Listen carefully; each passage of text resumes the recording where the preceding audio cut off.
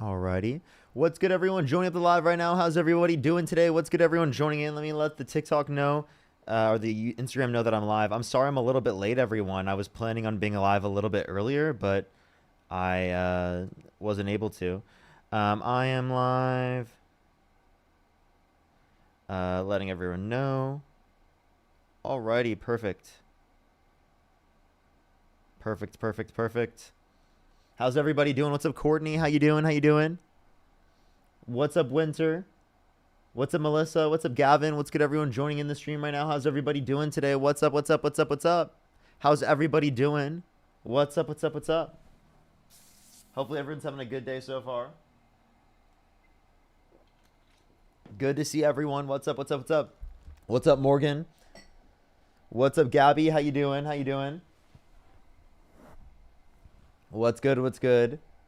Zion, how you doing? Tylen, what's up? What's up, Sydney?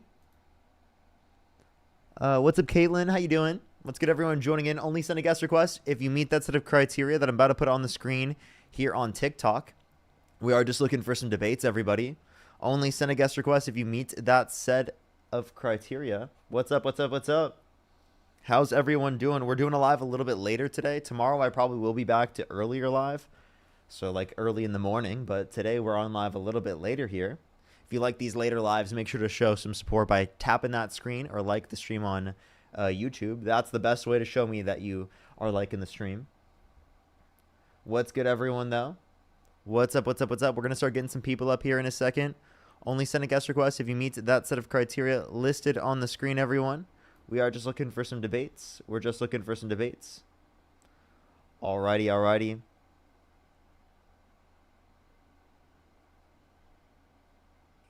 Yo, what's up? How old are you? Okay, let's go on to the next person. Only send a guest request again if you meet that set of criteria listed on the screen, everyone. Yo, what's up? How old are you? I'm 18. What's your birth year?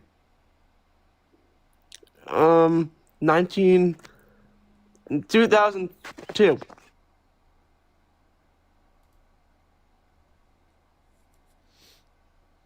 People are saying add Dean. Dean's not in the chat, everybody. Yo, what's up? How old are you? Yo, what's up? How old are you? I'm 19. What's your birth year? August 7, 2006. Okay. And do you support Donald Trump?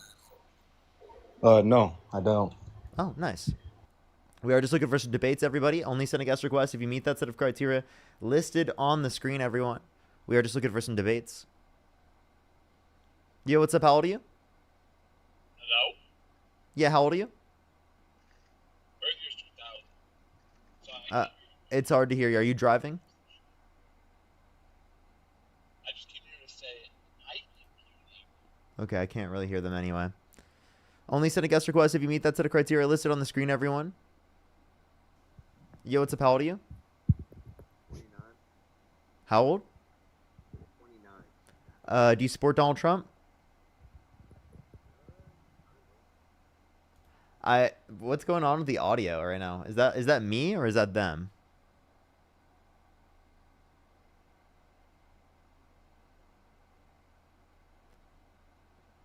Let's go on the next person. Only send a guest request if you meet that set of criteria on the screen. Them? Okay, for sure.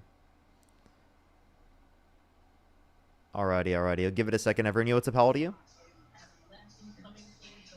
Hello? Okay, alright, let's go on to the next person. Only send a guest request if you meet that set of criteria listed on the screen, everyone. We are just looking for some debates. Yo, what's up? How old are you? Hey, what's up? How old are you? 23. What's your birth year? 2002. Okay, what month? May. Do you support Donald Trump? I mean, I like some of the stuff. If you could go back in time, you could either vote for Kamala Harris or Donald Trump. Who would you vote for? I like one thing Trump did. I want to Can you answer hear my your question? thoughts on it. Okay, obviously I'd vote for Kamala, but Okay, nice. We are just looking for some debates, everybody. Only send a guest request if you meet that set of criteria listed on the screen, everyone. We are simply just looking for some debates. Yo, what's up? How old are you? Hello. I'm 19. Do you support Donald Trump? No, I love you, Parker. Appreciate you, appreciate you. We are just looking for some debates, everybody. Only send a guest request if you meet that set of criteria listed on the screen, everyone. We are just looking for some debates. Yo, what's up? How old are you? 19, What's your birth year? 2006, What month? August. Do you support Donald Trump? Yes. Okay, I'm sorry. I don't know if they're 19. I'm not sure, chat. Have Yo, you what's up? seen How old the are you? Dean edits?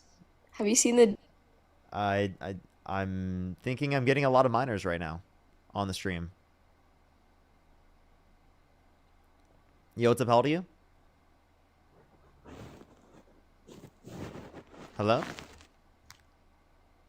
Thank you for the galaxy. Thank you so much, Venus. Let's go to the next person. Only send a guest request if you meet that set of criteria listed on the screen, everyone. We are just looking for some debates. Yo, what's up? How old are you? Hello?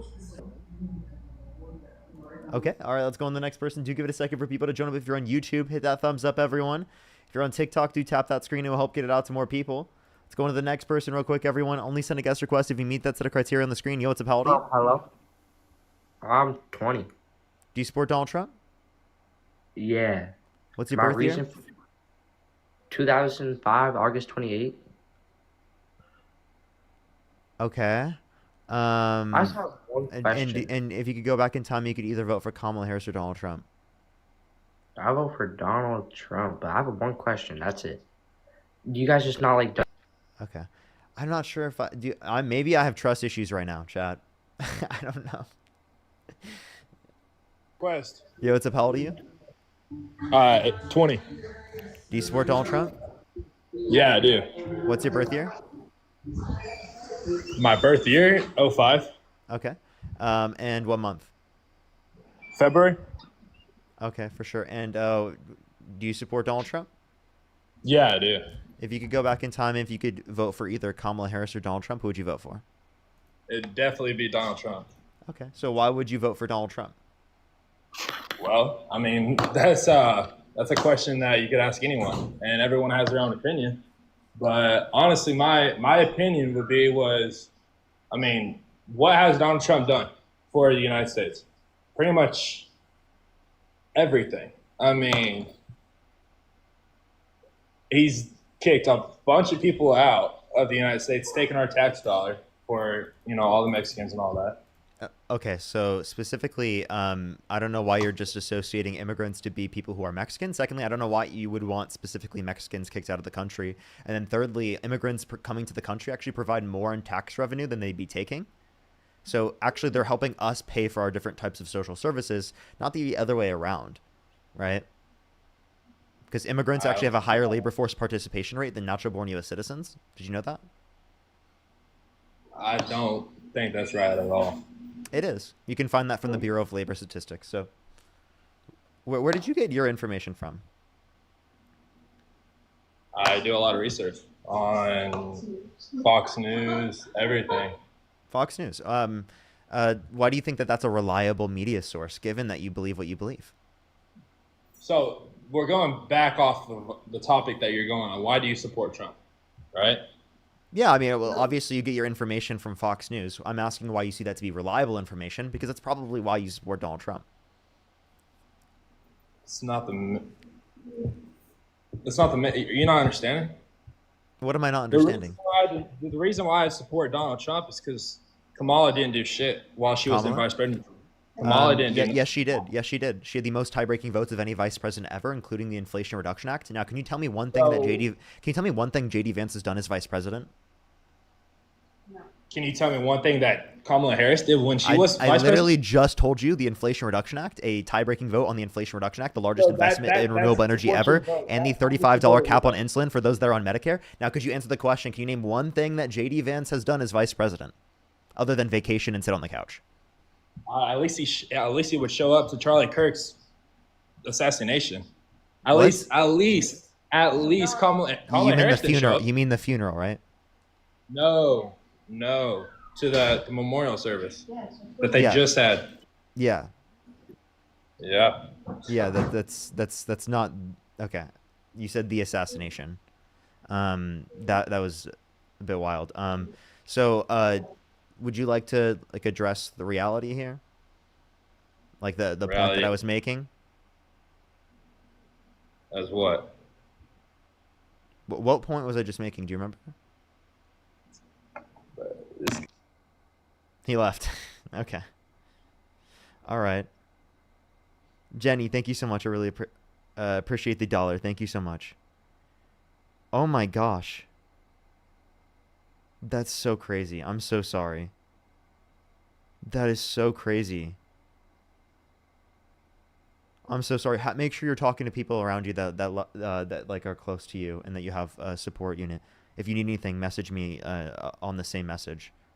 I'm so sorry. I'm so sorry you had to go through that. That's crazy. Burhan, thank you so much for the dollar. Good evening. Good evening. How you doing today? I'm doing good. I'm doing good. Jay with the $125 on PayPal. Can we some W's for Jay in the comment section right now? Thank you so much, Jay. I really appreciate it. Thank you so much, Jay. W's for Jay in the comment section right now. Thank you so much. Good to see you as always, Jay. Thank you so much. W's for Jay. Thank you so much. And Brittany, thank you for the $5. Thank you so much. Alrighty, we're going to go on to the next person real quick, everybody. Only send a guest request if you meet that set of criteria listed here on the TikTok stream. We are just looking for some debates.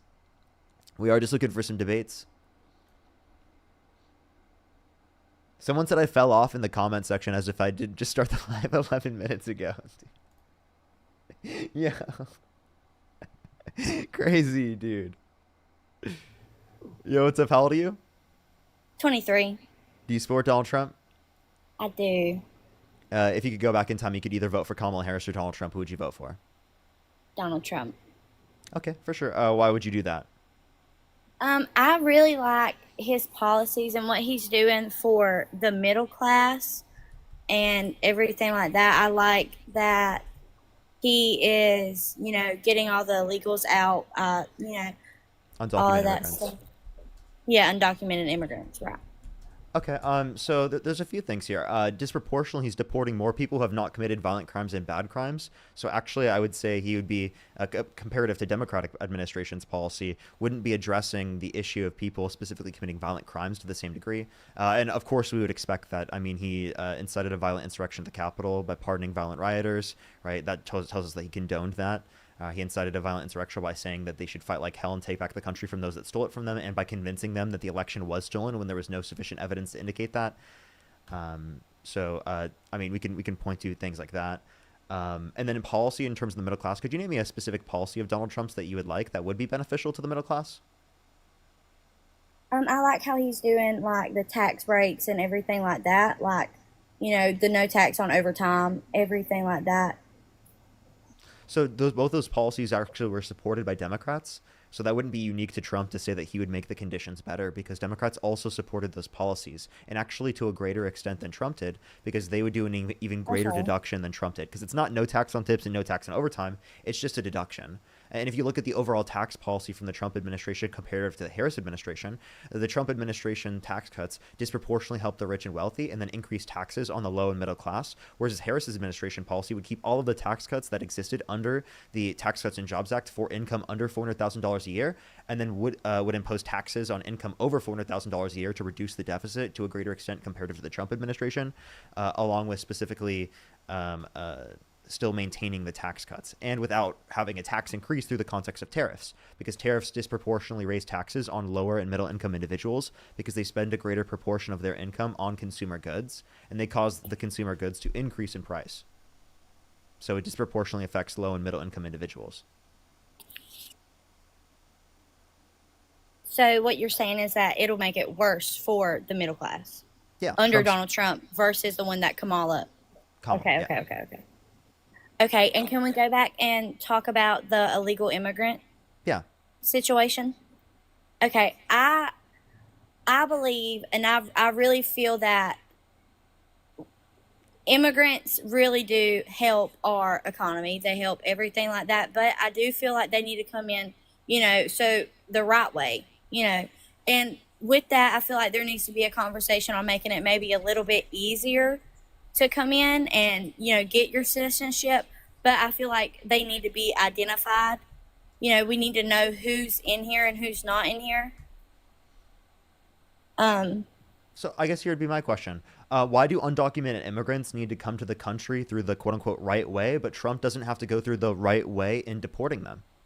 He constantly acknowledges that he isn't going to uphold due process, and he thinks that it's justified for him to not uphold due process rights in deporting undocumented immigrants because it would quote unquote take too long, which is exactly the same reason that would justify undocumented immigrants coming to the country in the very first place, because it takes too long to go through the legal process, and oftentimes it costs too much to go through the legal process. Well, my thing is, if I agree with you to an extent. I'm not saying that I don't agree with you, and I'm new about this, and I'm still learning everything, you know. So I appreciate the information, but I agree with you to an extent on the fact of the due process, because they didn't come in the right way and get due process when they came in. Does that? Wait, I don't know how to word restate it. what you just said at the end. Okay. Let me try to restate it.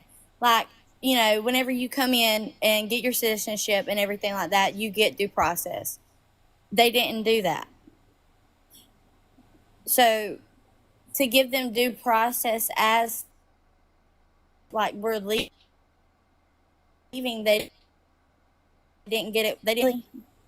So Don't women belong in the kitchen? That's crazy. No, absolutely not. That's crazy. So if you want to talk about undocumented immigrants coming in the right way, wait, what was the point you just made? I just had it, and then I was going to respond to it, but your comment caught me off guard, I guess. Sorry. Basically, like, you know, whenever you come in and get your citizenship and everything like that, you're entitled to due process. I got you. I remember the point. So Yeah, actually, okay. due process is like what you get if you commit a crime. So saying that like an undocumented immigrant came into the country without due process isn't actually like really like how it's used. Due process is really, from a governmental perspective, what you're going to apply to people who do commit crimes. And in order to determine that they did actually commit a crime, you require due process to determine that they actually did. Otherwise, I could claim any of my political dissidents aren't in the country legally and then deport them without due process, right? Okay. Right. Okay. Well, okay. Kind of got me there. I'm kind of okay, but I still think it's very viable that we know who exactly is in the country. Yeah. So then, like, if you want to know who's in the country, the best way to incentivize people who are already in the country undocumented to identify themselves is by providing them a pathway to citizenship if they have not committed a violent crime or bad enough crime insofar as that they should be deported, right? Specifically where they don't have to leave the country. So that actually would be the best way to incentivize people who are already in the country to identify themselves. And then also to incentivize people to go through the legal process is to make it quicker and to make it not cost so much to go through the legal process. So I think those types of things would be beneficial in making the conditions better for immigration and to incentivize people to go through the legal process and to identify themselves. Otherwise, I think it creates the same system we have right now that disincentivizes people to go through the legal process by saying it takes so long and by it's so costly to do so. Okay. You're not wrong. You're not wrong. Can we talk about trans people? What about trans people? Specifically children. Specifically children. I really like how Trump is, what's the word I'm looking for? Basically like making it where kids can't, you know, get the hormone blockers. I feel like if you're not able and you're not able to buy cigarettes, you're not I'm trying to think of the words I'm trying to say. I don't think that you're mature enough or old enough to make that decision for yourself. So the reality is that people don't make that decision by themselves. They make that decision with their parents and their doctor. And that's how the determination is made. And a doctor would not indicate to a child that they should be smoking a cigarette, but a doctor can indicate to many children, whether they're trans or not trans, that they would possibly need puberty blockers. Puberty blockers, the effects are reversible, plus the point that we would relate to particularly in terms of, what's it called? And puberty blockers would be that, again, it's determined by doctors that it's going to be effective. and that it's not specific to trans people. So there are plenty of cis children based upon early puberty, them having early puberty, that rely on their access to puberty blockers. And if you are banning like minors' access to puberty blockers, they medically won't be able to get access to puberty blockers when it's determined to be effective by a doctor. So what age do you think somebody should be able to say, like, hey, I'm born a male, but I want to be a female? What age do you think? Well, that's not the determination. Male and female are biological sex terms, right? When we're referencing the context of gender, right, it would be that a trans woman is a woman and a trans man is a man. It's specifically going to be based upon their commitments towards a set of social and cultural norms that are typically associated with a certain sex. So that's a prescription in a prescription terms of identity. So I'm not going to be the one that determines their identity, right? Right. It would be based upon what commitments they have in association with certain set of norms as a prescription of identity. Well, can you agree that, any, like, I'm not, okay, high school, can I explain something to you? Do you think that it's totally justified for me to have a certain name? Like, I think it's justifiable for you to, like, have a name? Yeah, like, do you accept my name being Parker? Because that's a socially constructed norm that I'm identifying with, right? Right. And if I chose that, like, I wanted a different name, right? You would have no issue with that, right? Do that. Yeah, right. Okay. If I chose and specifically said that I wanted a different name, you would respect my name, correct? Correct. Yeah, I would respect your name. But the thing is, though, is your name is not, like, a part of your body. Yeah, but it's a part of my identity, like, right? What if a 12... Yeah, I don't think someone's gender is referencing I don't think someone's gender is referencing a certain part of their body. I think what someone's gender is referencing, like a certain set of social and cultural norms they're committed to being in accordance with as a prescription of their identity. That's how I see it. Similarly to how we're like going to be committed towards a certain set of norms associated with like how I'm called as a prescription of my own identity, my identity being Parker. So we see this concept to be valid already in the concept of names. Why do you see it to be like invalid whenever we're referencing gender? I'm not saying it's invalid. I'm just trying to say, like, what if, a kid goes and says, like, hey, I want to be a different gender and all this, that, and the third. And then, a couple of years why are you trying to indoctrinate them to be a certain way? Why don't you let them figure it out themselves? Right. I'm not trying to indoctrinate them. I'm just saying, like, that's seemingly what people want, is they want to indoctrinate them to be cis. Like, cis as in what they are? Meaning not trans. Cis doesn't mean what you are. It means not being trans. So people are indoctrinated in our society to not be trans, right? Because it is the case that there is stigmatization targeted towards people who are trans. Right. But that's not what I'm trying to say. I'm trying to say, like, by all means, if you want to if you're a grown adult and you say, like, you identify as a woman, you do what you want to do your own thing. It's not hurting me none, anything like that. But what I'm trying to say is, like, what if a child says, hey, I want to identify as a woman. I want to identify as a man, whichever one. Like, I want to, whatever they want to identify as. And they go and have surgery performed and everything like that. No minors getting surgery. I don't know what you're referencing. Oh, okay. I didn't know that. Yeah. Okay, I didn't know that. Well, that's all I really had. Okay. I guess I have further things to ask you. Like, okay. You say you care about children, correct? I do. Do you care about Donald Trump's big beautiful bill cutting 420,000 children off of free school lunch and breakfast on average every single month? I do to an extent. Only to an extent? Right. That seems like it's significantly more harmful to like children's health, especially in their education. I feel like everybody should be able to have free lunch. I feel like, and I mean, it's the same thing. I feel like there's a lot of things that need to be worked on and in our country because, especially in that, like, it's the same thing with like FAFSA and stuff like that, like, especially in the middle class. And I can use myself for an example. Like, my parents made too much money to get FAFSA. We made our income was too high to get FAFSA, but it was still not enough to be able to, pay for school in a whole. You know, so I had to take I got that you. serious. So something that progressives like I believe in is free public universities. So it doesn't mean every single university that people go to is free. It means that there's going to be essentially free community colleges that are free to go to, Yes, that yep, and everyone can get access to. That means people of all different ages, right, who are obviously adults, right, and able to be qualified for, college courses. Anyone would be able to get access to it. If you're 40 years old and you want to go back and get your education, you can do that. And that would cost us around 70 to 80 billion dollars a year. That's less than 1/10 of our military budget. So if we took 1/10 of our military budget and we reallocated that towards free public universities, not only would we provide competition for public universities to help drive down the cost of education, higher education, because it's rapidly, increasing in price without necessarily increasing in quality because there's not proper competition. Okay. And it would specifically provide a baseline of education for everyone. We can also put money into like vocational and other sorts of educational routes like specialties.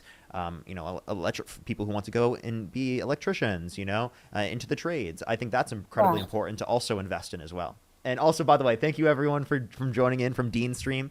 If you want to help support the stream, tap that screen. Also, if you're on YouTube, hit that thumbs up. It helps get it out to more people. I really, really, really appreciate it. Make sure you're followed as well if you haven't already. I really appreciate you coming in from Dean's stream. I hope that the live went pretty well. I hope that it went pretty well. Welcome in. And can we talk about like the Medicaid situation? Yes. What are your thoughts on that? With that comes with all of that, like how Trump took all the people off of it and everything like that. Yeah, like his big beautiful bill is cutting over 10 million people off their access to health insurance through Medicaid.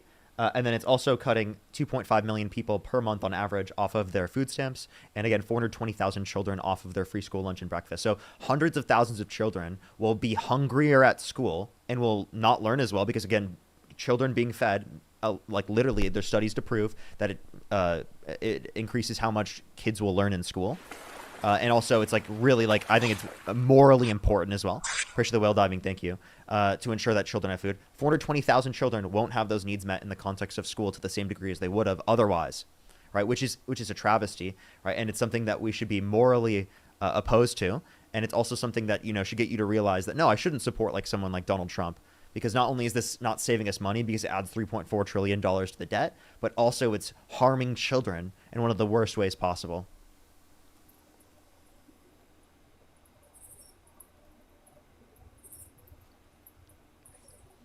Okay. You're opposed to cutting off Medicaid? Absolutely. I feel like, again, like I support it to an extent because I feel like, what about the people who just don't want to get up and get a job? What about those people who are just don't want to do anything? Yeah. So here's my perspective on this, right? People specifically who don't have jobs, should they be able to use public roads? Should they be protected by the police? Should they have access to public libraries? Should they be able to go through K through 12 education? Yes. And if they do deserve all of those as a baseline, why don't they deserve access to health insurance, food, basic human necessities, right? Things that people need. We're providing a baseline for people. We should provide a baseline of human decency to every single person in this country. We're the richest country in the history of the world, and we can't provide a baseline standard of human decency to every single person in this country. Right, but I feel like, and another thing that comes with it, and I feel like this kind of, corresponds with like kind of some of the comments that I've read, and have watched yours and Dean's live a good bit, and I've listened to some of your comments because, again, like I said, I'm not very educated on this, so it's all a learning process for me and everything like that.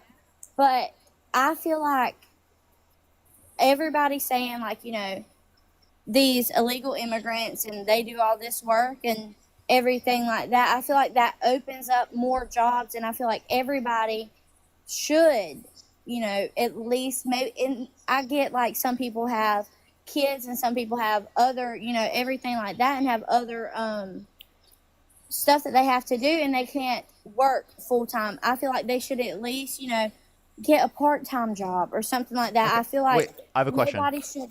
Okay. Yeah. So like, if you're telling people that Americans are too lazy and they're not working, right? But then like their jobs are being stolen by like immigrants, right? Wouldn't you say that you would want more immigrants in the country that are working, given that it would incentivize Americans to work to a greater extent? Like No, in because general? we wouldn't. I mean, yes and no. No, because that gives them more job opportunities for people to go get a job.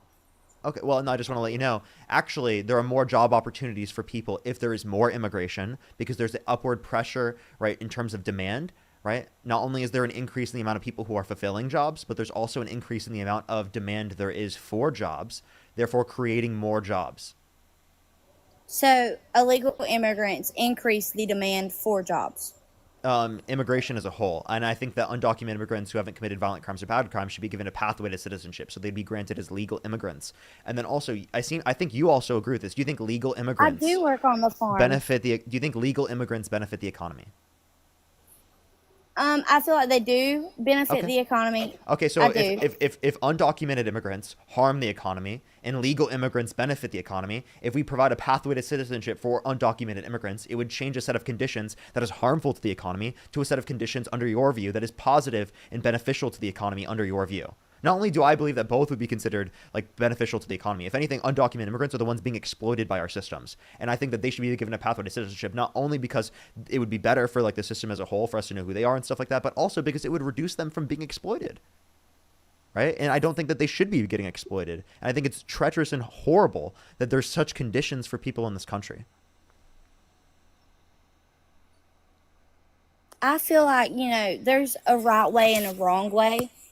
I have a bunch of people that I know who have went through the process of getting their citizenship. I know people who have got the school visa to come to school here, and they've had to go back to their homeland and then apply for citizenship and then come back. I feel like just people coming in here illegally is kind of like spitting in their face a little bit, because they took the time and they did it the right way. Actually, no. I think this is a bad way to view it, because it is the case that the undocumented immigrant never went into the line of the legal process in the first place, meaning they didn't affect the legal process at all in terms of how long it would take for someone going through the legal immigration process to get into the country. If anything, them going through the process undocumented rather than going through the process legally actually makes there less of a line for the legal process, if you think about it that way, rather than what there would have been if they did go through the legal process. Along with the idea that who you should actually be blaming, right, are the Republicans that are artificially making the line longer for immigrants to be able to get into the country because they want to prevent the level of immigration from happening. So that's actually like disproportionately Republicans that are advocating for the line to be longer. So that's who you should be blaming for the line being so long, not undocumented immigrants. Right, I'm not blaming them for the line being longer. I'm just saying, like, my friends who came in here and went through the line, they sat there and they took the time and they did all the right things and everything like that. I feel like it's not fair to them at all. Yeah, so I think that you're I understand the point you're trying to get to, but what I just said is that's a bad way of looking at it, because they're not the ones that made the line longer. If anything, they made the line shorter because they didn't go through the legal process rather than going through the legal process. If they went through the legal process, there would be more people in line. Given that they didn't go through the legal process, there's technically less people in line comparative to what there would have been otherwise, right? And then if you want to reference how long the line is taking in the very first place, that's set up because of Trump supporters and because MAGA supporters specifically advocate for harsher and stricter standards for getting into the country through a legal mechanism. So they're actually creating a process in which incentivizes more people to go through the process undocumented, because the legal pathways not only are so expensive, but take so long. So you're saying that it's costing us more money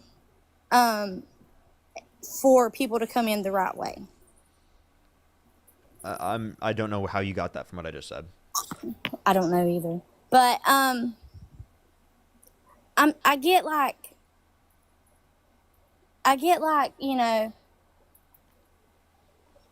I get that it's hard to come in. I get that. I get like we have a lot of stuff that we have to go through, but I still think that it's viable that they have to go through those kind of things because again, you know, we don't know anything about them. You know, they could, you know, we don't know anything. They could go and commit a crime and then we not know who they are. You know. Can I ask you a question? Yes. Yeah. If like someone was trying to legally immigrate to the country, and you know everyone already indicated that they're allowed to come into the country, right? Specifically under every other condition, but they're trying to clarify whether or not, based upon this certain thing that they've done in their past, that they should be allowed in the country. And you're the person that gets to determine whether or not they're legally allowed in the country. But the one thing that is about them is that they were held civilly liable of sexually abusing a woman. Would you let someone held civilly liable of sexually abusing a woman legally enter the country? No. No. Okay, so if you wouldn't let someone held civilly liable of sexually abusing a woman legally enter the country, then why would you let them become president of the United States, and why would you vote for them? Was that proven that I listened to Dean's. I've listened to Dean's. You know, like I said, I've listened to y'all's and I've heard him play that clip. But you mentioned like in their past, nobody's perfect and everything like that. But also like it's just you just don't know who's in here and who's not. Wait, so we'll go back to that point in a second. I'm asking you specifically about this. Do you think there should be harsher or stricter standards on who's allowed to legally enter the country through immigration, or who's allowed to become president of the United States? I feel like there needs to be an easier way for people to come in. I feel like, you know, what we were talking about how you said that it's so hard for people to come in. It's so everything like that. I feel like people are coming in illegally because of how hard and how long it takes. I feel like there needs to be an easier way. Can I clarify my question? Do you think that there should be more qualifications for someone trying to legally enter the United States to become a citizen, or for someone to become president of the United States? Which one should require more qualifications as a person to be able to do? Probably the president. Yeah, so like if there is a set of qualifications that you put on becoming an immigrant and a citizen, right, to the United States, then it should also be placed on the position of president, right, if not more, right? So if you were saying that someone held civilly liable of sexual abuse should not be able to legally enter the country, well, then it would necessarily entail, under your perspective, that qualification should also be applied to someone becoming president of the United States. So if they were held civilly liable of sexual abuse, like Donald Trump has been, by unanimous decision of 9 people in a jury, that would mean that they would not be allowed to become president of the United States under your view. Therefore, you wouldn't vote for them.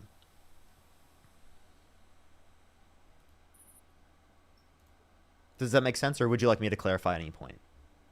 That makes sense. It does, but also like I don't know much about Kamala, but I feel like can we go back to the past election where Biden was president? What do you feel like made Biden a good president? Like what did Biden do that you feel like was beneficial to our country? Yeah, so there was the Bipartisan Infrastructure Bill, the CHIPS and Science Act, the PACT Act, the Inflation Reduction Act. All of those policies were good at benefiting the working class Americans. He was specifically advocating for the same tax cuts, specifically that was under the Tax Cuts and Jobs Act, up to income under $400,000 a year, meaning everyone that was under $400,000 a year would actually have lower taxes under a Biden-Harris administration, or a Harris administration by herself specifically, than under the Trump administration, given that Donald Trump is imposing tariffs.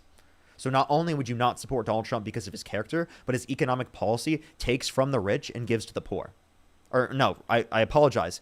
Takes from the poor and gives to the rich. Kamala Harris's policy takes from the rich and gives to the poor. So Kamala and Joe Biden's policies take from the rich and give to the poor. So we Donald would tax. Trump's policy takes from the poor and gives to the rich.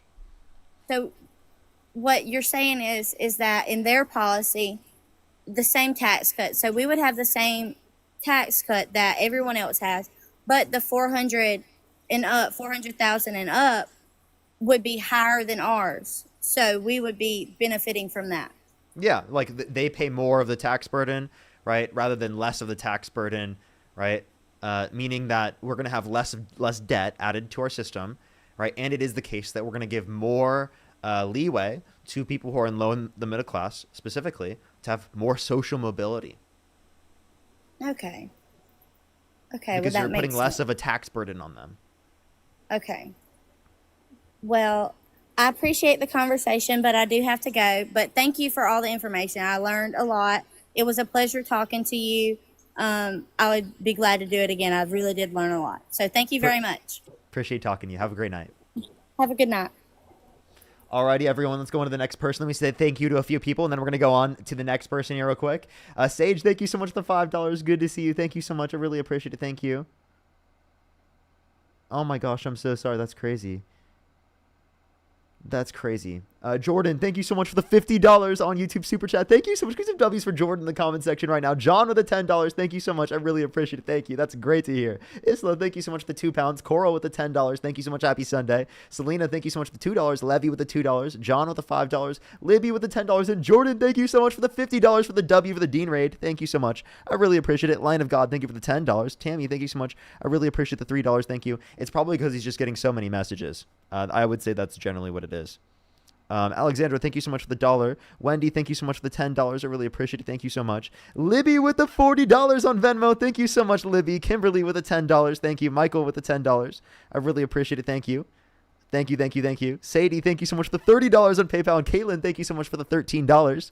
Thank you so much, Caitlin. I really appreciate it. Give me some W's for them in the comment section right now. Alrighty, everyone, let's go on to the next person. Only send a guest request if you meet that set of criteria listed on the TikTok stream. If you want to support me as always, Venmo, Cash App, PayPal, link tree in the bio, as well as the description of the YouTube, as well as you can support me over YouTube Super Chat and in the pinned comment on my YouTube.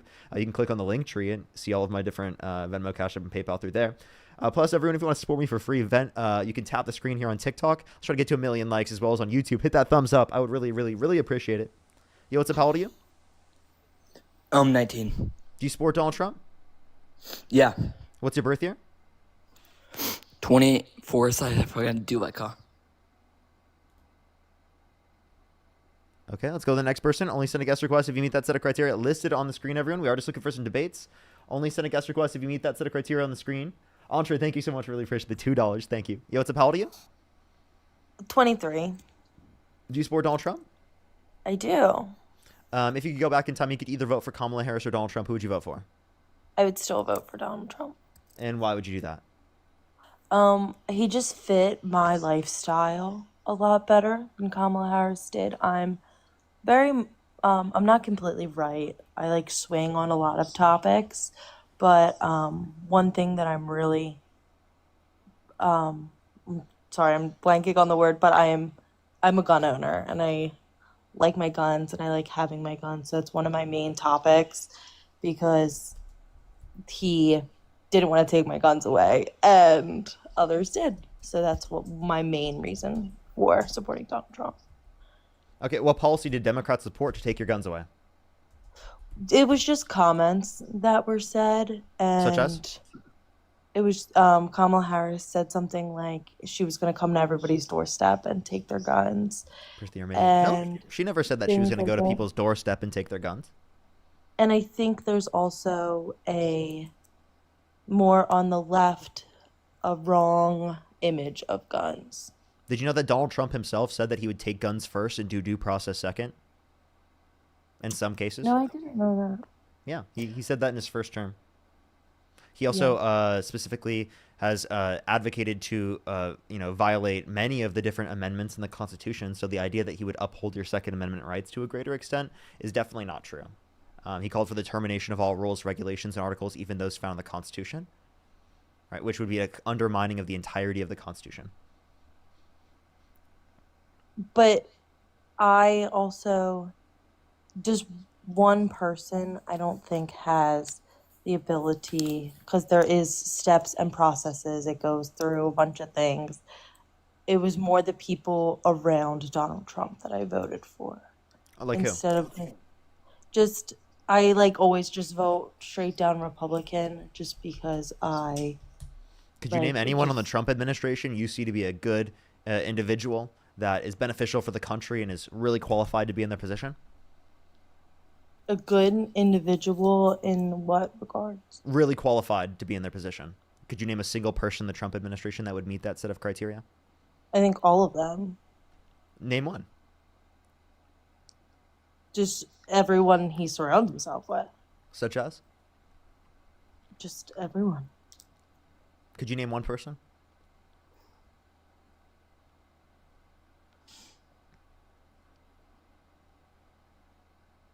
They left.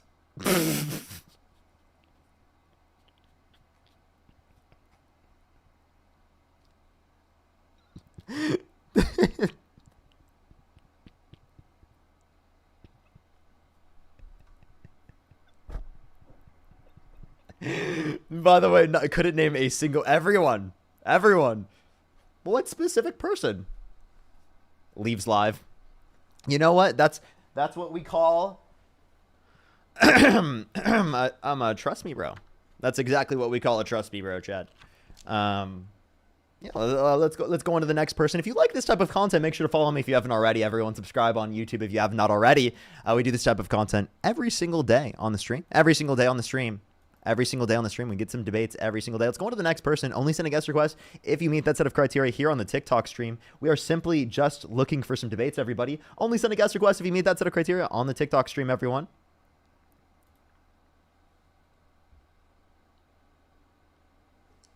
Yo, what's up? How old are you? Hi, I like your haircut. Appreciate it. Thank you so much. Let's go on to the next person. Only send a guest request if you meet that set of criteria on the screen. Only send a guest request if you meet that set of criteria on the screen. Yo, what's up? How old are you?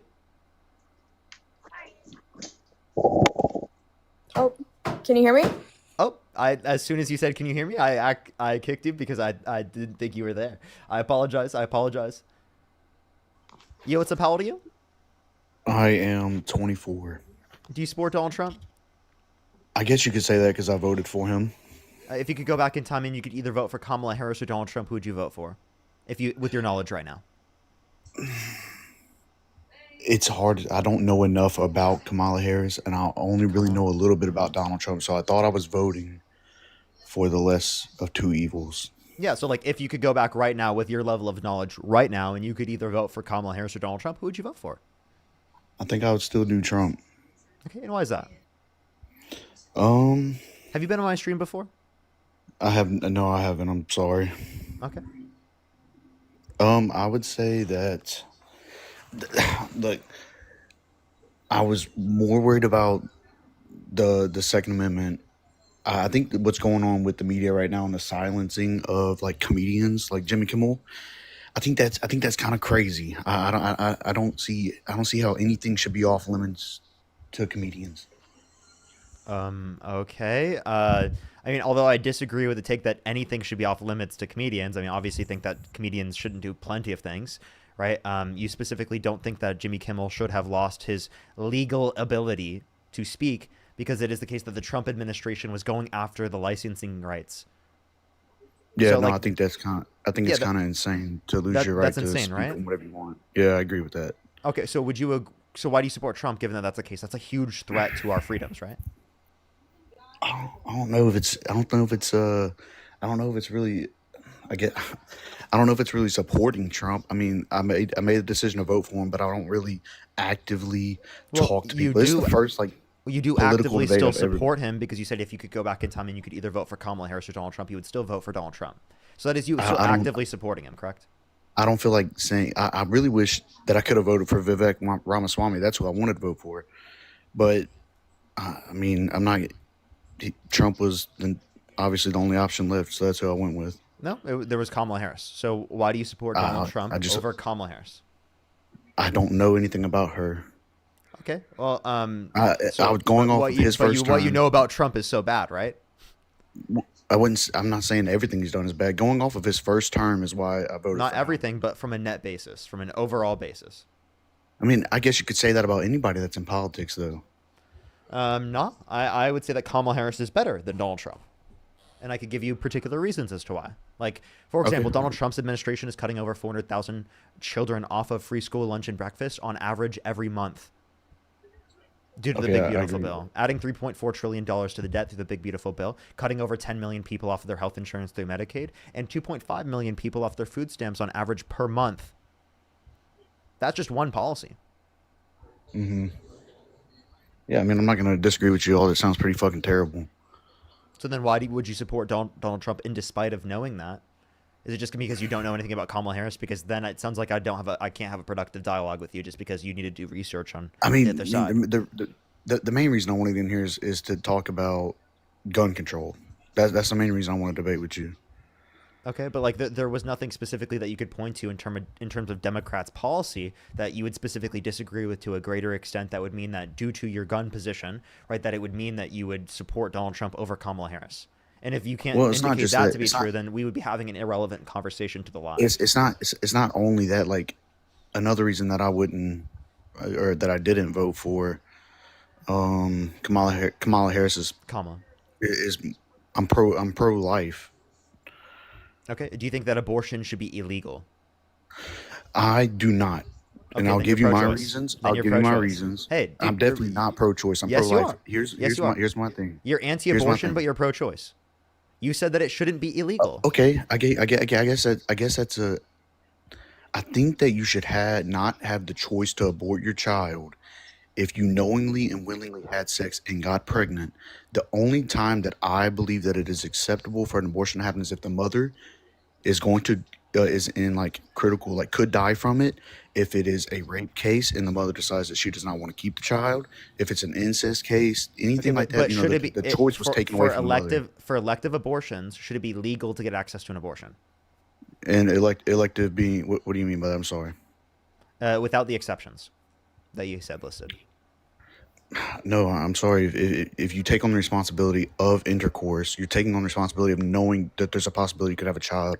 I don't think you should be able to take that child's life. It should be illegal. To take a child's life, and without the exceptions that I had listed, yes, I think it should be illegal to take a child's life. Okay. If my girlfriend were getting an abortion and I paid for it, should I go to prison? I'm sorry, can you repeat that? Yeah, if my girlfriend were to get an abortion and I paid for it because she wanted to get access to an abortion, should I go to prison? No, I don't think. I mean, she could have got the money anywhere. What do you mean? You know what I'm saying? Like, because. So, by the way, I could pay for murder under your view, and you'd be completely okay with that being legal? No, I mean. So I can hire a hitman. Go to prison. So under your view, I can hire a hitman that murders someone, and I shouldn't go to prison. You did not force her to go into the clinic. It was under her own will that she had went to the clinic. If she was forced, but like I can pay a hitman to murder someone, and I shouldn't go to jail for that. Yeah, you should. I'm saying. So I should go to jail. So if I paid for my girlfriend's abortion, you're telling me I should go to prison?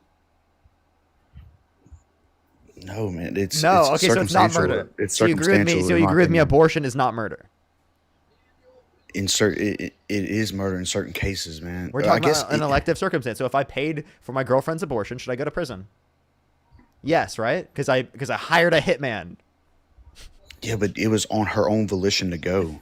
So I paid for it. Anybody that's killed by a hitman, it's not their volition to go. Wait, so by the way, if someone else asks me to hire a hitman to unalive someone else, should I be held accountable if I end up hiring someone? 100%. Okay, so that if I hire a hitman to take out the embryo, should I go to prison? I guess so. Yeah, I mean, you're just I should go to prison. So if I were to pay for my girlfriend's abortion, I should go to prison, correct? I guess so. I mean, because you willingly accepted the responsibility of intercourse just as much as she did.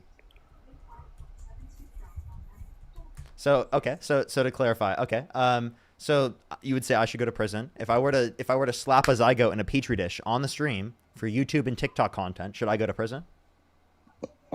Slap a what on a petri dish? A zygote in a petri dish. Single cell organism at conception, slap the fuck out of it for YouTube and TikTok content because I think it would be funny. Do you think I should go to prison? Yeah, man, I think you're just as much as part of the problem as she is. I'm just as much. What do you mean? If you're actively accepting the responsibility, we're talking about slapping a zygote. I don't know what you mean. I said slapping a zygote. Okay, but where did you get it? I made it myself. Then no, I guess not. No, so I shouldn't go to prison? You made it yourself. Yeah. Could this grow into a human? Well, under your view, it's already a human. It's a cellular life. Human cellular life, a single cell organism, human cellular life. With Ant-Man. With a fertilized egg. You're saying with a fertilized egg. A zygote is a fertilized egg at conception. Okay, then yes, it would. Then yes, because if it has the potential to become a human, then yes, you're murdering a human. If I go and bake a cake, wait, no, it would already be a human under your view. If I slap that zygote, so if I slap the zygote, I should go to prison? Yes, you're killing something for no reason. It's a single cell organism, dude. It's still life, dude. Okay, so do you think it's possible to see an entire person through a microscope? The entirety of a person? No, I don't see the point you're trying to prove. Well, you don't. Well, you can see a zygote, like in a microscope, the entirety of a zygote. So if you can see a zygote, the entirety through a microscope, then you agree with me a zygote's not a person, right? I'm sorry. So you must agree with me that a zygote is not a person because you can't see. Well, because you can't see because I can't see the entirety of your physical being under a microscope. No, you said people that you can't look at them under a microscope, the entirety of a person under a microscope. So you that's what I'm saying. That a zygote is not a person so because you can look at a zygote underneath a microscope in its entirety. So that's what I'm saying. So if I was able to look at you entirely under a microscope, then well, I don't believe you could do that because I don't believe Ant-Man exists. I think that's a fictional character. Okay, but I don't understand the point. I don't understand the point you're trying to prove, brother. I'm not trying to be an asshole here. I genuinely just wanted to have. I can tell you, my point is that zygotes aren't people. Okay. I can respect that you have that opinion. So your opinion is that a zygote's a person? Yes, sir. If something has the potential to have life, I would have to say yes. Okay, how about this? Do you think it should be legal to be able to put babies in freezers? As in like you talking about like sperm banks? Push the galaxy, thank you. What? What? Sperm are not babies. Okay. Yes, I know that. Even under your view, a sperm cell is not a baby. I don't know what you're talking about. Sperm banks. Yes, I'm aware of that. I'm confused by your question. What was my question? You were saying babies in freezers? What do you mean by that? Should it be legal to? Yeah, should it be legal to put your baby in a freezer? As in referring to like my actual child? Yeah. No, that should not be legal. Okay, so do you think it should be legal to put embryos in freezers? I'm sorry, can you repeat that? Do you think it should be legal to put embryos in freezers? No, 100%, because it does no harm to the. So you must agree with me. Embryo. Embryos are not babies, right? But it does no harm to the embryo. It could preserve it for somebody who potentially can't have a child. So then you would say it's okay to put an infant baby in a freezer so long as it doesn't harm the infant baby? No, it would harm the infant. I'm saying as long as it does not bring harm to the child and it benefits a mother who is not able to have a child, then I think that's okay. If you're talking about putting an actual infant child in a freezer, I think that's pretty self-explanatory. You can't. That's terrible. What are we talking about? Yeah, no. Again, essentially, if you consider a embryo a baby, and you don't think that babies should be able to be put in freezers from a legal basis, well, then that means embryos should not be able to be put in freezers. My point is what? Embryos are not babies. That's my point. I will give you the point that they're different, but I will not give you the point that it is not have the potential to become life. What do you, dude? An embryo is already living. Okay, so that's what I'm saying. Okay, well then I'll give you that. I'll say that it doesn't have the potential to become a human, a full-grown human that can operate on their own. That's what I'm saying. I will give you the point that there's a difference between putting an infant in a freezer and putting a frozen embryo in a freezer. There is a difference in that. I will give you that. Yeah. Yeah, because there's something relevantly different about the two. That means that one's more valuable than the other, correct? I don't see that one's more valuable than the other. You're not bringing harm to one by putting it in the freezer. Watch this. You're bringing potential life in You're bringing a potential human in the future that can be put into a mother who doesn't have the ability to, or it could be even her husband's might not have the ability to produce a sperm to make a child. Can I give you a hypothetical? Sure. So the Joker kidnaps you 2 zygotes or 2 embryos and 1 newborn baby, right? And is either going to drop the 1 newborn baby in a pit of lava or the 2 embryos, and gives you the choice. Would you rather the 2 embryos be dropped into the pit of lava, right, or the newborn baby? In this insane, can we just acknowledge how insane this hypothetical is real quick? No, it's conceptually relevant. It's definitely not the Joker's not real. It's an insane hypothetical. I'm sorry, but if your response to a hypothetical is that some character in the hypothetical is not real, I'm sorry, that just tells me you don't understand how hypotheticals work. Even the situation is insane. It would never happen. Dude, I have a question. Was it justified for Emperor Palpatine to instruct the Imperial army to destroy an entire planet with the Death Star? Is that wrong? Brother, we're talking about movies. I'm trying to have a debate about something. I'm sorry. Could you obviously answer? deeply care I'm about, sorry. Is it possible for you to answer that hypothetical? Is that wrong? Was it wrong for somebody to destroy was an it entire wrong? planet? Yes, Was it absolutely. wrong for Emperor Palpatine to blow up an entire planet using the Death Star? Was that wrong? Yes, yes, absolutely. Okay, is that a reality? Is that a real? Does Emperor Palpatine exist? Does the Death Star exist? No, that's but you what could I'm saying. still. What are we talking no, about? but you could still answer the question. Do you understand how you're being absolutely ridiculous when you say, "Oh, they don't exist" as a means to not answer the question? You clearly can answer a hypothetical even if the characters in the hypothetical do not exist, because it demonstrates a concept that, morally speaking, you think it's wrong to blow up an entire fucking planet of sentient beings that are rational, right? I'm agree with me? 100% fine talking about hypotheticals that can actually be based in reality. I'm not talking about. We just Star talked Wars, about that dude. one that wasn't. Do you think Star Wars is actual reality or something? Do you think that's Why are actually you bringing possible it in up? reality? Why are you bringing it up? No one thinks Star Wars is reality, brother. I'm trying to have a legit conversation. Dude, it's like you're not listening to the words that I'm saying, bro. Okay, I'm trying to make sense here, right? And clearly, you're not trying to listen, right? Do you hear me, what I'm saying? Like, just because there's a fictional character in the hypothetical doesn't mean you can't answer the question. You obviously answer the question about Star Wars, even given the fact that the characters within the hypothetical did not really exist, and it wasn't legitimately possible for that set of conditions to be true within the world that we live in.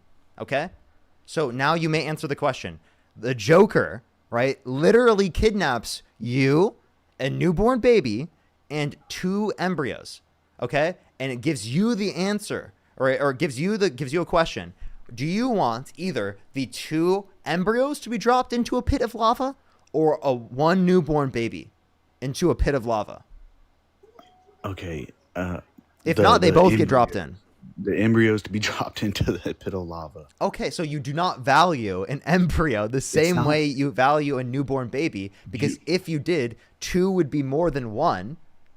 Therefore, indicating you'd value the 2 more than the 1. The difference is that a human can breathe on its own, can eat on its own. Child is being burned alive in lava, or an embryo that has not yet become human. Yeah. Tell me what newborn baby is eating on its own. Brother, what are you talking baby about? As soon as a child comes out of the womb, they're eating on their own as soon as they get put on the nipple. What are you talking about? They're not taught how to not suck on their own. They obviously did that with the help of another human. Taught, it's instinct. They're not taught how to suck on. No, I'm sorry. But they're not doing it alone. Do you agree? No, you have to put them on the nipple. Yes, I agree. Okay, so there's no newborn baby that's getting out of the womb, boss baby style, and feeding themselves. That's not how it works. Okay, so I don't know why you use that as a relevant distinction when boss baby doesn't exist. Yes, there's no boss baby. That's not what I thought you meant. I'm saying you have instincts to know to breathe on your own. You think Stewie Griffin out of the womb feeding himself? Come on, man. Yeah, but you understand what I'm trying to say here. You know how to breathe. There's certain things that you're born with, but you already know how to do. Breathe on your own. I guess you could say swallow on your own. Okay. I don't think that you would determine specifically whether or not someone's a person based on whether or not they could swallow on their own. That's a ridiculous determination. Okay. There are plenty of people that are sentient that cannot swallow on their own, that literally, like you would say, are people. That's obviously not your standard. Okay. I guess breathe on their own. I'm sorry, there are look, plenty man. of people that cannot breathe on their own that also are sentient and people, Okay. and that you still consider valuable. Yes, I guess you'd be right. Okay. Also, you think fetuses prior to like birth can breathe on their own prior to viability? No, I cannot. No, I do not. I mean, exit. I guess you mean a fetus that has been given birth to. I guess. Okay. Sure. Given that it's viable, given that it can continue living on, right? Yes, given that it could continue to breathe on its own and live on its own, Yeah, if it's not viable, it can't live on its own. So are you Yes. saying that you value fetuses based I'm on not. whenever they're viable? No. If my child was not able to breathe on its own and was, or you could say, stillborn, I would not value him any less than as I do today. Yeah. Okay. All right, I'm confused what your point is here, man. You just said that I wouldn't value a child that couldn't breathe on their own as much as I would a child that can. I was saying that wasn't your standard, right? Obviously, which you just agreed that isn't your standard. But I'm not understanding what point you think you're making when you did that. I'm confused on what you meant then. You were saying I would value one less than the other. I was saying that I would value both the same. You don't value... No. Again, what I was saying that you value less than the other is a zygote or an embryo comparative to a newborn baby. Okay, then yes, I guess I would value a child that's been birthed or aborted more than an embryo being dropped into lava. Sure. So an embryo is less valuable than a newborn. Why? I guess the newborn has a higher percentage of life, a higher percentage of actually being able to make it. Is what I'm without the mother, without the father. You know what I'm saying? Like the difference. Yes. The difference that's relevant is their sentience, their subjective experience. I guess you could say that. I guess you could say that. Yes, that Okay. You can. I guess in your mind, if what you're trying to say is that you can actually hold them, see them, they are what they are, and I guess then yes. Okay. So if you value it having subjective experience, right, specifically, well, then what I would be arguing is that the idea of it having rights and value is going to be granted to the degree that we do with ourselves at the point of sentience, which is going to happen until 20 through 24 weeks in the womb, which is near the point of viability. So the argument essentially goes that like practically every abortion, right, is justified, right, because it is the case that any abortion that's practically happening after that is going to be an induction of labor if it's considered that medically speaking, like that's just how it's considered without the death of the fetus, right, or it would be specifically in the context of medical necessity, right? Those are the contexts, right? People aren't having late-term abortions just to kill sentient beings for fun. People don't do that. At that point, they've likely picked out names, right? They're intentionally wanting to have the child. Okay. I can actually agree with you because you don't sound like you like the idea of killing something that has potential of life. No, it's not potential life that we value. It's specifically sentience that we value, past or present and future subjective experience. So Parker, what I'm asking is, you yourself. Okay, let's say that. I'm not sure about your personal situation. Like I said, I just came across your live on the For You page, and I was like, "Fuck it, I've never done this before. Why not? Let's just talk."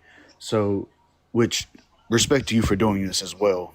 I'm sure you get shit for it just as much as anybody else.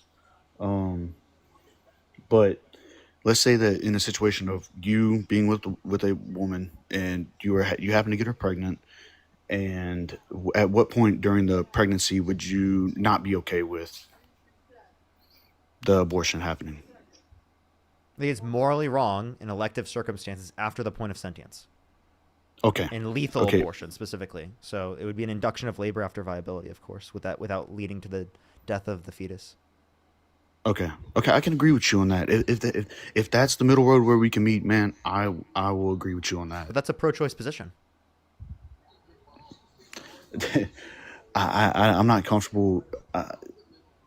My personal preference is that I wouldn't want it to happen, but I will meet you in the middle and say that if it is going to happen, I would rather it happen before the time of what you're saying. Okay, so then like Roe versus Wade is essentially saying that prior to viability, there's legal access protected federally, and then after viability, it's left up to the states. That sounds like significantly better policy than what Donald Trump had to offer. I think with me and you, where we met in the middle, I think that is the only middle ground that would suit both sides. Or really, I'm not. I would say any side. I think what the middle ground that me and you met on is the perfect answer. There's really never going to be a perfect answer in it, but an answer that would suit. So then you must disagree with Donald Trump, right? Yeah, I would say I would. Oh, don't believe me, brother. I do not agree with everything he said. Trust me, I don't agree with a lot of things that he said. But yes, in this instance, no, I would not agree with that. I would agree with where me and you met in the middle. Yeah, for sure. So then, like, what would be the reason why you support Trump? I guess you could say I guess you could say I don't support. I guess you could say I don't support him. I don't really support anybody.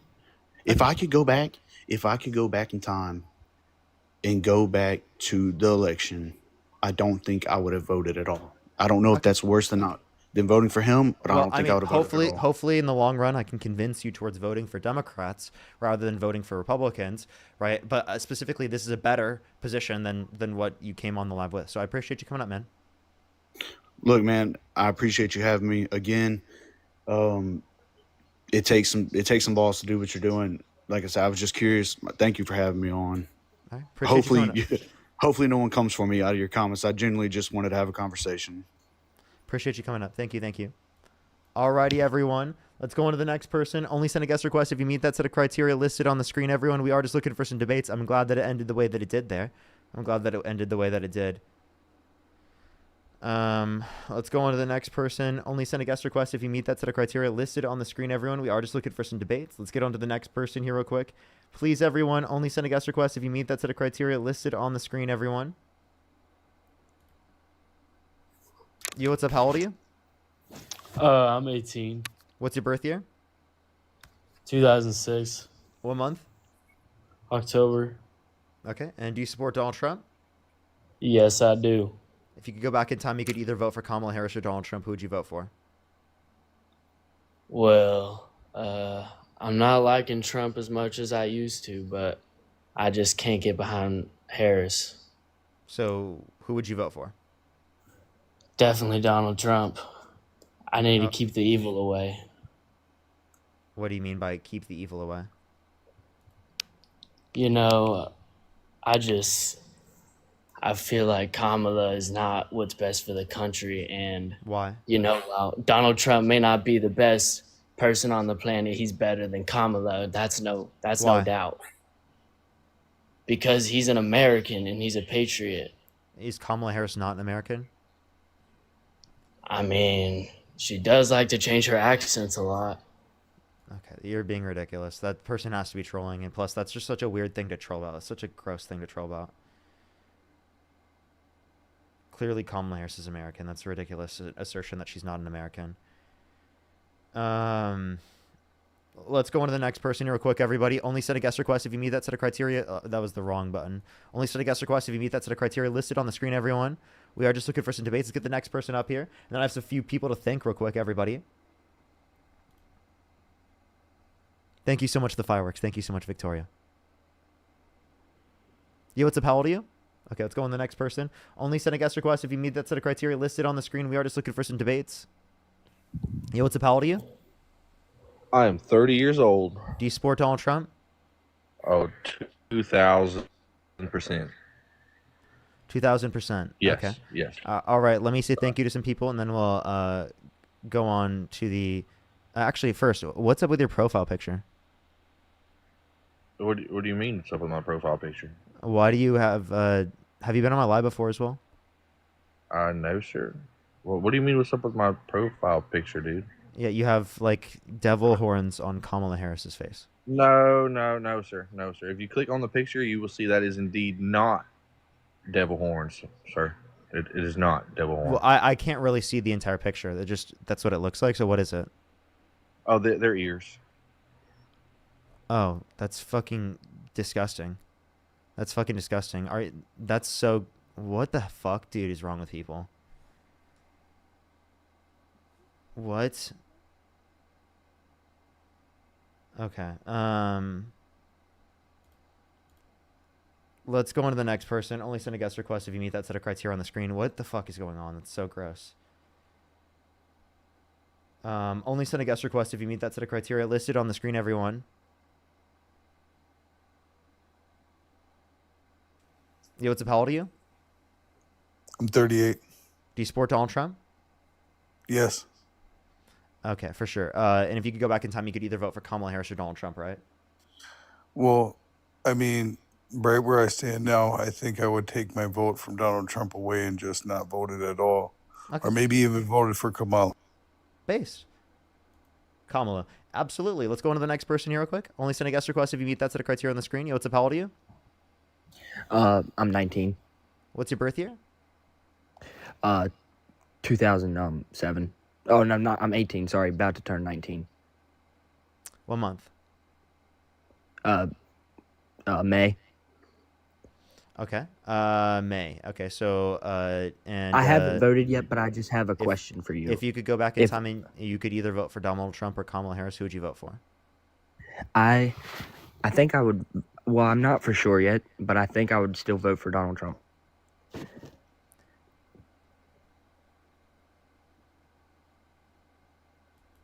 Okay, I'm sorry.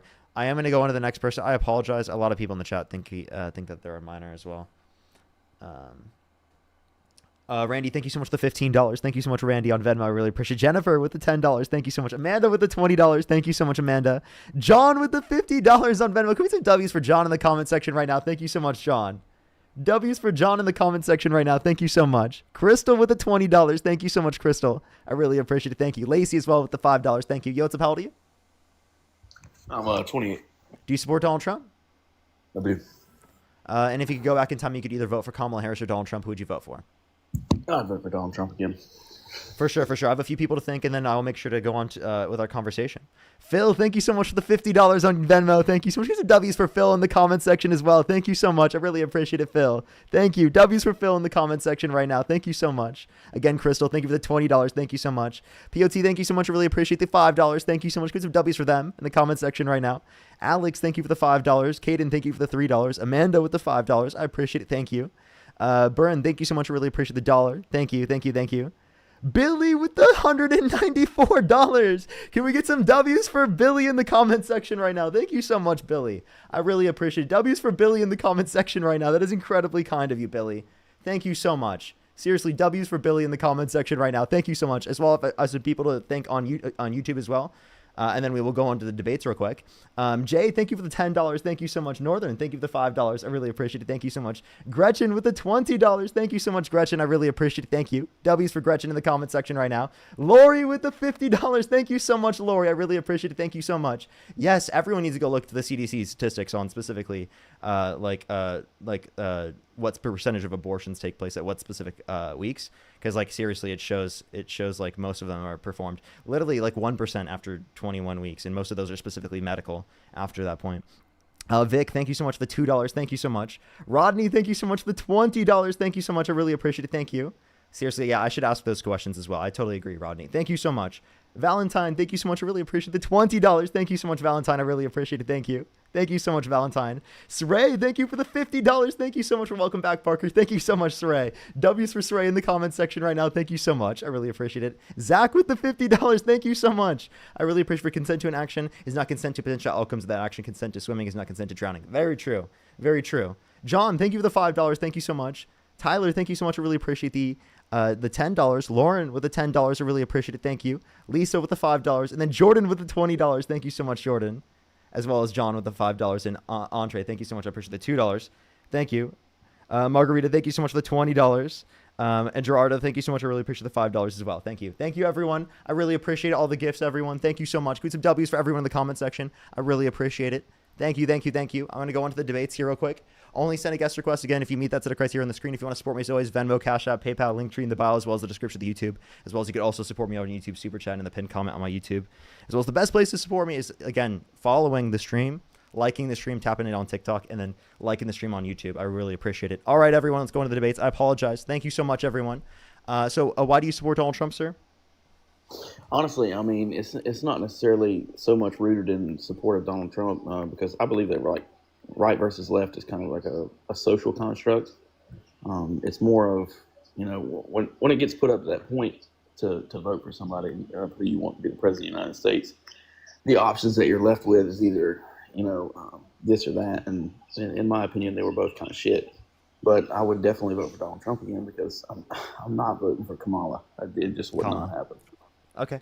So then here would be my question: is what specifically is the reason why you wouldn't vote for Kamala Harris, and what is the reason why you would prefer to specifically vote for Donald Trump? Well, so I joined the military in 2015. I'm an Army combat medic. I've been to a bunch of different places, right? I went somewhere under the Obama administration. I went places underneath the Trump administration. I went places underneath the Biden administration, and then once again on Trump's second term here. I mean, I don't know how much experience you have in like the third world countries and et cetera, et cetera. But the more you travel and the more you interact with these people and you just kind of talk to them and kind of get to know them and you just witness their culture, if you're not coming from a position of more strength, I guess you could call it, and kind of ascertaining like a tone of respect when you're not in a room type deal, then you're kind of failing the people that you're representing, because the president of the United States really doesn't have any actual power. I mean, we're seeing that right now with Donald Trump and all his executive orders, and he's being legally blocked by all these federal judges and all these. Yeah. So can I ask you a question? Yeah. What demonstrates, like, what qualities of a person demonstrate strength and respect? Well, there's a couple different things, right? And it's different for everybody. And I think Donald Trump specifically, he projects himself, as a very, very successful businessman. Like, I know he's got 10 bankruptcies, et cetera, but I mean, 6. That's 6, 10, and it's a lot. It's more so than many that you lost track. There you go. It is what it is. But then again, how many billions of dollars has he made? More billions than I've made. So how many hundreds of millions of dollars did he inherit from his father? I want to say it was like $7 million. I don't think it was 400 million, accounting for inflation. Okay, but I mean, in Donald Trump's specific case, they look at him, they see somebody who's failed, get back up, and now he's at the highest point of political power in the world, right? Because the rest of the world views the president of the United States as the most powerful person in the world, which technically... Okay, so Kamala Harris, if she were president, would also be president and be in that position. So the only thing you uniquely said was that Donald Trump was a quote-unquote successful businessman, and to me that more likely just says that he was more of a successful con artist, not specifically just a businessman, right? Because he wasn't the one that actually built anything himself. He inherited $400 million from his dad and then ran 6 businesses into the ground, bankrupted them, one of them being a casino, by the way. Right, which is incredibly hard to bankrupt in the very first place. So I see Donald Trump to be more of a successful con artist and a pathological liar. I don't see him to actually command strength and respect. If you look at the level of confidence that they have, countries around the world have in American leaders, Democrats have significantly higher confidence amongst countries around the entire world comparative to Donald Trump. Right, Biden, Harris, both had significantly higher confidence ratings amongst a bunch of different countries around the world comparative to Trump. Only a few countries would Trump specifically have higher confidence in. Most countries indicated he had significantly lower levels of confidence in him as a president and him as a leader. I've got you, but can I ask you something real quick? Yeah, go ahead. Do you think that there's a specific causality between the countries that Kamala, that's how you say her name, right? Kamala? Mm-hmm. Okay, Kamala and Joe Biden, right? Let's just look at the tariff situation, right? A lot of countries, came out and said that Donald Trump was terrible and he's just the worst human being in the world. The same countries that in his first term were shaking hands with him, making peace deals, making trade deals, all kind of things. And now that we have reciprocal tariffs, he's terrible. He's a con artist. He's a pathological liar. He's this, he's that. We don't respect him. We don't like him. And they're still paying the tariffs. And then on the flip side, you have Kamala Harris. A tariff? It's a tax on imported goods. Yeah, and who pays that tax? The citizens of the country it's being imported to. Yeah, so the United States citizens and consumers. Yes. So you're replacing income tax, a progressive tax structure, with tariffs, Mhm. a regressive tax structure, because people who are lower and middle income spend a greater proportion of their income on consumer goods. So if you increase the cost Okay. of consumer goods, it disproportionately negatively impacts low and middle income individuals in terms of where you get the tax revenue from. So what you're actually Okay. doing is you're shifting the burden of taxation from those who are disproportionately wealthy to those who are disproportionately lower and middle income, therefore taking money from the rich and giving to the, or I mean, taking money from the poor and giving to the rich. Okay, but before Donald Trump instituted these tariffs, who was paying for the tariffs that America was already paying? Let's say that again. Right. So they're reciprocal tariffs, right? Meaning They're not you know, reciprocal.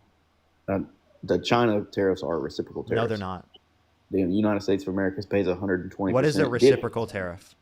A reciprocal tariff means you're going to tariff me. Okay, cool, right? So we're importing American goods into China, then we pay you the tax, right? And then now that you want to import your goods into America, you're going to pay a tariff. No, it's that you replace. They have a tariff on you on a specific industry. You place a tariff on them in that same specific industry in order to be able to get them to have a reduction in their tariff overall. So the goal is to get rid of the tariff, right? And it's to bring down tariffs. So if that was Donald Trump's goal and it was reciprocal tariffs, why did Donald Trump impose tariffs on Canada and Mexico when through the USMCA they mitigated tariffs? Okay, well, I mean, you could also ask the same question as to why America pays so much more. Can you answer my question first? I got you. I'm going to get there. But you could also pose that same question towards why America pays so much more for everything, like NATO, WHO, et cetera, right? So now you're looking at, like Canada. Right? Let's just take Canada off rip. Canada, what does Canada provide right now to the rest of the world that they just cannot live without? Is that an answer to my question? I'm getting to answering your question right No, now. no, you're not. You're asking me a question. Right. Would you like to Okay. answer my question, and then I will answer any questions you would like? All right. So you want to know why we pose tariffs on what, Canada? Yeah, given that they specifically already mitigated tariffs through the context of the USMCA, something that was particularly negotiated by Donald Trump himself with Canada and Mexico. In an effort to make them move production to America.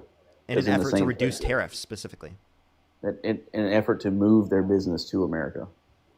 That was in the outline of the tariff deal. I don't know if you read the whole thing, but in the bottom of it, where it said, if you move your jobs to America, that this tariff would go away. Yeah, I understand. That doesn't. You understand that that's not a response to what I just said, right? It's the answer to your question. Why did we do it? We did it so that and eventually they would move the jobs here, or they can keep paying the tariff. So is it are we doing reciprocal tariffs or not? Because the goal of a reciprocal tariff is to reduce tariffs, not increase them. Okay, so a reciprocal tariff is like someone with China. We imposed a tariff on Canada for the reason that I just outlined. You said We did not- reciprocal, meaning that they placed tariffs on us, Okay. which wasn't true because I said we like reduced. reciprocal tariff with China. Yes. We All right, reduced, good. or I'm talking about Canada. I don't know why you keep changing the cool, topics. Cool. All right, cool. So we're talking about Canada. We did not impose a reciprocal tariff on Canada. We imposed Exactly. a So the tariffs that Donald Trump is imposing were not reciprocal. Not all of them, no. Okay. Okay. So then I don't know why you branded them as reciprocal. No, which ones were reciprocal? China specifically. Nope. Okay. What was their percentage tariff on us? 120. You're saying it was 120 on every good going into China prior to us imposing any tariffs on them? Not every good. I think, what was it? All the Because automobile. because Donald Trump did even more than that, by the way. And it Yes. wasn't even, it was specifically on every good coming from China. So but that's it not also that's not what a reciprocal tariff is. But it worked, right? No, it didn't. How did it not work? Tariffs are higher now than what they would have been under a Democratic administration. The Democratic administration viewpoint on the world is let's keep pumping out this money that we don't already have. What does that even mean? Donald Trump signed off on more debt-related spending according to the Committee for Responsible Federal Budget, a nonpartisan committee from the federal government. Signed off on $4 trillion more debt-related spending in his first administration comparative to the Biden-Harris administration, and will do $4 trillion more in this administration comparative to Harris's campaign plans on a central estimate, again from the Committee for Responsible Federal Budget, a nonpartisan committee from the federal government. Mm-hmm. So within the United States, yes, he's signed some things that have costed a lot more than his first administration and the Biden-Harris administration within the United States. Right, but as soon as you start looking out of the United States, which is what for some reason, Democrats are so like determined to do. We want to fix everybody else's problems. We want to pay for everybody else's things. We want to help everybody else out. While meanwhile, here in America, we're not doing anything to fix the problem. And I'm not saying that Donald Trump is doing anything to fix the problem here, right? Like, I've been watching your live now for about an hour, and I've been seeing you continuously bring up, like, cutting the school lunch. What is it, 20,000 kids a month, I think. 420,000 kids on average per month will lose free school lunch and breakfast to the big beautiful bill. So this is my whole opinion on that. The United States government should not be in any way, shape, or form involved in the state level education. So to clarify, the federal government shouldn't be feeding kids? The federal government should not be involved in state education. That is what I'm saying. So to clarify, the federal government should not be feeding hungry children. That should be the state government. So if a certain state government wants to starve their school children, should they be allowed to? No, then the federal government would step in there. So the federal government should be involved in feeding hungry children. So no, you're trying to just make one thing a point, right? It should be at the state level, right? Okay, so let's take Florida for example, right? In the state of Florida, there's 110 counties in the state of Florida. Every single county has to submit their budget, and et cetera, et cetera. It goes up the chain until eventually the state has to request for the government to approve the budget or not approve the budget to supplement the money that they're going to be missing. All right, and then I would assume that at some point the state's budget has to do with education.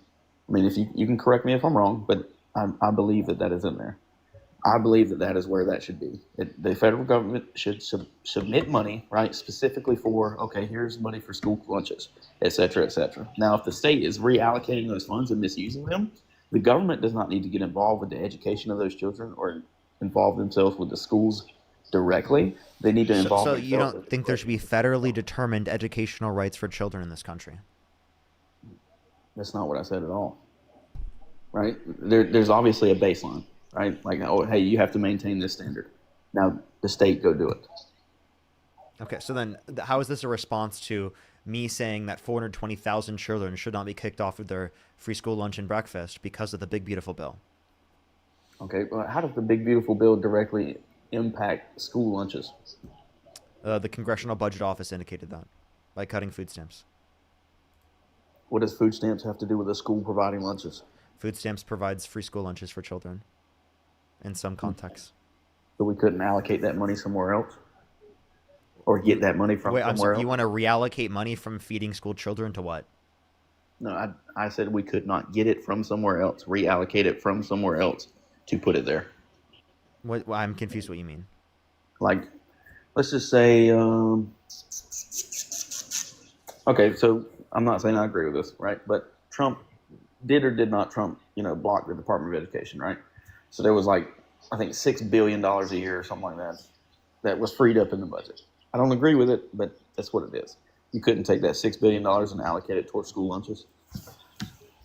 So Trump actually reduced funding for school lunches by cutting food stamps. Okay. But, I mean, at some point, you are going to cut something you're not supposed to cut. I mean, everybody got uppity with Elon when he said, mistakes will be made, but everybody's human. Mistakes are made. Right? So you think if a Democrat were in office, they would cut 420,000 children off of free school lunch and breakfast on average every month? Well, I know they would pass the same bill? No, they wouldn't have, because none of them voted for this bill. No, I know, but they also wouldn't have done anything about the misuse and the abuse of food stamps, welfare, et cetera, in the country. Okay, so again, so you're saying that there's more misuse of funds in relation to food stamps than there is in the military, because Donald Trump wants to increase funds in the military, all right? Something that we haven't been able to pass audits in, right? So he wants to increase funding in that, but he wants to decrease funding for children's access to food. I don't think you're going to get much fraud by going after funding for children to have food. I think you'd find more fraud going after the DOD. Well, so the DOD itself, right? And like I said, April will be 11 years I've been in. I know that we spend way too much money on just dumb stuff. There's things in the military that get bought by the military contracts through the contracts that the government provides. Okay, so if we want to address fraud, it's not addressing specifically free school lunch and breakfast. That's a misnomer. That's not true. That's not the reason why they are cutting free school lunch and breakfast. That's not the reason why they're cutting food stamps. Not the reason why they're cutting Medicaid. It does not provide much in terms of like limiting fraud. There's nothing in the bill that says they're going after fraud. They changed the certain set of qualifications to make less people qualify. That's it. That's not going after fraud.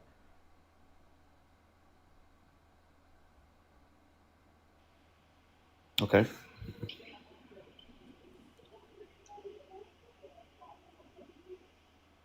I don't know. I sit on the standpoint of there's a ton of fraud, waste, and abuse that's been going on for a very long time in the country, and it does include the military, right? So I'm not saying that anybody's exempt from it. I'm just saying that a lot of people will benefit from quite a few audits and quite a few cuts coming from different places. Not necessarily the school. So why would you vote more fraud, waste, and abuse in by voting for Donald Trump? And how would more fraud, waste, and abuse come in with Donald Trump?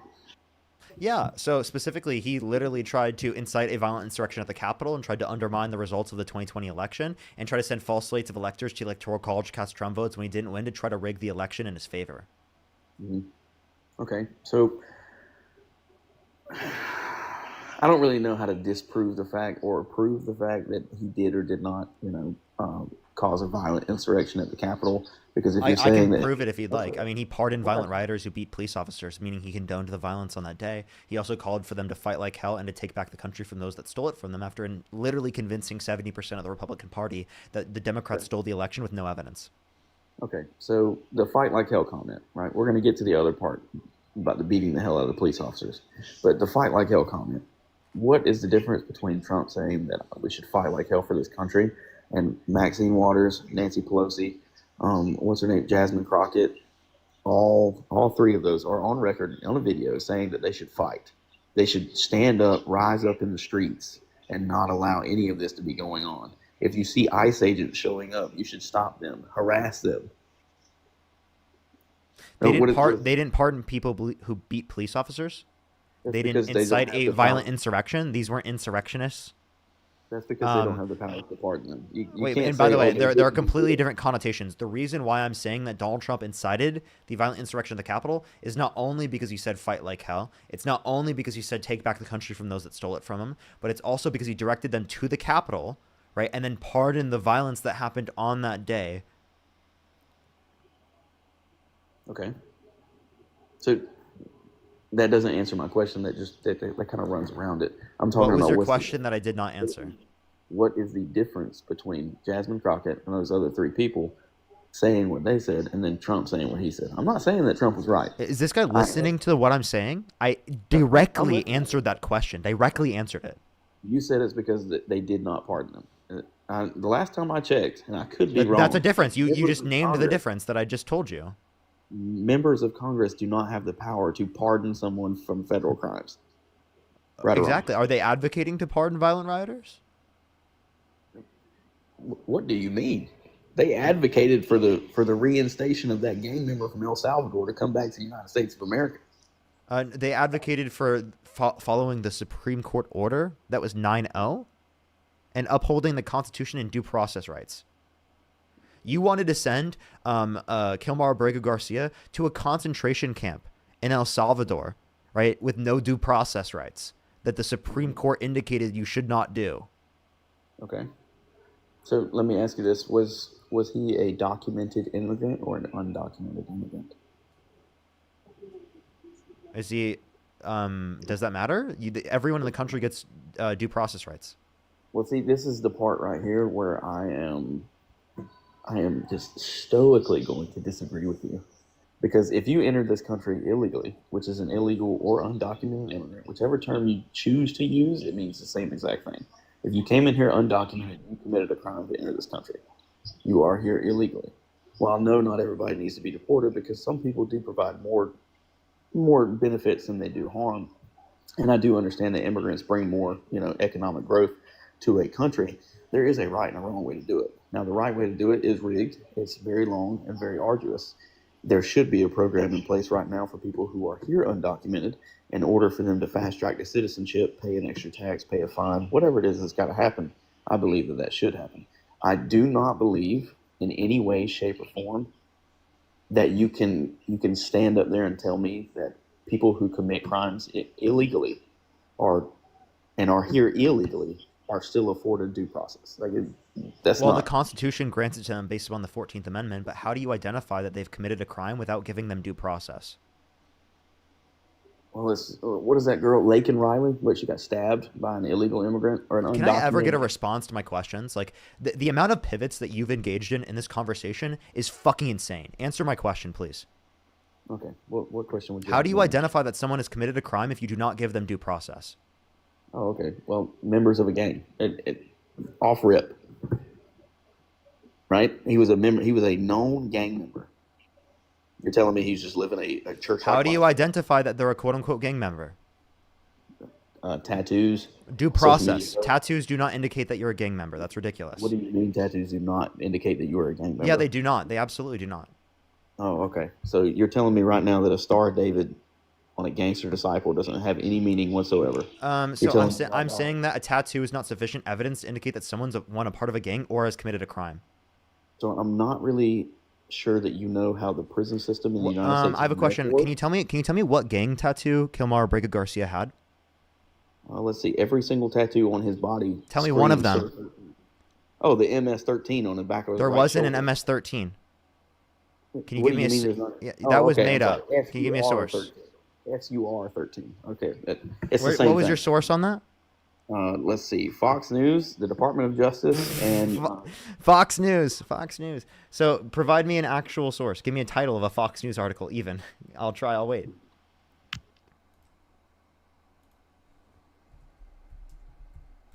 In the meantime, I'm gonna thank some people. Real quick. Let me thank some people in the meantime while he tries to find this information. Chelsea, thank you so much for the $2. Jessica with the $50 on Venmo. Give me some W's for Jessica in the comment section right now. Thank you so much, Jessica. I really appreciate it. Thank you so much. Give me some W's for Jessica in the comment section right now. Thank you so much. Marie, thank you for the $2. Thank you so much. I appreciate it, Marie. Thank you. Allison, thank you for the $20. Thank you so much, Allison. I really appreciate it. Thank you. Stephanie, thank you so much for the $6. Thank you. Jack with the $10. I really appreciate it. Thank you. Let me go on YouTube as well and make sure to thank people real quick. Let me go on YouTube real quick and make sure to thank people real quick. Beers, thank you so much. I really appreciate the $2. Libby with the $10. Thank you so much. I really appreciate it. Thank you. M1 with the $5. Northern with the $5. Thank you. Jay, thank you so much for the $10. Thank you so much. I really appreciate it. Gretchen with the $20. Thank you so much again, Gretchen. I really appreciate it. Lori with the $50 again. Thank you so much, Lori. Put some W's for everyone in the comment section right now. Thank you. Thank you. Thank you. Mary, thank you so much for the $5 as well. Thank you. In the meantime, everyone, if you want to support me, Venmo, Cash App, PayPal, link tree in the bio, as well as the description of the YouTube, as well as you can support me over YouTube Super Chat and in the pinned comment on my YouTube. But a way to support me for free is through Venmo. Sorry, not through Venmo, is by tapping the screen here on TikTok. Let's try to get to 2 million likes, and on YouTube by liking the stream. Do give it a second, everyone.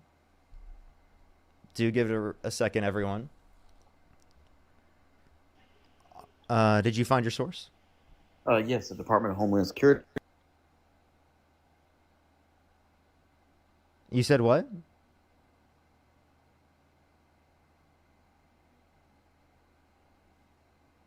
You cut out. I can't hear you when you swipe out of the app. ABC News, BBC, NBC, CNN, and I'm gonna hold on. Let me look over here and read it. Can you give me a title, not just like saying different like news sites? Kilmar Abrego Garcia and MS-13 from BBC. Also, the Department of Homeland Security, same title. And you said what was the first place you said from? Is that BBC? BBC? Hold on, wipe out. BBC. Okay. And where in the BBC article does it say this? As soon as you search up BBC and the Kilmar Abrego Garcia, it pops up right there on the Google AI, and it has BBC as the cited source. The White House has also alleged that tattoos on Abrego Garcia's hands, a leaf and a smiley face with a cross and skull are quote-unquote gang symbols, an allegation that Trump repeated. The administration previously released. Yeah, so they're claiming the symbols are open to interpretation experts who previously spoke to BBC verify have cast doubt on the claim that these tattoos mean what Trump and his team allege. Okay, did you see the article about in 2019 when he was arrested? So wait, hold up. So the experts don't indicate that's true. And also, you said that there was like a MS-13 thing. That there isn't that. That was just an allegation.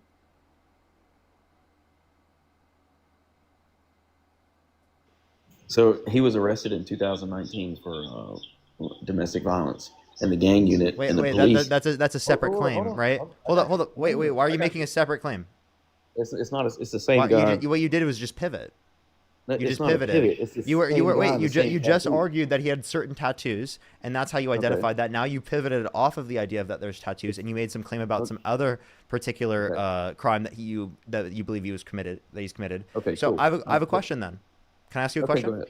Do you think it's justified to send someone to a concentration camp because it is the case that they have committed an act of violence? Okay, is that concentration camp located in the United States of America, and are they a citizen of the United States of America? Does that matter to you? 110%. Okay, so then you're saying they can be sent to a concentration camp if they are not a citizen. Okay, so this is where a lot of people have this distorted view of the world. Do you understand that there are still places in the world right now that adhere to and are okay with slavery, human trafficking, kidnapping, and murder? Like that is okay in certain parts of the world. No, it's not. It's not okay anywhere. It's wrong anywhere it happens. Oh yeah, sure. And if it's wrong. Please for let you me and finish. me and everybody else And that who doesn't lives mean in you the should United send States. people to countries in which this happens within that Okay, they've but never what been to people- before in their life. But this is what people don't understand. And also in What terms people of do- wait, hold up. Let me keep going, please. How about this? Do you think violent sex offenders? Do you think it's justified to send them to concentration camps in El Salvador? violent sex offenders go to concentration? Oh, absolutely. Absolutely. So Donald Trump's a violent sex offender. Would you say it's justified to send him to a concentration camp in El Salvador? Send him on. Wait, you just said that Trump, it's justified to send him to a concentration camp? If he's a violent sex offender, go ahead. He is. He was held civilly liable of sexual abuse. I'm not going to change my opinion just because of who it is. What do you mean? Wait, you think the president of the United States should be sent to an El Salvadorian concentration camp, and yet you still think he should be president? What do you think he should be president from the concentration camp? Did I say that he should still be president if he's sent to the concentration camp? So you agree that Donald Trump should not be president, right? Sure. I don't think Kamala should be president either. Wait, okay. You know what? Should we impeach Trump? We should impeach Trump and get rid of the political parties. Absolutely. 100%. So you're saying that you simultaneously support Trump and you also think that he should be impeached and you think he should be sent to a concentration camp in El Salvador? Like, dude, what the hell is going on? I support Trump in the fact that I did not support Kamala Harris. And I do support Trump from the standpoint of the fact that he is the better option for the United States. Wait, do you think wait, I have a question. Do you think it would be justified to send Kamala Harris to an El Salvadorian concentration camp? For what? Well, no, I don't think that there'd be any reason to send her there. Like, I'm asking you, do you think that she should be sent? You're talking about like just as she stands right now? Yeah. No. So you think that someone that should, under your view, be sent to an El Salvadorian concentration camp would be preferable to someone who you think should not be sent to one? And that should tell you just how bad that Kamala Harris. That doesn't make any sense at all. That makes no fucking sense. What do you mean? That should tell you. No, you should have you should be the one that's reflecting upon what you just said. Hello? You don't think that Kamala Harris should be sent to an El Salvadorian concentration camp. You do think that Donald Trump should be sent to an El Salvadorian concentration camp, but yet you think that Donald Trump should be the president and Kamala Harris shouldn't be?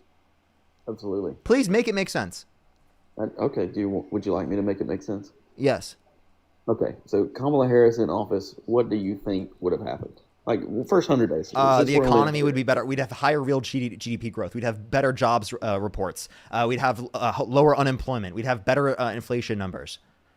Okay, so unemployment right now is at what, 4%? I believe the last time I looked at the polls, it's at 4%. 4.3%. Okay, 4.3% under Joe Biden at the same time. And this is shortly after COVID, right? So I'm not gonna pin everything on him. COVID was a terrible time in the country. I want to say that the unemployment was around like 8.7%, I believe. No, not at no point under Biden was unemployment 8.7%. The only time it was 8.7% was under Trump's first term. Try again.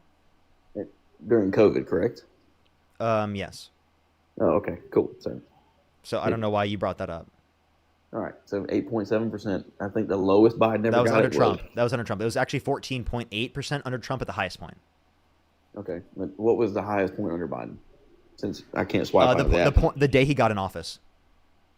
Okay, what was it? 6.4%. 6.4%. Okay, and at what point did he get it down to 4.3%? It was down at 4% by the end of his administration. I just can't believe that whatsoever. Yeah, and it's gone up by 0.3% since Trump got in office. The jobs report was so bad under Trump that he fired the head of the Bureau of Labor Statistics, saying that the information was politically biased. And then he hired someone new, and they indicated even less jobs than what was indicated for the month prior. Okay, so following off of your earlier comment, you believe that GDP growth would be higher under Kamala Harris? Absolutely. Okay, and so what supports that? What do you mean?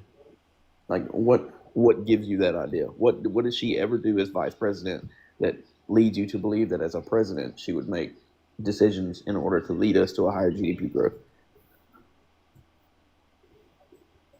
What would have she wouldn't have imposed tariffs?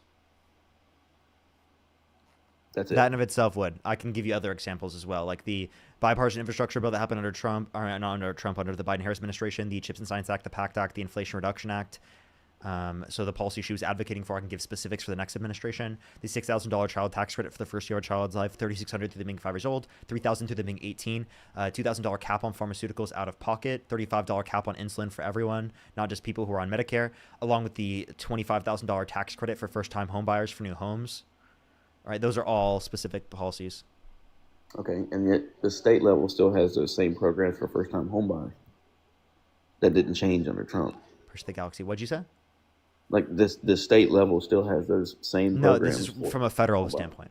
Yes, the state will supplement your FHA loan, your federal housing loan, for the first-time homebuyers. Like the state of Florida. Again, there's been no federal standpoint for $25,000 tax credit for first-time homebuyers for new homes. There's no policy for that. That's been passed.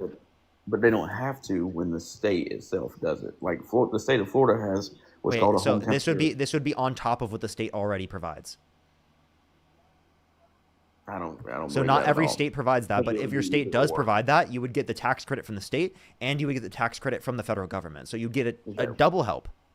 So, like, for example, in Colorado, you already get $25,000, right? You would get another $25,000. So you get a $50,000 tax credit for first-time home buyers for new homes. I would have to look at the research behind that, because I feel like there would be an imposition to where it would be you could either use one or the other, and they would have benefits. It would be both, unless the state specifically had a policy that it would be either one or the other. Given that there'd be a federal one in place, but there isn't a federal one in place to that degree, so I don't know why that policy would exist. Thank you for the galaxy. Thank you so much.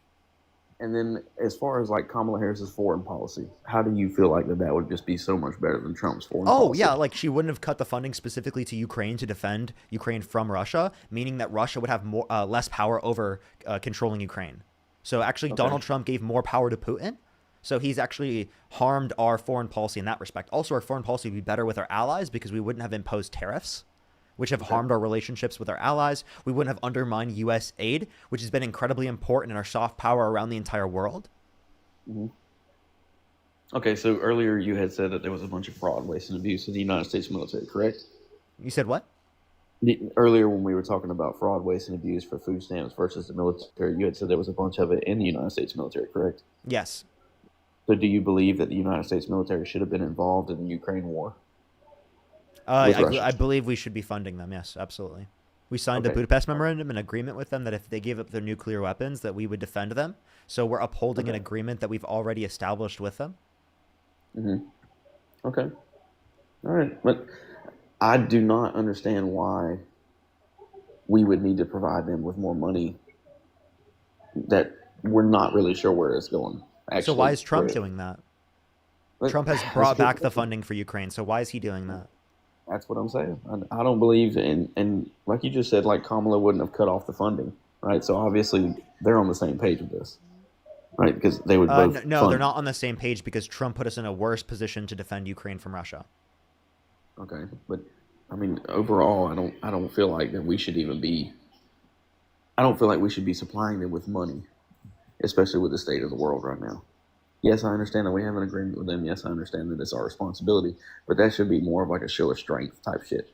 Because like the DMZ in South Korea versus North Korea, there's the United States military stationed there at all times.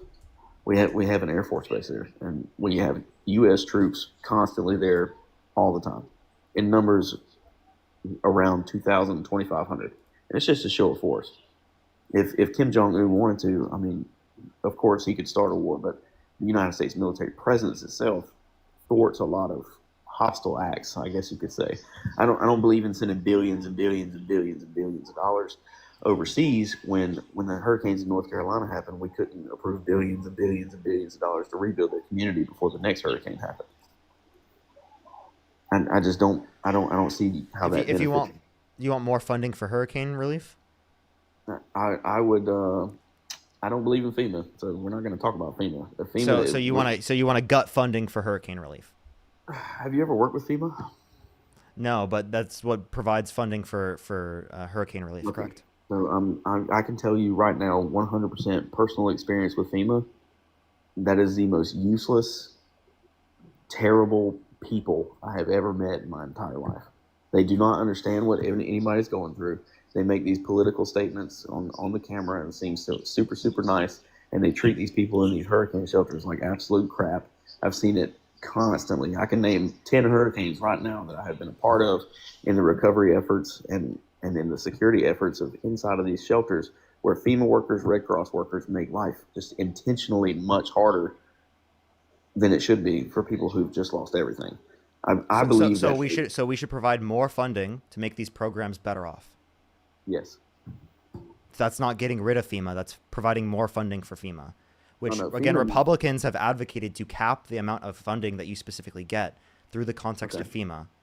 So you have to look at it like this. FEMA itself is terrible, like down to its core. The people, there's no way that they're a good organization with that many bad people in it.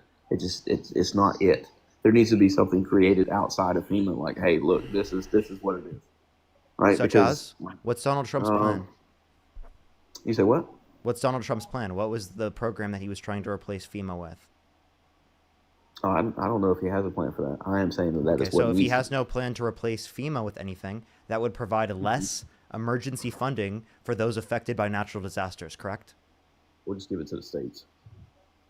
Which would provide less federal, or which would provide less overall funding for individuals in need in those different types of emergency circumstances. Mm-hmm. But do you know where those requests come from, though? Like requests for funding in areas in which there's natural disasters. Yes, it comes from the state that the natural disaster occurred in. Yes, and the federal government, which provides the money to the state to be able to provide it to the people in need, right? So why do I need FEMA? Because that's what provides the money from the federal standpoint. Okay, so what you're saying is you completely agree with the United States government having a completely separate entity, which is FEMA, that is a part of the government to approve or deny the states instead of just going to the government and being like, hey, I need X, Y, and Z. That's exactly what FEMA provides the federal government in the ability to do when a state asks for something. And again, the aspect that's limiting the funding for those that are in need are Republicans that vote to cap the amount of emergency relief funding that we can give to people in need. Democrats often advocate to increase the funding that people have access to. Of course, because when they did the audit of FEMA, I do believe we're still waiting for them to pass this audit in FEMA. Yeah, of course we need audits, but that doesn't take away from the fact that Donald Trump wanted to get rid of FEMA instead of fund it more for people who need it. Plus, Donald Trump has undermined funding specifically for Hurricane Maria. Puerto Rico did not get access to, I think it was like $13 to $16 billion in funding for multiple years when they needed relief for Hurricane Maria. Right, and it is the case that Trump had the ability to give it to them, but limited it from going to Puerto Rico. Yeah, but what I'm not understanding is why would you provide more money to something that you know is not allocating the money to the correct places? Well, you don't know. You said that the audits haven't been done, so you don't know that they're misallocating it. No, but if they're misallocating in some ways, If they're misallocating in some ways, you like fix the system to allocate it in a more effective process. That doesn't mean you get rid of the system as a whole. There's going to be some level of fraud with every single social service that exists. That doesn't mean we should get rid of the social services in general. Right? But it's a small percent fraud. But I don't think that was a small percent. Well, if there's a high percentage fraud, you'd have to prove that, and then we can try to reallocate the system to reduce the level of fraud. That doesn't mean that we get rid of the funding for the system as a whole. It just means we reallocate it towards mechanisms in which do not create fraud. Yeah, but the proof is in the lack of proof. So, like, if I ask what you, does that like, even say, mean? The proof being in the lack of proof is a contradiction. That's actually an incoherent statement. Sure, but when I explain it, it becomes very coherent, right? So say you okay, cool. So say you run a charity, right? Say you run a charity for homeless dogs, and you get $10 million a year. And then when I do an audit, you can only explain to me where $1 million out of that $10 million has gone. You cannot provide me documents. You cannot provide me receipts. You cannot provide me any direction in which to look at where you spent $9 million. Where is the proof that you allocated this money correctly? And if you continue to say, well, I can't find it, I don't know, or there was this, there was that, the lack of proof proves that you are misallocating this money. Because if you were allocating the money correctly, then you would just have no problem with, okay, look, we gave the state of Texas $100 million. Here's the receipts. Here's where it all went. Here's the financial transactions. Here's what it went to. Here's what it built. Here's what we got back. Because let's say when FEMA spends $10 million, only about $8.5 million of that gets actually used, and then it sits in FEMA trailers for years and years and years. There's still FEMA trailers all over Panama City, where Hurricane Michael hit in 2018, full of cots, mattresses, water, food, etc., right? So, like, it's not being allocated correctly, nor is it being So did you hear what I said? So if you can't account for it, which I think you should be able to account for any of the money that's spending, I agree with transparency in terms of how we allocate funds, then you would just allocate the money towards the same issue, but in a different way, in which to address the same issue, but through a different mechanism in which we would have less fraud. Very obvious, right? Sure. Okay, so abolishing FEMA does not benefit the conditions for people to get access to help when they are in emergency circumstances. It reduces their ability to get access to it. Okay. So would you support it if he had an alternate plan for that? Yes, but you don't. You have no alternate plan. Okay.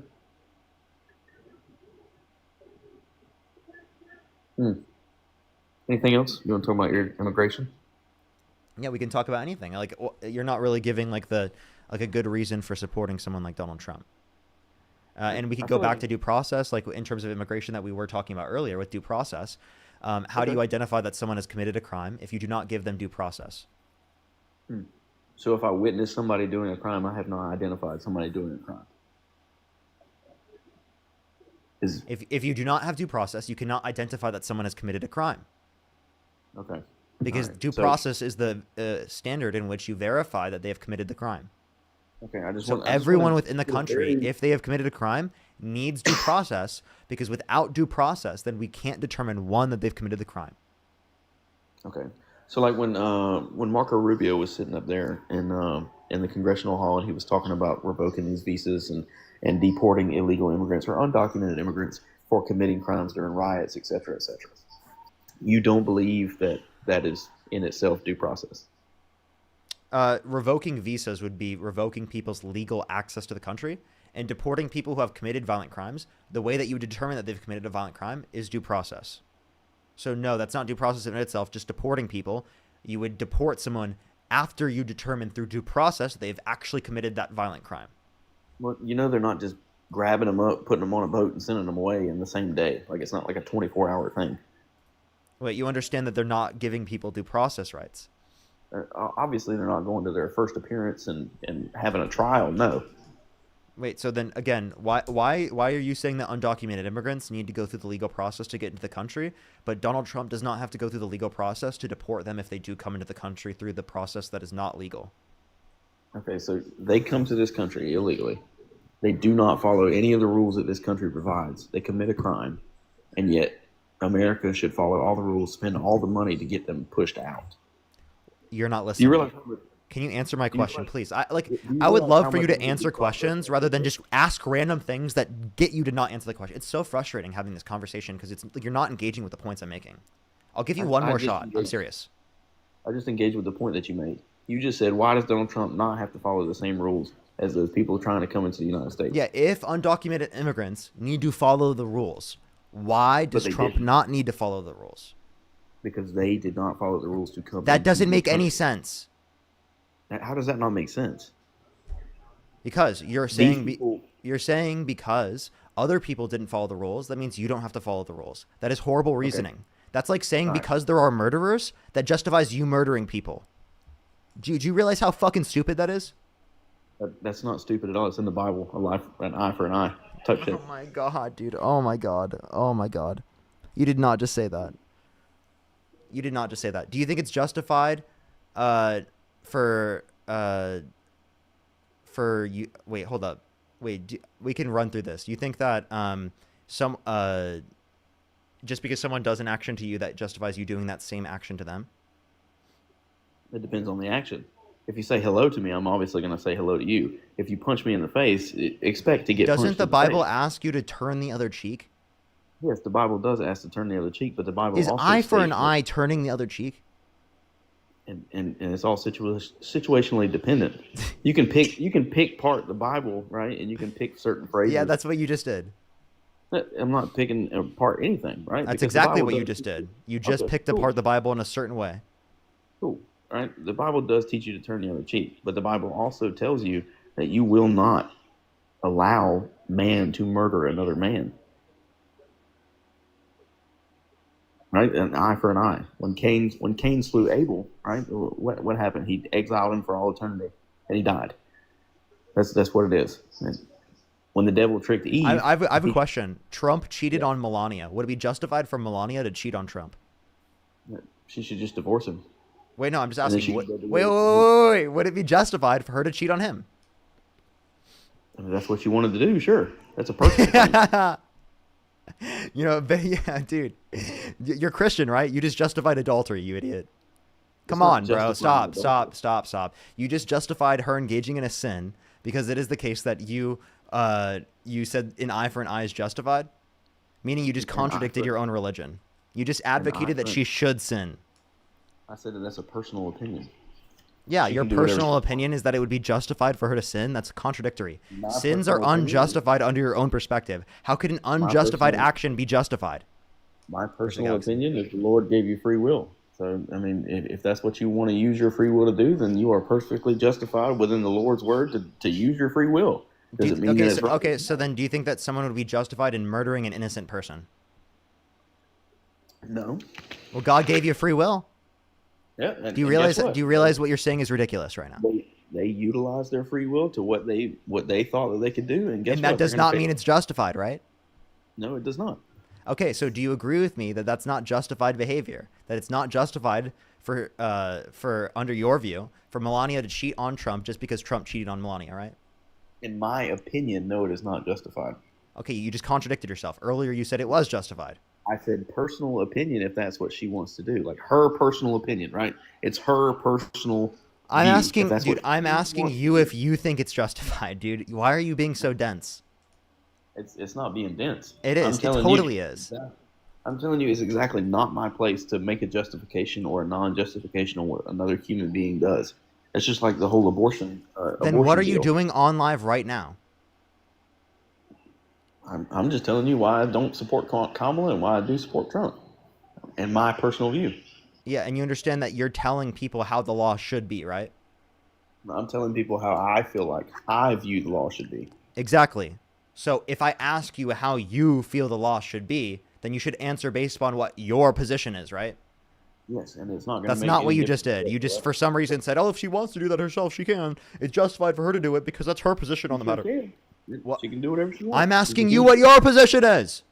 But you didn't ask me if I feel like I should be. I'm asking you, dude. Why are you being this dense? You know that's the question I'm asking. Like you purposefully question know you that's the asked me- question I'm asking for you, and you're being question unnecessarily you- dense by acting the like you question- don't know that's the question I'm asking you. Cool. The question you asked me is if somebody else cheated on somebody else, do I feel like it should be justified? I'm sorry. I'm wasting my time. I can't do it anymore. I'm going crazy. I can't do it, dude. I can't, man.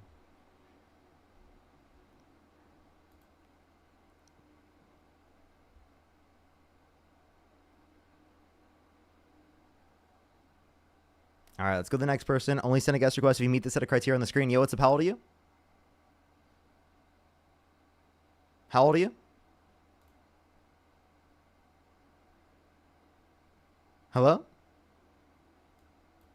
Alrighty, let's go to the next person. Only send a guest request if you meet that set of criteria listed on the screen. Joe, thank you so much for the $50 on Venmo. Can we get some W's for Joe in the comment section right now? Thank you so much, Joe. I really appreciate the $50. Thank you so much for the kind words. W's for Joe in the comment section right now. Thank you so much, Prescott. Thank you so much for the $1. Nella, thank you so much for the $15. Thank you so much. I really appreciate it. Thank you. Absolutely. Samantha, thank you for the $10. Thank you. Yo, what's up? How old are you? 21. What's your birth year?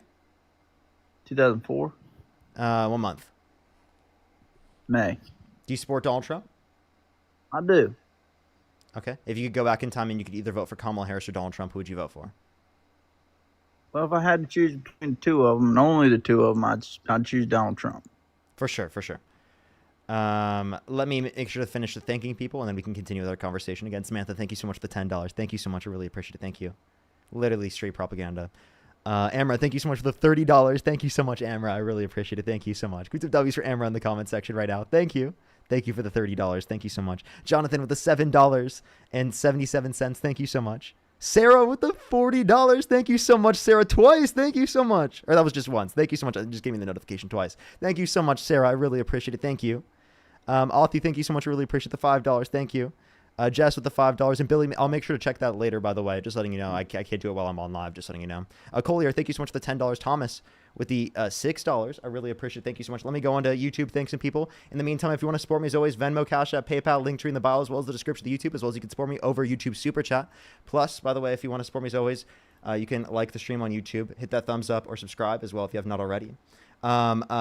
Desade, thank you so much. Really appreciate the $5. Thank you. Rodney with the $10. Thank you so much. Coral with the $20. Thank you so much, Coral. Sage with the $2. Anthony with the $10. Thank you so much. Chris with the $5. Thank you. Coral with the $50. Thank you so much, Coral. I really appreciate it. Thank you. Silent with the $50. Thank you so much. By the way, thank you so much for the kind words. Both of y'all. Thank you so much. W's for Coral and W's for Silent in the comment section right now. Kian, thank you for the $5.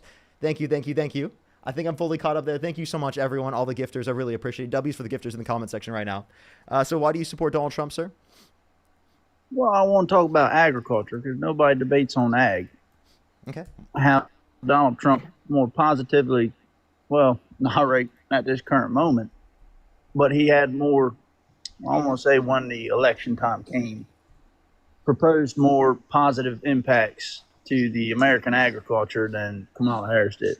Kamala? No, he didn't. He actually harms agriculture to a greater extent because tariffs negatively impact agriculture because plenty of different farmers in the United States rely on global demand for their crops, such as soybeans, corn, and other different types of crops that are grown here in the United States to sell their products.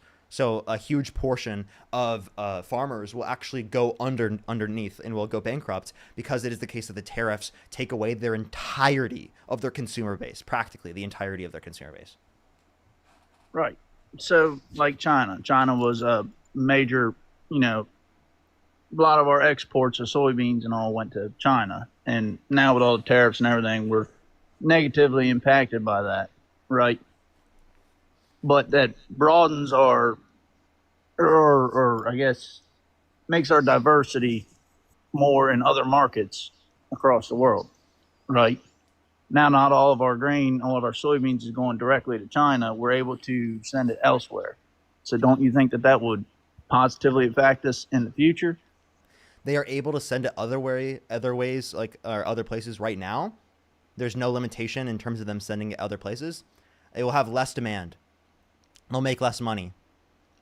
Right. And that's why they'll go under. So if you get rid of like 40-50% of someone's consumer base, will that reduce how much money they're making?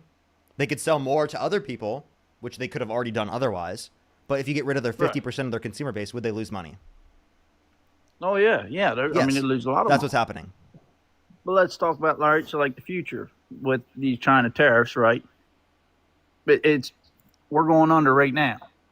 All right, but future, if we are able to diversify into other markets and able to send soybeans and find other markets that are going to buy from us, say, later on, right, I'm talking years from now, before we see a main big difference from all this, won't that positively affect us being able to export our goods in a broader aspect? So other markets that we tariffed? I mean, Trump was placing tariffs on like every country around the world.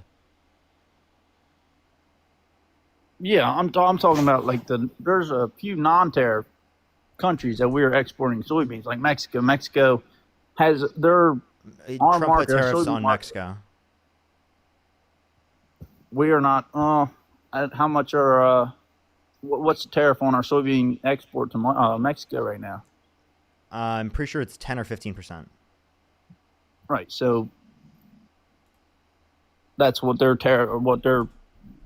for us exporting it.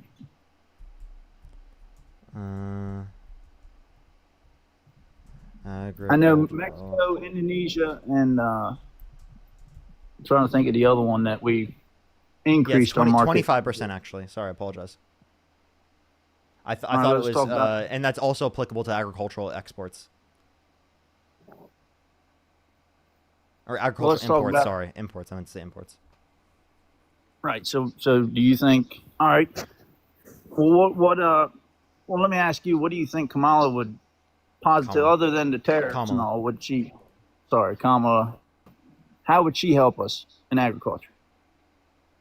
Yeah, so other than it's more like she wouldn't have harmed you. I don't think she had specific plans to help agriculture in the United States. I just think that she wouldn't have harmed you. She wouldn't have harmed us, but she wouldn't help us grow either. It would help you grow to a greater extent because it is the case that there wouldn't be tariffs imposed that harm your profits. Right. So what you're saying is we basically stay the same. What we were at. Well, wouldn't change the market. Well, you would continue to trend up, whereas otherwise you wouldn't have received the negative impact. Right. So I have a question. Would you rather have Would you rather have $25 taken from you or $25 not taken from you? Well, I'd rather not have any money taken from me. Exactly. But if losing $25 now is going to help me send product elsewhere in other markets, it doesn't. Right. Later on. By the way, but imposing a tariff does not help you in other markets, right? Like to sell to other markets. You could have sold to those other markets already. If anything, you're going to sell them to those other markets at lower prices because there's lower demand on your goods now. We're talking about exporters in the U.S. Yeah. Right? Because they're going to place reciprocal tariffs on us. Right. Because we put tariffs on them.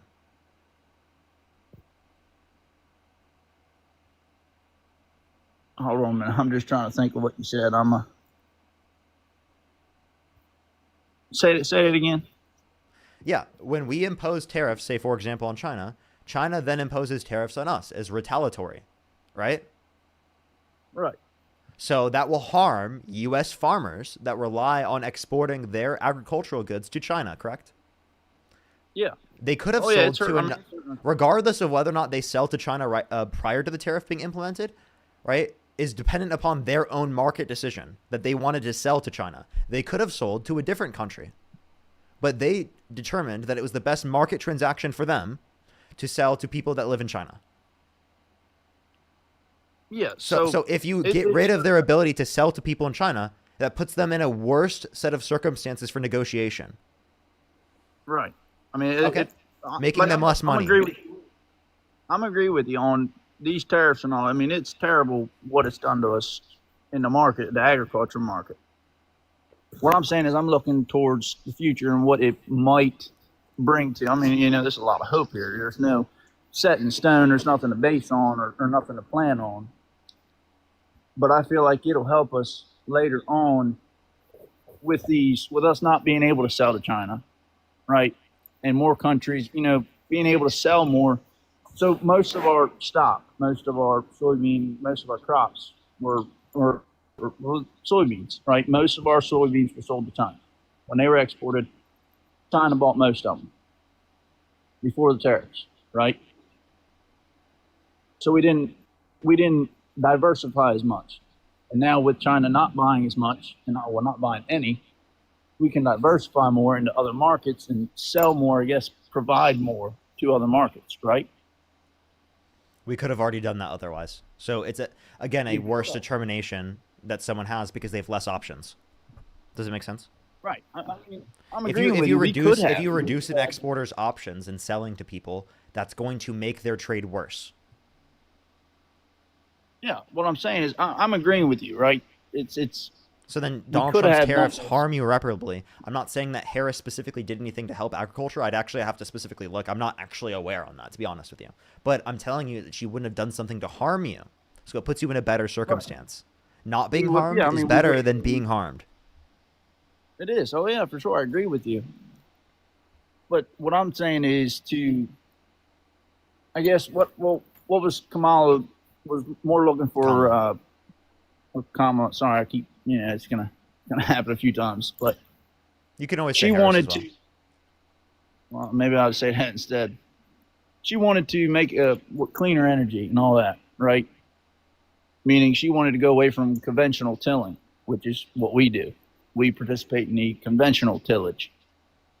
Done that for years and years, because it has, in our eyes, we see more positive impacts than no-till, which would be more what she was pushing for, right? For cleaner emissions and all that, less emissions, whatever. You don't want better environmental conditions? I do. But see, with all right, so with conventional tilling, right, there is less herbicides, less insecticides, there's less chemicals that you have to put down in conventional tilling than you do in no-till situations.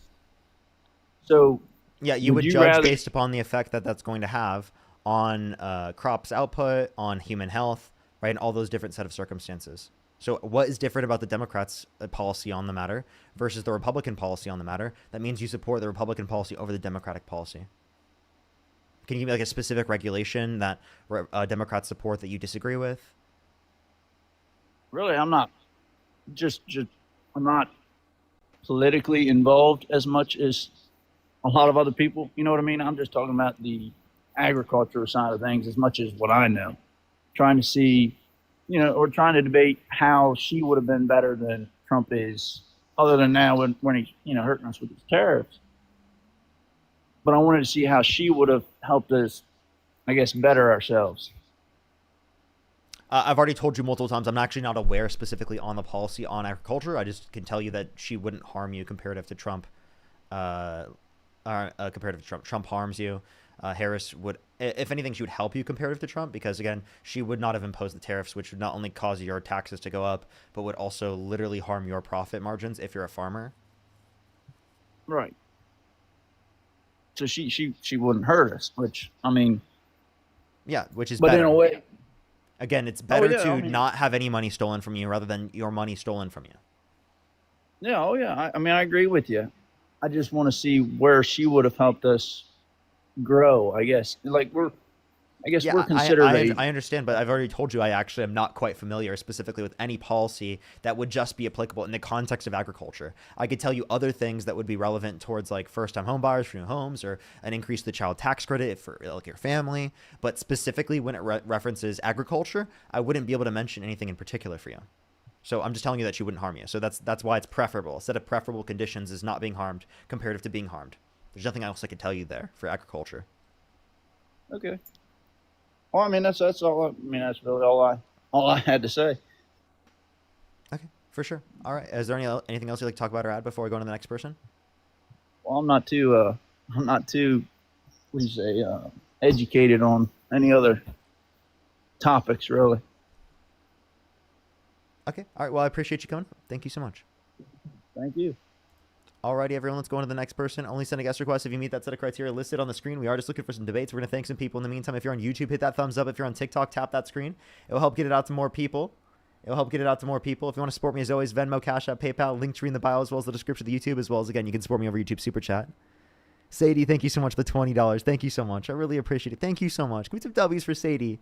Thank you so much. That's incredibly kind of you. Thank you so much. Collier, thank you so much. Really appreciate the $25. Thank you so much. Tips are to act, right? To get into politics is just to act, to listen to these different types of conversations. Really, the best thing I think that you could do is educate yourself, is continually look for new information to learn from. Sandra, thank you so much for the $5. Taylor with the $5. Thank you. Thank you, thank you, thank you.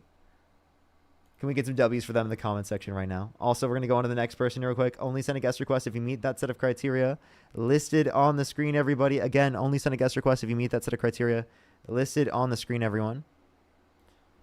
We are simply just looking for some debates. Let's go on to the next person real quick. Alrighty. If you're on YouTube, hit that thumbs up, everyone.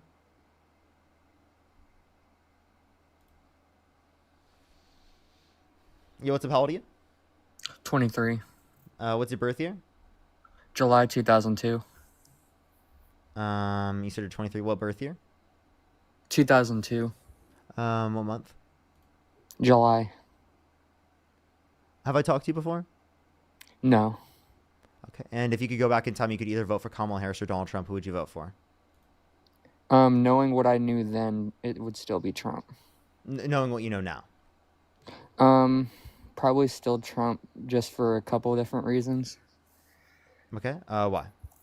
One of the big things was I didn't like how Kamala kind of came off fake in some of her interviews and things before. I'm sorry, there's too many people who are saying repeat, and I think myself that they were a repeat. If I'm wrong, I really do apologize.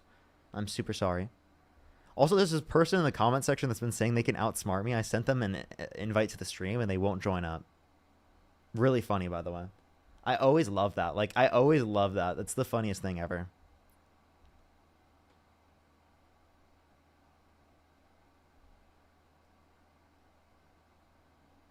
I can outsmart Parker so easily. Parker thinks he's so smart. He thinks he's the smartest person on the planet. I definitely do not think I'm the smartest person on the planet. Yo, what's up? How old are you? Hello? I'm in my 30s. I'm an 80s baby, so... Yeah, if you could go back in time and you could either vote for Kamala Harris or Donald Trump, who would you vote for? I would still vote for Trump. Okay, why so? And I wanted to know, obviously I'll answer any of the questions. Obviously, this is your platform. I appreciate your time. I wanted to know if you would take any questions that I personally have. I consider myself a moderate conservative, and I just wanted to see if there were certain questions that I'm looking towards liberals to answer, and unfortunately, I just don't see certain answers. So I wanted to know if that was something you're comfortable with. Yeah, absolutely, as long as it's relevant to the topic. Okay, gotcha.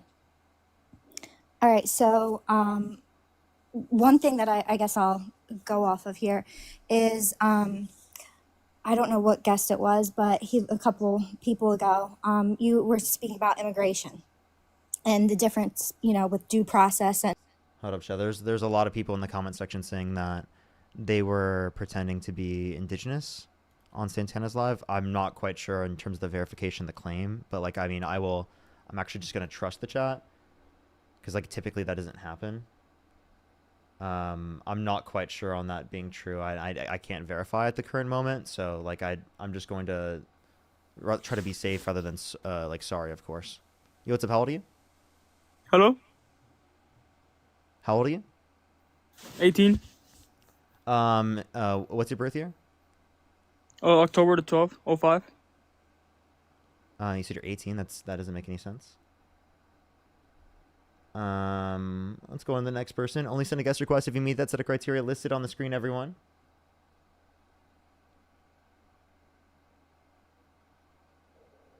Yo, what's up? How old are you?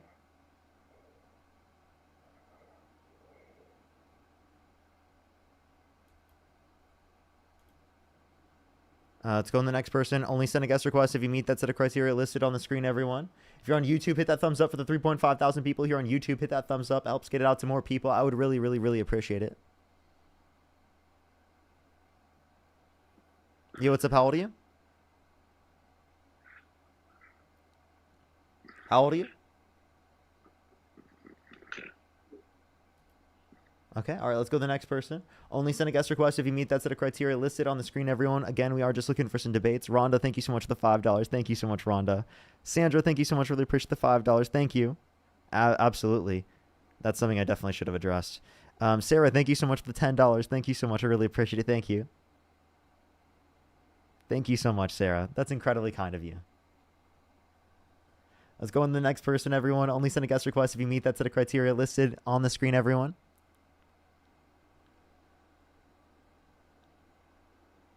Yo, what's up? How old are you? What's up? How old are you? What's up? How old are you? I'm 18. What's up? What's your birth year? 2007. Oof. Let's go to the next person. Only send a guest request if you meet that set of criteria listed on the screen, everyone.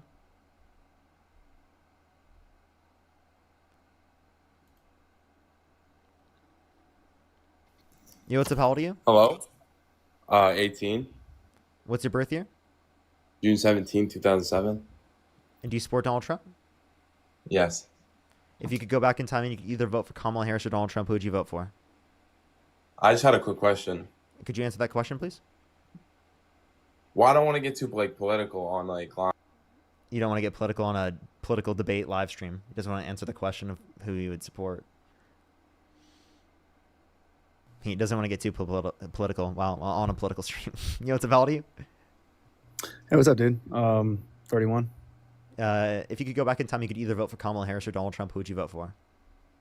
Donald Trump. Donald Trump? Okay, why so?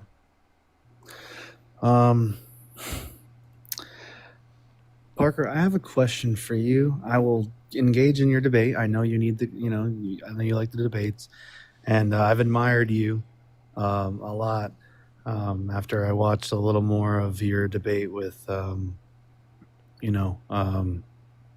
I saw a video where you were a little emotional, whatever, about me saying his name. So I hope I'm not disrespecting you by saying, Kirk. But I watched you guys' debate, and you had a lot of respect for him. You were super passionate about it, and it was just so cool to see you. I think some of your passion and some of your smarts, which you have so much of, is misplaced. But I think that's where this debate is, where these debates kind of lead to something. My question, and again, I'll go back to your thing. I hope I'm not disrupting what you got going on here. But my question is, how has your respect and your interactions with Charlie Kirk in the past? Can you keep it on the topic? I let people ask questions so long as they're relevant to the topic. I don't think this is a relevant question to the topic. Well, I didn't get it finished, but I promise you, I think it might tie in. I think if you just if you bear with me, I promise, just bear with me.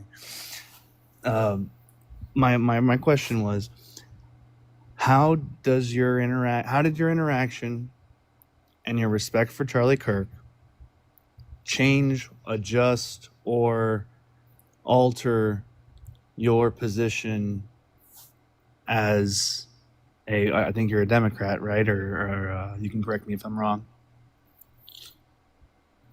Right, you're a Democrat? Mm-hmm. Would you tell me why you support Donald Trump?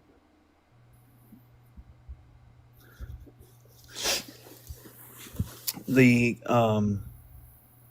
I guess you call it the conservative mindset kind of lines up with the traditional values that I have as a follower of the Christian faith, which I'm not a perfect person by any means, but I try and live a conservative lifestyle, and everything that happens, anything that's being spoken by the left, by the liberals, Democrats, whatever you want to call it, they're just labels to me. It's the same type of person for some reason. None of it goes with anything that goes traditional or has traditional values that are based in a Christian faith. Everything is like me, I. There's no God. It's just, it's, I don't know how you say it's debilitating. Everything just Can I goes ask you a from. question? Yes, sir. Can you name one traditional value within the context of Christianity that is upheld to a greater extent by Donald Trump comparative to Kamala Harris? Well, I would have to ask you, where do you think, how do you think Roe v. Wade would end up if Kamala Harris was the president of the United States? Well, she supports Roe versus Wade being in place. So that's the position that she holds. So that's one thing that I would mention, right? I can't exactly remember your question. I don't have the brain that you have. I said, what traditional value of the Christian faith does specifically Donald Trump uphold to a greater extent than Kamala Harris? And you said specifically it was enforcing in the law that abortion be illegal. I don't see how that upholds the Christian faith to a greater extent. The Christian faith doesn't claim that that people who commit abortion should go to prison. First the galaxy. Right. Actually, in numbers, it tells people to get an abortion if they cheated on their spouse. Right. I have to quote or fact check that. I'm not going to say that's not right or wrong. I still have a lot of reading to do, I imagine. Yeah. But just off of the morality part of it, I imagine there isn't a part in the Bible that says that you need to not follow the law of the land. And if the law of the land is now protecting the human right that people call them fetuses, people call them babies, whatever we want to call it, the geographical location of this growing thing that will inevitably be a human deserves rights. And with Kamala Harris as president, you said it yourself, she would instill Roe v. Wade. With Trump, that got reneged, and now you have people having it harder to make these poor choices that lead to the need for such an act to be committed, So there's one example. I think I fulfilled your question with an answer, possibly. If not, you can ask me whatever you want. I'm honored to speak to you, as much as we don't align with not anything. We don't, we don't agree on a lot, but I do respect your intellect. Whether I feel like it's misplaced or not, I do respect you. Do you think it's wrong to allow for abortions to occur? Yes. Yeah? Okay, so is God doing something wrong by allowing for abortions to occur? If you ask me that one more question, can you ask me that question one more time, please? Is God doing something wrong by allowing for abortions to occur? Is God doing something wrong by allowing people to get raped? That's not. I would argue yes, if we're talking from a theological standpoint, given they're all knowing, all powerful, all good. But that's an irrelevant question to the point that I was just bringing up. Yeah, well, he's all good, right? This is speaking. I'm not God's lawyer or attorney or anything, but he's all good. But when sin entered the world, bad was happening. And I understand, but I would like a specific answer to my question. Is it wrong for God to allow for abortion to occur? Is it wrong for God? So my answer to that is, who am I to say that to the guy who chose? Do you see how your answer is different? When you talk about Kamala Harris, you're saying it's wrong for her to allow abortion to occur, but apparently it's not wrong for God to allow for abortion to occur. Explain to me the differences between those two actions that mean that it's wrong when Kamala Harris does it, but it's not wrong when God does it. Right. So on earth, we are enabling the action. God's not enabling it. He's just letting people, because the free will. We're just allowing them to do it. No. The same way God's allowing them to do it. Come on, I'm definitely not talking while you're talking, but I got you. I hear you. On earth, people are making decisions, and they are enabling paths for people to choose, right, what they want to do, how they want to handle their bad decisions. God is allowing us to figure all that stuff out here. He's allowing everything to happen. He's allowing bombs to blow to up clarify, and kids die. He's allowing people to But hold get on, raped. So to He's clarify, allowing all this God stuff, God right? disagrees with sin that happens, but he allows for it to occur. Kamala Harris could say that she disagrees with abortions occurring, but she wants to allow them to occur. She wants them to be legal. What is the distinction between these two positions? I'm trying to make sure I get your question right. Can you do it one more time for me? Yeah. Again, Kamala Harris can say that abortion is wrong, but it should be legal, right? And God can say that sin is bad, but it should be allowed to occur. What is different about these positions? When I think about Kamala's side Kamala. of the enabling, when I think about Then you're saying Harris's God side, is enabling sin, by the way. That's your perspective then. well, he's enabling anything because he is giving us free will. We're the ones that are committing the sin and enabling the sin. And to God, it is worse for you to guide someone or to enable someone into sin than it is to commit the sin. It's about the same, right? Okay, It so goes- enabling a sin is bad. Okay, you agree that allowing like someone the to do guys who something. make Okay, Go ahead. so listen to this argument. You said enabling sin is bad. Allowing someone to engage in a particular behavior is enabling that behavior. That's what your perspective was. Therefore, God, when he's allowing sin to occur, that means that he's doing something wrong himself because he's enabling sin under your worldview. He's allowing anything to happen, right? You're specifying it as if like he's the reason. You can't blame God. I don't know if you believe in God or not, but You just said enabling sin is bad. Under your view, God would be enabling sin.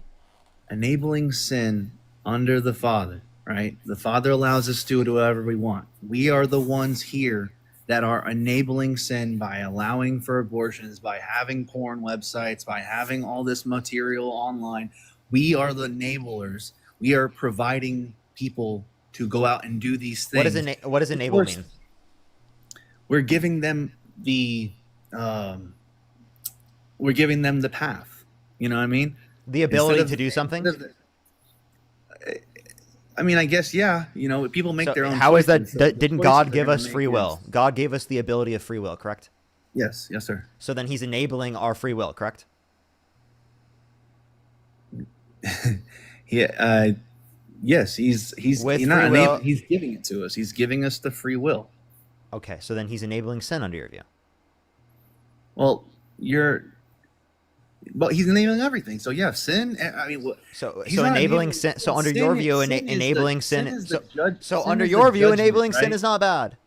No, so sin is the judgment. Like that's and that judgment's going to come from him. He's the one who judges whether it's sin or not. We're doing whatever we're doing. There's rules that are in place in this book that a lot of people don't believe in. Whatever, that's fine. You don't have to believe in anything. I see, like, you comments. People are like, "Oh, the fairy god." Whatever you want to believe, that's fine. Then But why are you using your there's religion to rules- force it on other people by saying that it should be illegal to get access to an abortion? Well, we don't even have to use. I mean, I don't know if I would say it like that, but I That's what you're wouldn't doing. necessarily. No, I'm saying, hear me You out. said because of your religion. Okay, well that's because of my faith. I'm not saying that I can't argue this from without having to use God as the backbone of my argument, right? Then do it. If you think about the cluster, people love saying this. They say, oh, it's just a cluster of cells. They try to devalue life, right? By saying it's a cluster of cells, and if you leave the cluster of cells there long enough, it turns into this thing, and it's a fetus, which is another word for a human. If you leave it there in the womb, it's gonna grow. It's gonna be a human, right? The geographical location of this human does not. When does it become a determine its human? value of life, right? When does So it for become a people human? Conception. Okay, so then when it's a single cell, so we don't say that to devalue it. We say that because it's true. It's a single cell at conception, a microorganism. Okay. You're saying a hear you. microorganism is a person? If we go back in time to a time when we didn't have cameras and x-rays and all this stuff, like let's go back to excuse my language. Let's go back to the Stone Age, right? Let's go back to the Stone Age. If you got pregnant, You had a baby. For you to actually be able to commit an act like to abort was just not even a thought. I mean, people found ways, I imagine, to avoid the shame. What did I just say? Go ahead, boss. What did I just say in the conversation? What were we just talking about? Please remind me. I just want to hear it from your own perspective. Like, what do you think we were talking about? We're talking about how to not use God as a backbone for my argument. Yeah. So how could you do so without religion? Could you give me an argument for why you are pro-birth, pro forced birth, without using religion?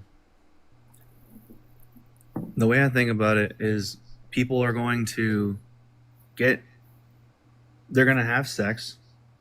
And inevitably, if you use a if you engage in a life-making measure, why would you take away the life that's being created just because you found a way to verbally devalue life that is being created and being in the process of creation? You asking why someone would take away life isn't actually providing an argument. Are you saying that cellular life in of itself is the basis of human value? I mean, there's no human value without humans, right? Was that an answer to my question? What the fuck did that mean? Ask your question exactly how you just asked. You're very good at remembering things. I would like for you to just, maybe I'm forgetting something. What are we even doing right now, bro? The value of human life. You said something about the value of human life, right? Mm-hmm. Okay. Without human life, there is no value. So just because so human cellular life is the basis for value, correct? We'll go with that. Because I imagine you're trying to lead into something else, and I'm ready for it. I'm ready as in I'd like to. I'm sorry. I can't do it anymore. What do you mean we'll go with that? I'm asking you what your position is. I don't know why people today are just like specifically trying not to engage with my points. Like it's getting a bit ridiculous at this point. Only send a guest request if you meet that set of criteria listed on the screen.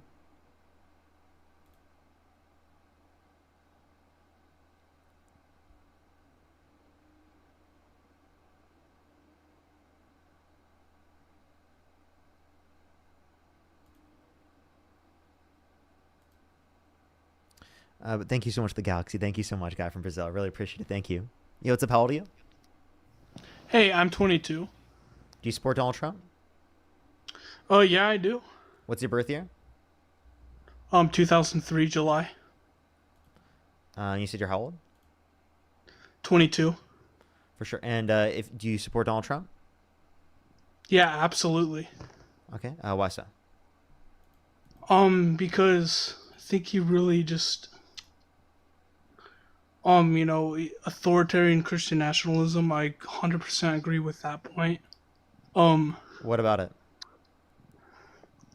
Well, I think if this is going to be like a great society, right? Like just a really good society, we need to have Christian values, and to do that, we have to. What is Christian nationalism?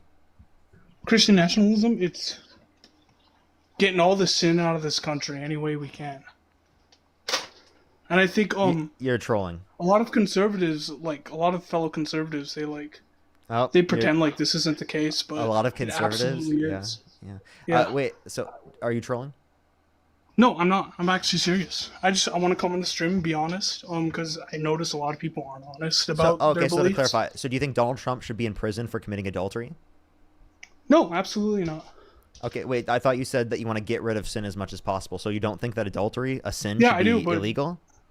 I mean, we got to do what we got to do to get ourselves to that point, and that's to make some but do you think the law should be that way? Choices. On the law? Oh, yeah, absolutely, yeah. Okay, if you have to make some hypocritical choices, then you're saying you can make a hypocritical choice whenever you feel like it. So then how do you justify one position over the other? It's just going to be whatever your position is. It's a means to an end, yeah. It's a means to an end. So, if the end goal is Christian nationalism, then, we got to be hypocrites to get to that point. It's just the reality of it. They're totally trolling, by the way. They're totally trolling. So the next person, only send a guest request if you meet that set of criteria listed on the screen. Only send a guest request if you meet that set of criteria listed on the screen.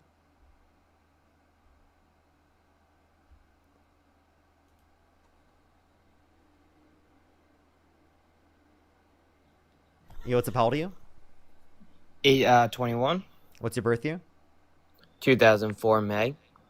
Okay. And if you could go back in time, you could either vote for Kamala Harris or Donald Trump. Who would you vote for? I believe I'd still vote for Donald Trump. And why is that? 2 points. I wouldn't say I agree with everything he has. Everything he says. There are probably a few things I agree with the left about. But the main two things would have to be his viewpoint of the Second Amendment rights and his viewpoint on the trans rights. Okay. Or not rights, but more policies towards it. Okay. Can you give me any of the policies that you support of his? The policy, I'm not sure of the exact policy, but his view of, how I would say more, slowing down or stopping, underage kids from being able to get this affirming care and things like that. You mean gender affirming care? Yes. Okay. So you mean with the help of like a doctor and their parents, right? Yes. So who are you to determine that it's not good for the children when the doctors themselves have determined it? Aren't they going to determine what's healthiest for the child? They might, but I mean, I don't see any possible way how, stopping a body from developing as it should before the right age. Like, you're not allowed to smoke until. There are plenty of children specifically that are not trans that get access to puberty blockers, for example. And, under specific circumstances. Determined by doctors, correct? So specific circumstances determined by doctors when it's healthy, they should be able to get access to it. Well, then why would trans children not be able to get access to it if it's determined by a doctor that it's healthy and best for them? Because they're going out of their way to, a lot of times going out of their way just to be able to get this care when it's not. They don't have everyone who gets access to the care goes out of their way to get access to the care. That doesn't make any sense. If you're going to a doctor, that technically means you're going out of your way. Yes, you're going out of your way, but most of the time it's, underlying conditions that cause it when they're not looking for the affirming care. I'm confused what you mean. Like they have medical reasons why they need the blockers rather than just wanting it because they feel. The doctor determines whether or not they have medical reasons to need something, correct? Yes. Okay, if the doctor determines whether there are medical reasons to need something, then it's going to be the doctor and not you and the federal government. So why are you saying that from the federal government perspective, you should determine what the doctor sees as medically reliable or medically viable? Okay, yes, I can see that. Okay, then exactly. So then you disagree with Donald Trump's policy on that. So what specific policies of Donald Trump's do you agree with? Well, to continue with, that area, it's more stopping it because, what's to say? Granted, I get it. I have no problems with it. I've been around it most of my life with the job I do. It's not a problem how you feel, but it shouldn't be forced down people's throats to have to agree with you. What do you mean by force down people's throats to agree with you? What does that mean? I shouldn't have to sit here and affirm what you believe if I don't believe it. No one necessarily said that you have to. Like, we're not using the law to force you to do that. No, like, not law. Like, think about it this way. I think you should agree with me. Is there anything wrong with me thinking that? Does that mean I'm indoctrinating you by thinking that you should believe what I believe? No, I don't believe it's indoctrinating you, but it shouldn't be a problem if I don't agree with you. It depends on what it is. Like, what do you mean, for example? I'm sorry. Yeah, is it a problem in certain circumstances for people to disagree with us? Like, if someone thinks if someone thinks, for example, right, like armed robbery should be legal, right? Do you think that's like good to disagree upon? No, I wouldn't say something like that. Do you think if we were to disagree upon, like, inciting like someone thinks it's okay to incite a violent insurrection at the Capitol, right? Do you think that's okay to disagree upon? Two different extremes. Yeah, but I mean, that's what Donald Trump did himself. He incited a violent insurrection at the Capitol. Yeah, I mean, I'm not saying I agree with everything the man's done. Like, I would say, like, I know the last guy you were talking about was the abortion thing. I don't believe in the whole government should have a say in abortions. But stuff like this, I'm saying, like, this is more what I lean toward. Not everything. But I would say more with the, trans stuff. I don't think I should have to sit here and affirm what other people Affirm what? believe. Affirm. Wait, what Like, policy? I shouldn't, like, wait. someone I have, wants I have, to I have a say- question. What policy Go of for it. Democrats do you disagree with in reference to trans people? I'm sorry, what'd you say? What policy of Democrats do you disagree with in reference to trans people? The more that, that we have to, I'm sorry, I suck with the, the exact, like, words of their policy. But I would say more saying that I have to sit here and, all right, so you see a guy on the street, he, What biologically, policy? he's got I'm waiting. going- What policy of Democrats do you disagree with? It might not be a policy, but more of a general viewpoint. Okay, so that so you just have a disagreeing opinion with Democrats? It might more be a opinion. Okay, so it's nothing about their policies. So then you're not comparing the policies of either side. You're just saying you disagree with a viewpoint that they have? It might more be a viewpoint. Okay, then I'm confused what your point is. All right, so I mean, all right, so maybe not so much their policies is more I agree with certain viewpoints of Trump than I do of not even Trump. What's more just relevant the if right you and the left. what's relevant about you agreeing on viewpoints if it has nothing to do with the policies they passed? Because it's more that I agree with how they view life than I agree with how the left views life. But why is that relevant if it has nothing to do with policy? Because a lot of times the policies they try to in place go along with the viewpoints they believe their life should be. Okay, so let's see if you agree more with Trump. Trump said the climate's going to start cooling and that science just doesn't know it yet. Do you agree with that? I'm sorry, what did you say? I have bad Wi-Fi. Yeah, Trump said that the climate's going to start cooling and science just doesn't know it yet. Do you agree with that? If the science ended up backing it up, I would, but I mean, that's just... No, the science does not saying. indicate that. That's why he said that the science was wrong. He also said that windmills are causing whales to die in numbers never seen before. Do you agree with him on that? No, I also never personally heard him say that one. So you disagree with those viewpoints. You agree with the viewpoints of the Biden-Harris administration to a greater extent on whether or not whales are dying from windmills in numbers never seen before and on climate change, right? That the climate is increasing in temperature and that it's caused by humans. Then yes, those 2 points I would agree with Biden. Okay, so or then the Biden-Harris administration. so we've now mentioned more viewpoints you agree with Democrats on than you agree with Trump on. Now, given that there are more viewpoints we've mentioned that you agree with Democrats on than you agree with Trump on, what specific policies are relevant to determine why you support them or not, given that it's not going to just be a specific viewpoint? Because I can mention multiple more viewpoints you agree with Democrats on that you do not agree with Trump on. All right, well, would you want to name off a few more and see if it's something I would agree with or not? I mean, I can keep going. He said that he won the election in 2020. Trump, he said that the Democrats stole it. Yeah, it's hard to say how I'd feel with that because of how much, misinformation goes around. So is that wrong or right? I wouldn't say it's wrong, but, it's hard to say for sure. You wouldn't say it's wrong that he literally lost the election. The Democrats did not steal the election. Oh, no, I'm sorry. I didn't mean to say wrong. I meant to say right. He's wrong, right? Trump is wrong, correct. Yes. Okay, so you agree with another viewpoint of Democrats and not with Trump. How many more viewpoints do I need to bring up for you to be like, okay, maybe it is the case that I agree with more viewpoints from Democrats rather than Trump. Therefore, we'd have to look at policies they support in order to indicate which candidate to support. Yeah, so I'd say I would definitely have to look at more policies to see if I still would be in support of Trump. Okay, so like what policies? The one thing I do know that, Trump's view on the Second Amendment. What policy? The policies is what I suck with. I can't remember the specific policies. I know he wants to, make it. I know the Biden-Harris administration wants to, put more walls in place on, getting guns. Like what? More background checks. I know that's what they've always preached. More you have an background issue checks, with background checks? No, I don't have an issue with background checks. But I do believe, it shouldn't be impossible for the average person to buy a gun. Yeah, Democrats don't have a bill making it impossible to get a gun. It's not impossible. Kamala Harris is a gun owner herself. I just want to let you know. So they had no policy specifically to make it impossible for you to get a gun. So what specific policy of theirs do you disagree with? Or like the general idea of their policy do you disagree with at least?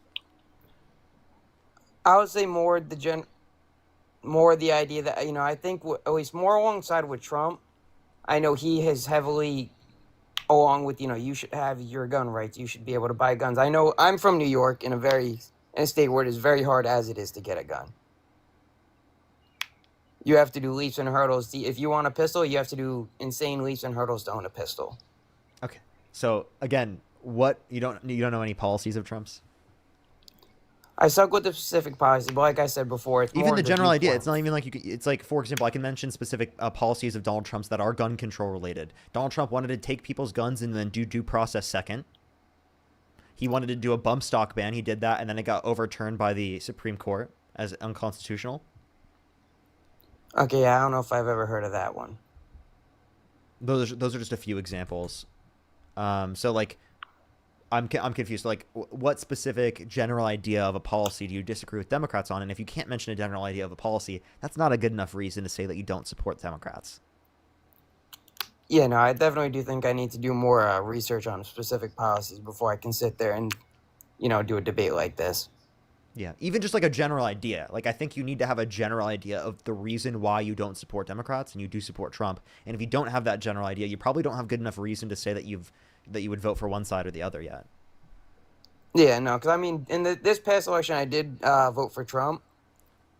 But, it's also generally the people I'm around, even more so policies, just I tend to agree more with the people I'm around that tend to be conservative. On what issues? More just about how they live their lives and how they view, family, friendships, just general What about ways viewing of life. family? Like how they want to cut people off of free school lunch and breakfast when they're children. 420,000 children every single month, on average, cut off of free school lunch and breakfast. The cutting people off of food stamps, 2.5 million people on average per month. The over 10 million people off their health insurance. The adding trillions of dollars to the debt. The decreasing taxes on rich people to increase taxes on working class individuals. I mean, I'm sure that could be the case, but none of the people that I've in my life that are conservatives believe in any of them. To believe in any of what? Believe in any of the points you just brought up, but then why do they still vote support for Donald Trump? Because that's everything Donald Trump has done. I mean, I would say I'm middle class. I haven't seen anything he's done that's made a difference in my taxes. I know he passed a big, beautiful Tariffs? bill. The tariffs That causes were your supposed- prices to go up. That causes your labor market to be worse. That causes the real GDP of the economy that you exist in to grow at a slower rate. Yes, but in the practice of tariffs, when he placed the tariffs, it was more of a negotiation. We raise your tariffs, and then they work out a deal and they lower back down to get prices for cheaper sale. Name a single country where they lowered tariffs lower than what they were originally. I could be wrong, but I believe it was the UK. No, we didn't reduce it in the UK more than what it was prior. Then that might have been misinformation. But I did see that on an article where they said the UK lowered their tariffs on our side. Yeah, because from we the raised rates them on that theirs. Trump raised them to. So like, think about it this way: if you take the tariff rate and you put it to 90% from 20%, and then you reduce it to 45%, did you increase or decrease the tariff? No, well, the article that I was reading showed Answer that my question. No is not an answer to my question. Can you repeat the question one more time? Did you increase or decrease the tariff? If you raise it from 20% to 90%, and then decline it then to 45%. It's still increased. It's still increased. So even though it decreased from the height that you increased it to, that does not mean it overall decreased. Meaning that the decrease that you're talking about is from the initial point that Trump raised it to, not from the original point that it was at. So it increased. It net increased. So you can't mention a single country where we net decreased it. Trump was trying to increase tariffs because he wanted to, quote unquote, bring back manufacturing to this country. You can't bring back manufacturing to the country unless the tariff is implemented. Yes, but from what the viewpoint, I mean, I'm going off one or two articles that I read where they said it raised the tariffs, and then when they brought them back down, the other country brought their tariffs back down. Okay, so again, I would love to know what country this is. If you don't know, then we can't even have a conversation about it. Yeah, that's probably fair. I'd have to look up the articles I was reading again. And then why was his goal to increase domestic production and to bring back manufacturing to the United States if the tariff is not going to be implemented? I'm sorry, what'd you say? Yeah, how is he going to increase domestic production without tariffs being implemented? Like you're saying, like the goal of him bringing domestic production up? How is he going to increase domestic production without the implementation of the tariff? How would he do it without the tariffs? Yes. That I honestly really couldn't tell you. I know the goal of the tariffs was to make it so people, didn't really want to buy and sell with us, so we do have more reason to build, or they have more reason to also have other countries produce products in the U.S. Other companies. Yes. So it's to bring back domestic manufacturing, like you just said. If the tariff is not implemented, then there is nothing that they're specifically advocating for that would increase the domestic production. So how could his goal be to increase domestic production if his goal was also to reduce tariffs? Like you're asking, I'm sorry, I think I'm a little bit lost in this question. I can tell. So I'll ask you one more time. So how could he increase domestic production in relation to tariffs if his goal is to reduce tariffs? I'm sorry, you have to bear with me. I'm just not understanding the question at all. How would he increase domestic production in the United States, production within the country, if it is the case that his goal is to reduce tariffs? If his goal is to reduce tariffs and have production increase in the country,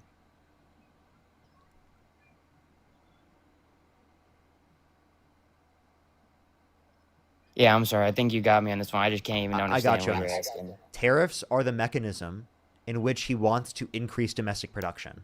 If the tariff is not implemented, there is not an increase to domestic production. So if his goal is to get rid of the tariffs, his goal can also not be, these are mutually exclusive, meaning they can't be true simultaneously, that his goal is to increase domestic production. If the tariff is not implemented, there's not an increase in domestic production relating to the tariffs. Okay, so yeah, now I think I get. So you're saying the tariffs. So it's not. You're saying it's not going to help in the long run because the tariffs wouldn't. Once the tariffs come out of place, they would end up not producing in the states anymore. No, what I'm saying is that his goal is to increase domestic production, meaning that he wants to impose greater tariffs rather than get rid of them. So you saying that his goal is to bring down the tariffs is actually wrong because he wants to bring back manufacturing to this country, which would necessitate that he increases the tariff. Oh, okay. Okay, I get what you're saying. But even, leaving the tariffs in place, if they're producing in states, then it would still be cheaper regardless, so the tariffs wouldn't have so much as an effect on the economy. It won't be cheaper because domestic manufacturing is more expensive in the United States compared to other places around the world because of comparative advantage that leads to them being more profitable in other countries around the world. And that's why it's not currently being produced in the United States without the tariff being implemented. It will be more expensive, and also be more expensive because aspects of the manufacturing process come from countries around the world. So we might assemble some products in the United States, but say like materials of that assembling process come from countries around the world. So if you increase tariffs, then you're going to increase the cost of manufacturing in the United States because aspects of that production process went up in cost. Okay, so you're saying. Okay, I get what you're saying. To be honest, I think I need to do some more research and think about where I actually stand. Yeah, absolutely. All right, well, then that's really all the questions I got for you. For sure. I appreciate you coming up, Tony. All right, thank you. Have a great night. You as well. You as well. Let's go on to the next person. Only send a guest request if you meet that set of criteria listed on the screen. We are just looking for some debates, everybody. Only send a guest request if you meet that set of criteria listed on the screen, everyone. Dalia, thank you so much. Really appreciate the dollar. Thank you so much. I really appreciate it. Thank you. I'm so sorry. That's horrible. I'm so sorry you had to deal with that. And also, thank you so much for the $5. Thank you so much. I really appreciate it. Thank you. Absolutely.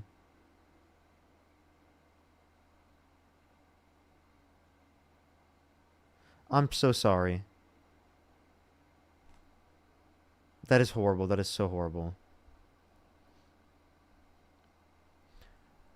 Alrighty, everyone, let's go on to the next person real quick. Only send a guest request if you meet that set of criteria listed on the screen, everyone. Only send a guest request if you meet that set of criteria listed on the screen.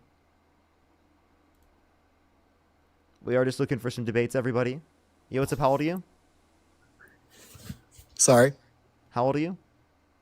I am 19 years old. I'll be 20 in 2 weeks. My birthday is October 6, 2005. For sure. And do you support Donald Trump? Yeah, about 75%. If you could go back in time and you could either vote for Kamala Harris or Donald Trump, who would you vote for? I'm a little bit convicted on that, to be honest. Hopefully you can maybe sway me. I would say I lean towards Trump, but I'm open to what you have to say. Okay. So you would, if you had to, pick Donald Trump in that context?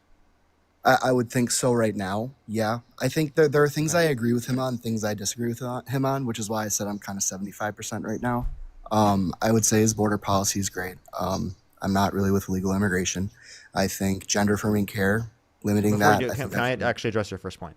So you think For sure. you need to abide by the legal process? To get into the country and live here? Yeah. Yes. Okay, so does Trump need to abide by the legal process to deport them? Say that one more time. Does Trump need to abide by the legal process to deport them? You're referring to due process? Yeah. Yes.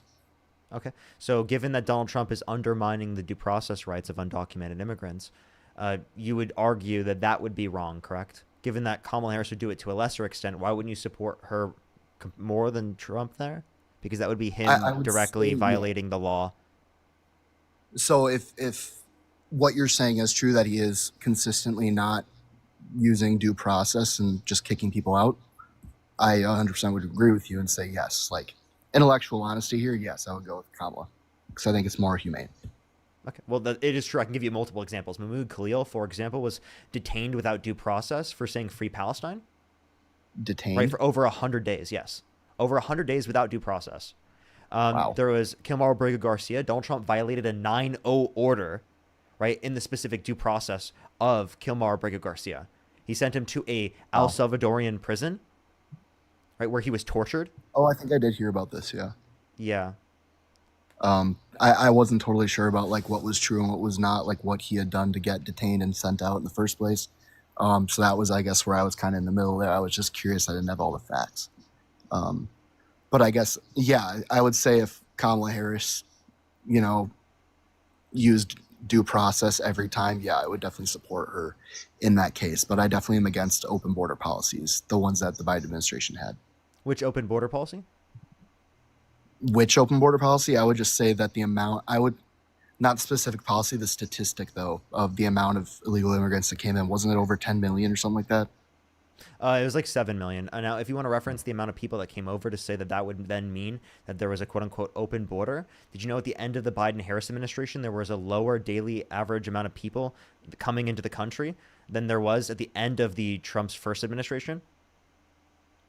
But Trump's first administration, that was all getting it started, correct? That was while they're still building the wall, still getting everything going. And now in Trump's second term, now the numbers are drastically down.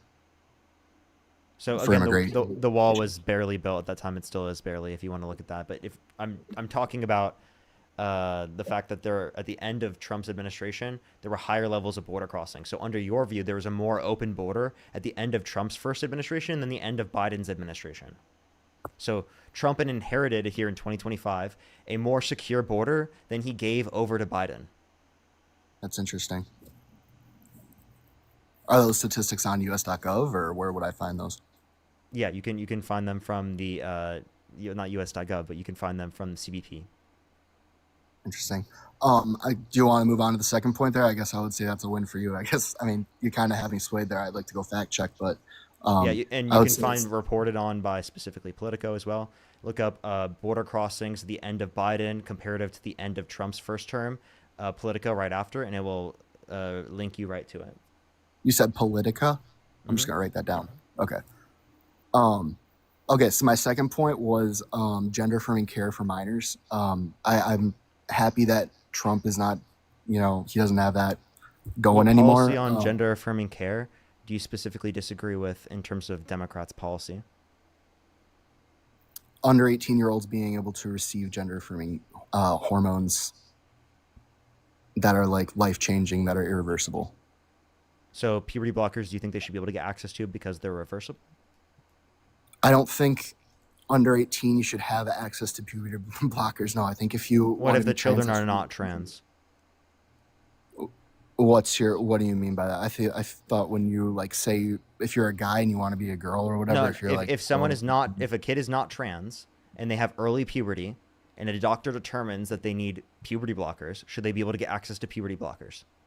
well, for sure, but that would just be under another Okay, clause. wait. That would, Okay, so then you're saying that kids at that age, given that a doctor determines that it's medically important for them to get access to puberty blockers, they should be able to get access to it. Well, that's also true in the instance in which we talk about trans children.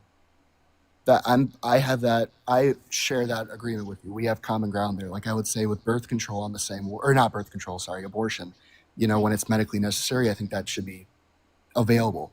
That's why I'm happy where it is now. But on to the original point with gender affirming care, I mean puberty blockers and what I mean. If it's medically necessary to not just save their life but make their life better, yeah, if it's medically necessary, that's different than giving Determined them by a puberty doctor, right? determined by a doctor. Okay, so but that's all that's happening. That's all that's happening. So our position is that it should be determined by the parents, the doctor, and the kid. And then when the doctor point, indicates that it's medically reliable for them to get access to it, they should be able to get access to it. Not when it's irreversible. What do you which is irreversible? Well, I don't know the exact name of the drug, but I'm going to refer what's his name, Matt Walsh. He had a documentary called Matt Walsh is not a reliable source at all. He's not. No, he was trying to claim that puberty blockers were the same as like chemical castration drugs when those are different doses. So different doses of the same drug have totally different effects. Oh, that he was one of my main like sources. So, yeah, like that's a lie. Him saying it's chemical castration drug is a lie because it's not at that dosage. So like the puberty blockers that like kids were receiving during the Biden administration, like those weren't irreversible. Like if at some point can I give you actually before you go into this, can I give you an example? Did you know that at certain dosages, water can kill you? Oh yeah, I know that water poisoning. Yeah, anything. Exactly. Claiming that at a higher dosage than what specifically it's used, it then becomes dangerous is not a reason to claim it is dangerous. And that is exactly what I mean by saying that he is disingenuous and that he's just like a transphobe because he's actively using misinformation to try to convince people, right, in restricting trans people's access to basic amenities. I definitely agree with you there. If that's like actually the truth, again, that's another thing I'm going to write down here and fact check. But I mean, if that is the truth where it's reversible, like if, you know, when you're older, you're like, you know what, it was a phase. If that's reversible and it's not going to ruin their life and they're still to have kids if they want to, if that's the case, I'm 100% with you there. Okay. All right. Well, is there anything else you'd like to talk about, Arad? Not really. I had one other question. Do you by chance record like your interactions? Absolutely. Like your live streams? Is there a chance you could like send me this clip or whatever? I wasn't recording, but I'm part of the Turning Point USA chapter, and I was hoping we could use this clip like as an example for respectful debate. Sure. I don't think you should be involved with Turning Point. I think Turning Point is not a good organization to be involved with. If you genuinely want like to bring America together, then you shouldn't support extremist ideologies such as supported by Turning Point USA. Like I think that polarizes America to a greater extent and removes our ability to meaningfully come together towards things that are good for our community, right? Like Turning Point undermines like the integrity of our elections, right? By saying that the 2020 election was stolen, right? That's a good example. That's polarizing in of itself. That would be like an example, but sure, you could use this as an example of a conversation specifically in terms of like what would be a meaningful conversation. It's on my YouTube. You just go to Parker Good Job on YouTube. I mean, I guess I'm more with Turning Point. So, I mean, it's at my college, it is very, very liberal. And I guess I would say I am a little bit more Republican. I'm kind of like starting to sway a little bit. But I would say I use it more as a space for my Christianity. That's my religion, you know, and it's nice to have like-minded people there. But I mean, I definitely find points where I start to disagree with them where like Gaza, like what the fuck, Israel's like what the fuck? That is a great example, like the genocide happening in Gaza. But one thing yes, that's absolutely something that you should disagree with Turning Point. I'm glad that you do disagree with Turning Point on that. That's an incredible thing for you to disagree with them on. It is important for us to acknowledge that there's a genocide happening in Gaza and that Israel is perpetuating it. Right, that is important for us to acknowledge and definitely to disagree with our politicians on, and especially our different political movements. Yeah, that's definitely 100% a place where we can find common ground. And I guess my point is that like I hope that you continue to critically think about those different types of views because being Christian doesn't mean you have to side with the right. There are plenty of people on the left that are Christian, And I would argue Exactly. that like it's that like we are the ones advocating to uphold, you know, human compassion, dignity, and value when we don't want, you know, 420,000 children to be cut off their free school lunch and breakfast, the 2.5 million people to be cut off of their access to food stamps on average every month for both of those, right? And over 10 million people losing their access to health insurance. I think that's antithetical to human compassion, empathy, caring about other people. Right, things that I would like agree with you. you know typical Christians specifically would support, and that's why there's plenty of people who are Christians that support Democrats. Kamala Harris herself is Christian. Yeah, exactly. Well, yeah, thanks for the great conversation. Yeah, you have a lot of stuff for me to think about. Appreciate you coming up. Yeah, have a great rest of your night. Alrighty, let's go on to the next person. Everybody, only send a guest request if you meet that set of criteria listed on the screen here on TikTok. We are just looking for some debates. Orange, thank you so much for the $4.20. Thank you so much. Absolutely. Rayleigh, thank you so much. I really appreciate the $5. Thank you. Thank you so much. Watch my streams. I think that there's been a lot of conversations that have been respectful, that have been productive, especially recently. I've had a lot of great conversations. And I feel like I've been changing a lot of people, especially recently. Like I've definitely noticed an uptick in how many people are actually being genuine. Like I'm not going to lie. So I think that's a really good thing that gives me hope and gives me optimism for the future. And I think that's important for us to have. Also, look at the approval ratings for Trump's economic policy. I mean, that was the main reason based upon exit polling that he won the election. And his approval ratings are terrible for the economy right now. That's the conversation we need to be having with MAGA, showing them the main reason why they supported Trump is actually a reason why they shouldn't support him. I think that's an important conversation for us to have. Have conversations with everyone. Make those arguments. If you make these arguments, you see how much it convinces people here. You're more likely to convince someone in your, typical daily life with these types of arguments. Chris, thank you so much for the $50 on YouTube Super Chat. Thank you so much, Chris. Can we get some W's for Chris in the comment section right now? Thank you so much. I really appreciate it. Thank you so much. Ron, I'm so sorry about that. That's horrible. I'm so sorry. They should get banned. Every single one that said that. Joe, thank you for the $5. Romy, thank you so much. I appreciate the $10. Thank you. Soul, thank you for the $5. Light, thank you so much. I really appreciate the $2. Kill the Wind, thank you for the $2. Thank you so much. And for the $5 as well. Thank you so much. I really appreciate it. Thank you. Carrie, thank you so much for the $5. And Kill the Wind again, thank you for the $5. Livy with the $5. Jennifer with the $5. Sage with the $2. Thank you. Thank you so much. I really appreciate it. Thank you. Aiden, thank you so much for the $10. Thank you, Aiden. Desade, thank you so much for the $5. Thank you. Thank you. Rodney, thank you so much for the $10. Coral with the $20. Thank you so much, Coral. Thank you so much. I really appreciate it. Thank you. I think I'm fully caught up. If I missed anyone's messages, I'm so sorry, everyone. I'm so sorry. Alrighty. Yehoshua, thank you so much for the $5. Thank you. Absolutely. Orange, thank you for the $4 again, 20 cents. Thank you. And Riley, thank you so much for the $5 again.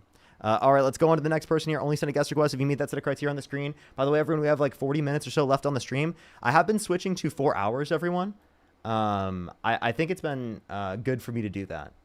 I do appreciate everyone coming through. Tomorrow I should be on live early. I'm talking 9 a.m. Pacific time. So here in literally 12 hours, I should be live. Just letting everyone know. I should be live early tomorrow. I'm doing lives a lot earlier here recently because my girlfriend has started working and she works earlier in the day. So I actually go live earlier in the day so that I can spend more time with her later, like when she's off. Nina, thank you so much for the $10 on YouTube Super Chat. Thank you so much. But if you do miss any of my live streams, everyone, make sure to check them out on YouTube. Subscribe to me on YouTube. We're actually catching up to Dean in subs on YouTube right now, which is pretty nuts. We're catching up right now. It's kind of crazy.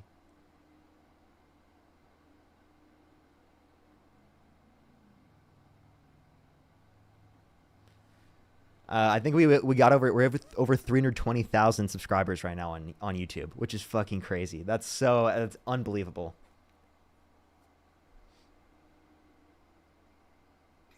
Yo, what's up? How old are you?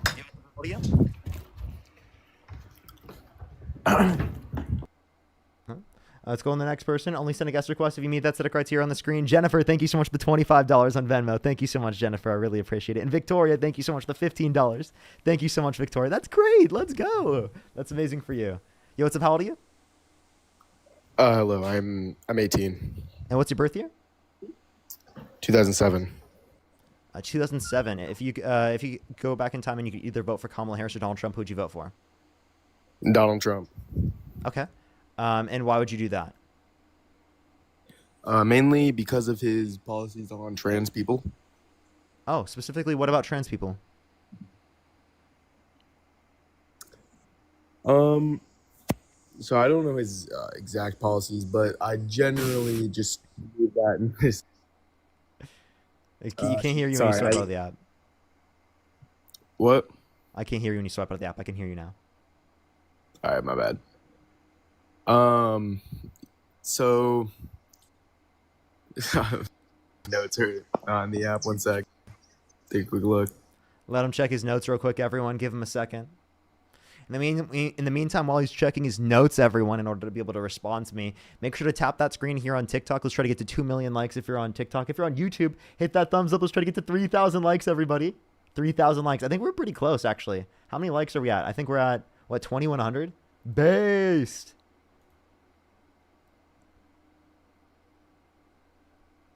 Give him a second, everyone. It seems like he needs a second in order to find this information.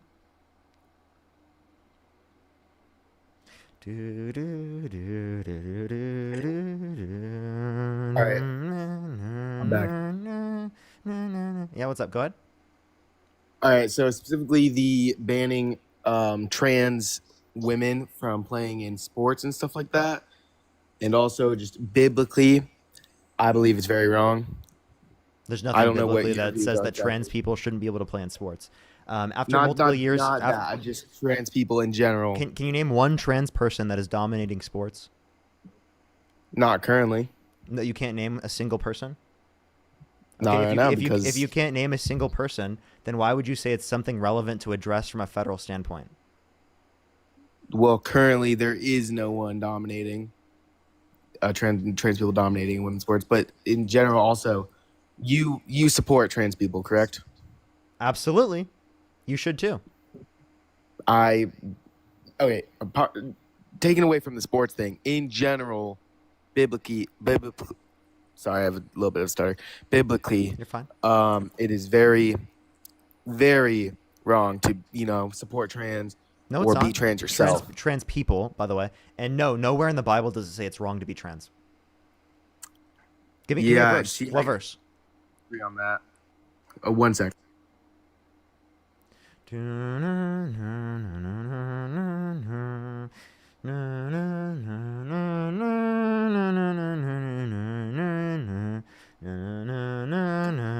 Genesis 1:27. What's up?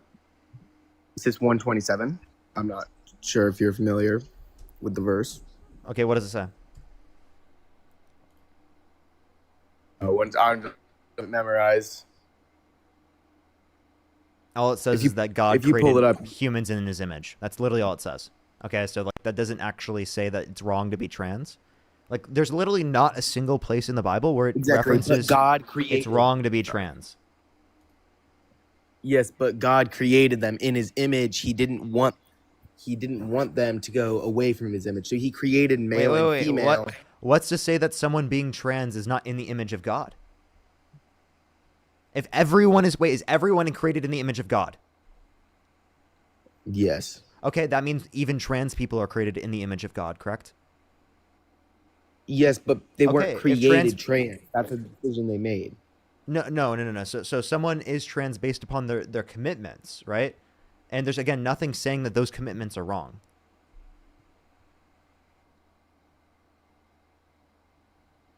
Right? With the same way that I'm a man based upon my commitments. Right? My commitments towards a set of social and cultural norms that are typically associated with the male sex as a prescription of my identity.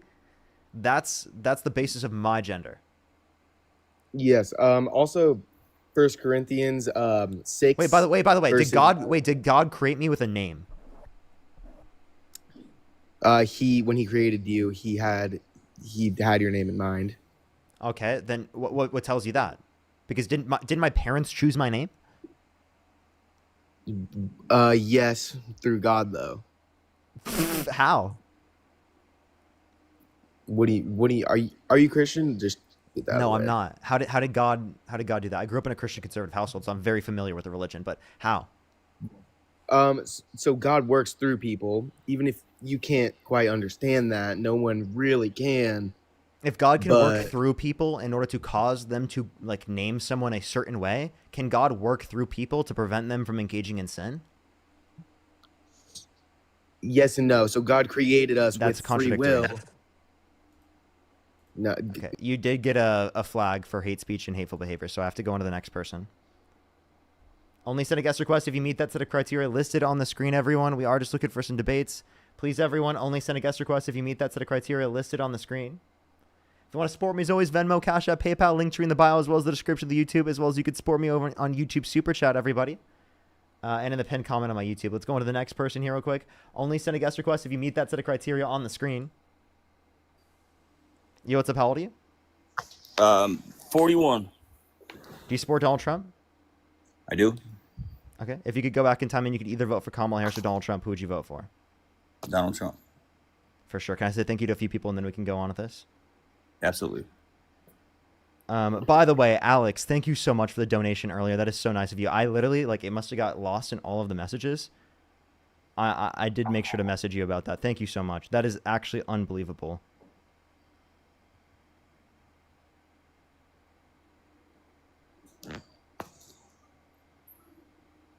So I just need to make sure I message them.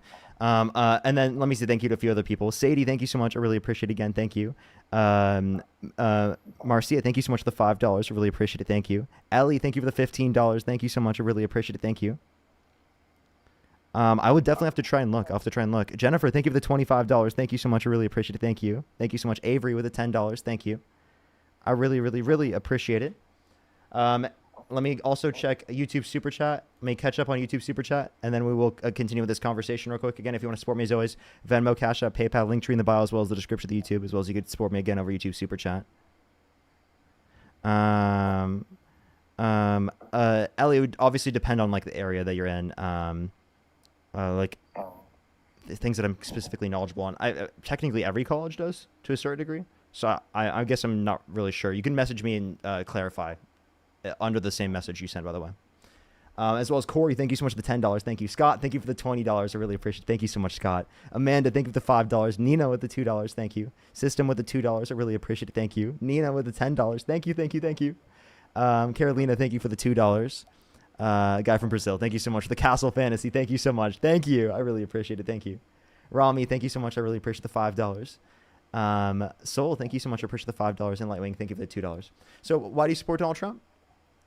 I mean, there's a couple different reasons why I support Trump, or really, it's really more of a presidential ideas more than like a specific right or left. I don't, for me necessarily. There's always going to be ideas and personalities that come in, they come up with topics that invoke votes. Is the goal of any president when they come in? They have all these really cool policies that really never transform into anything. They kind of fizzle out on both sides. For me, when I'm looking at the idea of what we need for America, it is to create more possibility for all of the Americans. Would you agree with that? Repeat what you just said. I apologize. So, like, the goal of what the presidential election or whatever it is, whoever we put into office, the goal of what they're supposed to be doing is to create a better America or a better possibility for all of America. Would you call that correct? Yeah. So would you say that in order to be able to do that, there has to be able to have the ability to be able to have more jobs and or more possibilities? More jobs are one of the important elements of that, sure. What is another important element? Well, it would be real GDP growth, inflation. Explain that. What do you mean real GDP? Explain that. What do you mean by that? GDP increase minus inflation.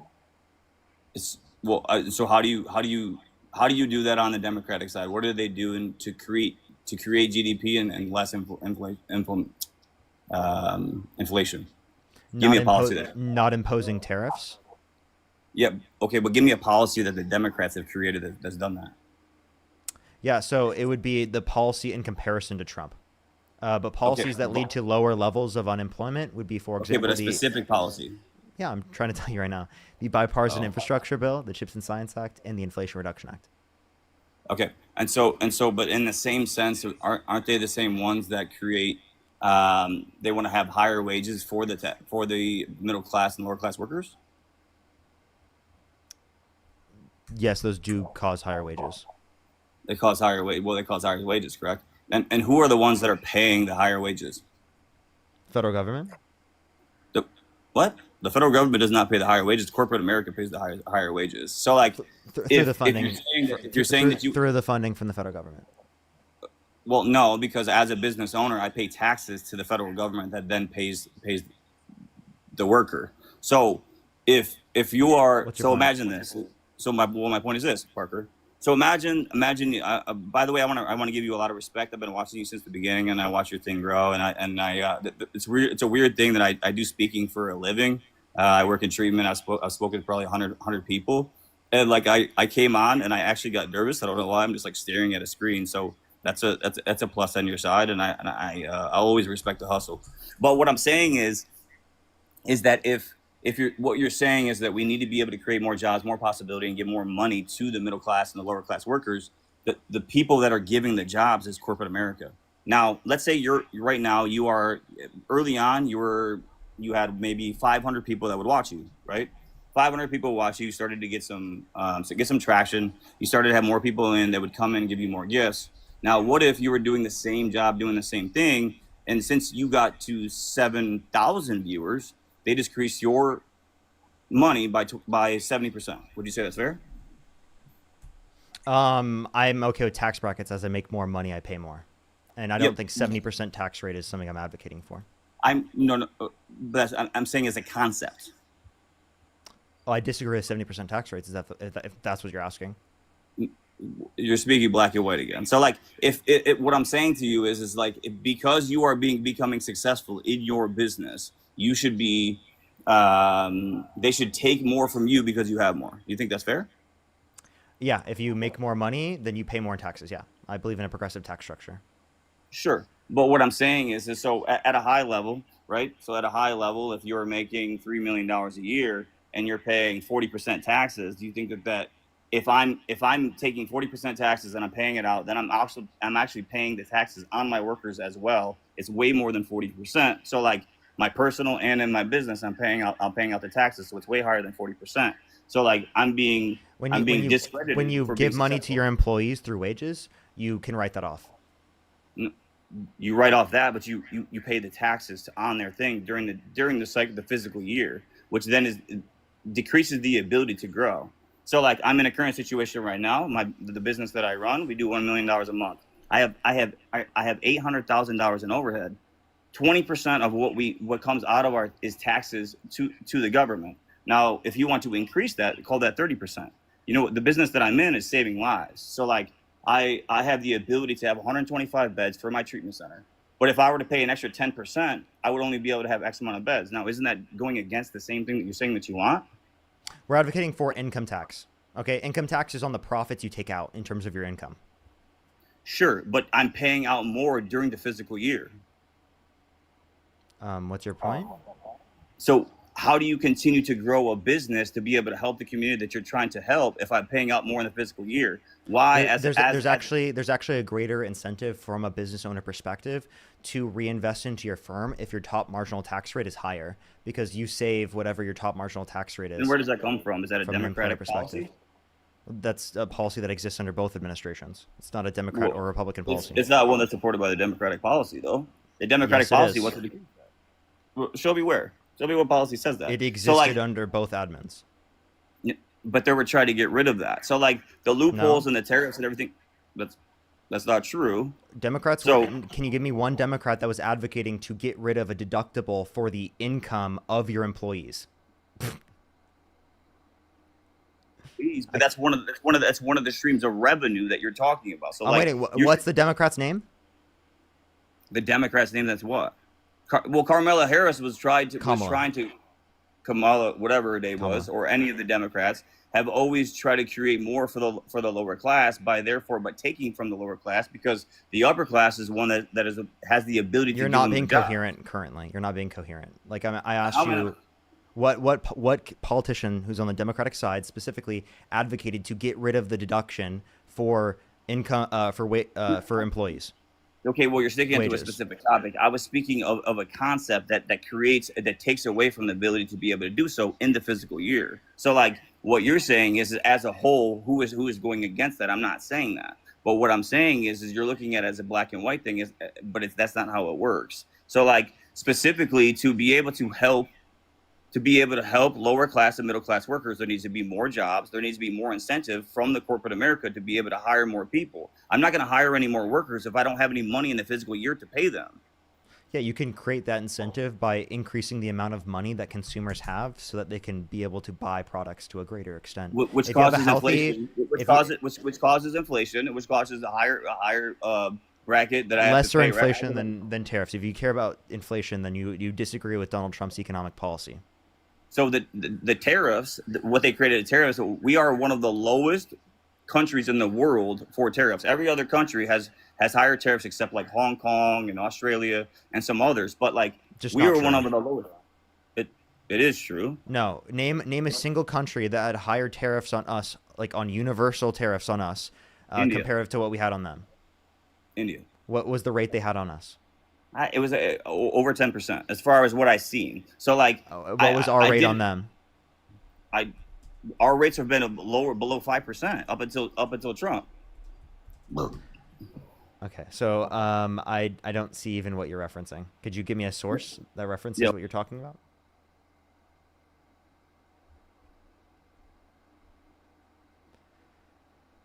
All right, give it a second, everyone. In the meantime, do give it a second.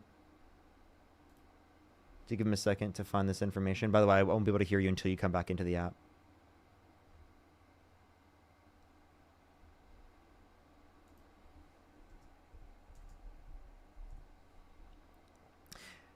Alrighty, do give it a second, everyone. The BLS. What's the title? Hold on. Like, what was their tariff rate in 2024?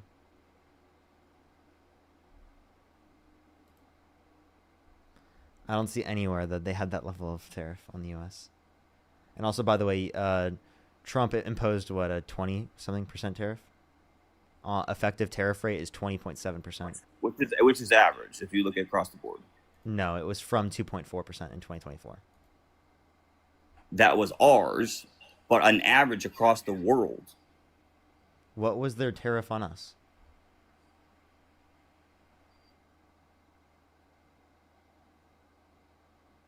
Not here nor there. So what you're saying is you're looking for something specific to be black and white, as always, as that's how you debate, which it's great. But at the end of the day, what we were still lower than everybody else because theirs are higher, this is higher, it doesn't really matter. Across the board, we were one of the lowest in the world. So like for him to create more tariffs, what he's trying to do is bring it to the country, because what you were saying is that it's causing problems to not produce into America. But we don't produce in America because we don't make any money off of what we produce because of the tariffs. So that's why we buy from other countries, because we don't get charged. So like that's why everything was being outsourced. So like if it's as of right now, if we start to produce in America right now, it would cost us more money because we have to rebuild because of not having the tariffs to begin with. So it's a long-term plan. It's not going to happen tomorrow. It's just like any other policy. So if the Democrats were, let's say the Democrats I want to know why it's not a long-term plan, because it's through executive action, meaning the next president is just going to overturn it. I mean, so it's not long-term. And that's how it goes. Like any Trump policy that could happen. How's domestic manufacturing doing? Domestic manufacturing is up from where it was. No, it's not. It's not up from where it was. Yeah, real manufacturing investment has declined since Trump got in office.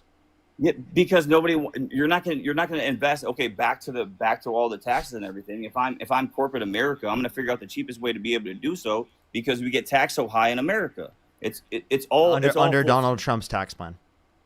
Well, under the tax plan that he was handed. So like you could only this is do the so tax much. plan that they passed through the Big Beautiful Bill, and through the Tax Cuts and Jobs Act. By the way, wait, do you think taxes were bad under the Biden-Harris administration? Do I think that they were bad? I think they're bad all of the time. But what I'm saying is what the way that do you think that they were worse under the Biden-Harris administration? Depends on which policy you're talking about. So like in overall. Probably not, because there was less money to go around to be able to tax. So like what the fuck does that mean? No, what? What? What do you mean? What are you saying? What do you mean there's less money to? What are you saying? So as far as like, in America, unemployment rates were plummeting. We weren't making as much money in America to be able to spend. So like you can't take something which you don't have. What was I say? What was my question? Your question was, were the taxes lower with the Democrats than they are with Trump? Yeah, I'm asking about the percentage tax. The percentage tax across the board? I don't know that exact policy. Do you think it was different? Probably. I mean, every time the Democrats and I just want to know, it was Trump's tax policy. Sure. Under the entirety of the Biden-Harris administration, they were under Trump's tax policy, the Tax Cuts and Jobs Act. Correct. Because he was trying to create to be able to produce. But it was different? To have more money inside of America. So like the whole goal of everything that he's trying to do is to look at it from the aspect of not politician, but from the standpoint of a businessman. So like, yes, does he want policies to sway his way because he's a person that's in business? Yes. But more like a con artist. I mean, he's a failed businessman. He had 6 bankruptcies. Every politician's a con artist. That's how they got there. So let's be honest. Okay. But anyway, what is a con artist? Well, a con artist would be an actual criminal. So I would say a manipulator. Oh, I guess so a convicted felon?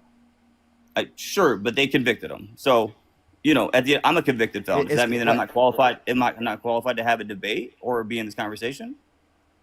Well, I never said it's not qualified to be in the conversation. I'm just saying that, like, you said being a criminal was demonstrating of being a con artist, and Donald Trump is the criminal. Kamala Harris is not a criminal. Kamala Harris is not a criminal because she wasn't put in position to be able to be caught for the criminal act because they didn't want to come back. What criminal acts? Did they hit him with? I honestly don't even know. No, what criminal acts did Kamala Harris engage in? Well, I don't know. I mean, who knows what people do in the background? That's what you were claiming. Donald Trump has been convicted. No. I said manipulation. I said I shouldn't use the word con artist because it's manipulation, and that's how they get into. So you agree that Donald Trump is the con artist, right? I agree that in the retrospect of what the word describes, yes, because he's a Kamala criminal. Harris does not. Oh, sure, but that point doesn't prove anything. So, like, what does that prove? And so because I'm just saying you support a con artist over someone who's not a con artist.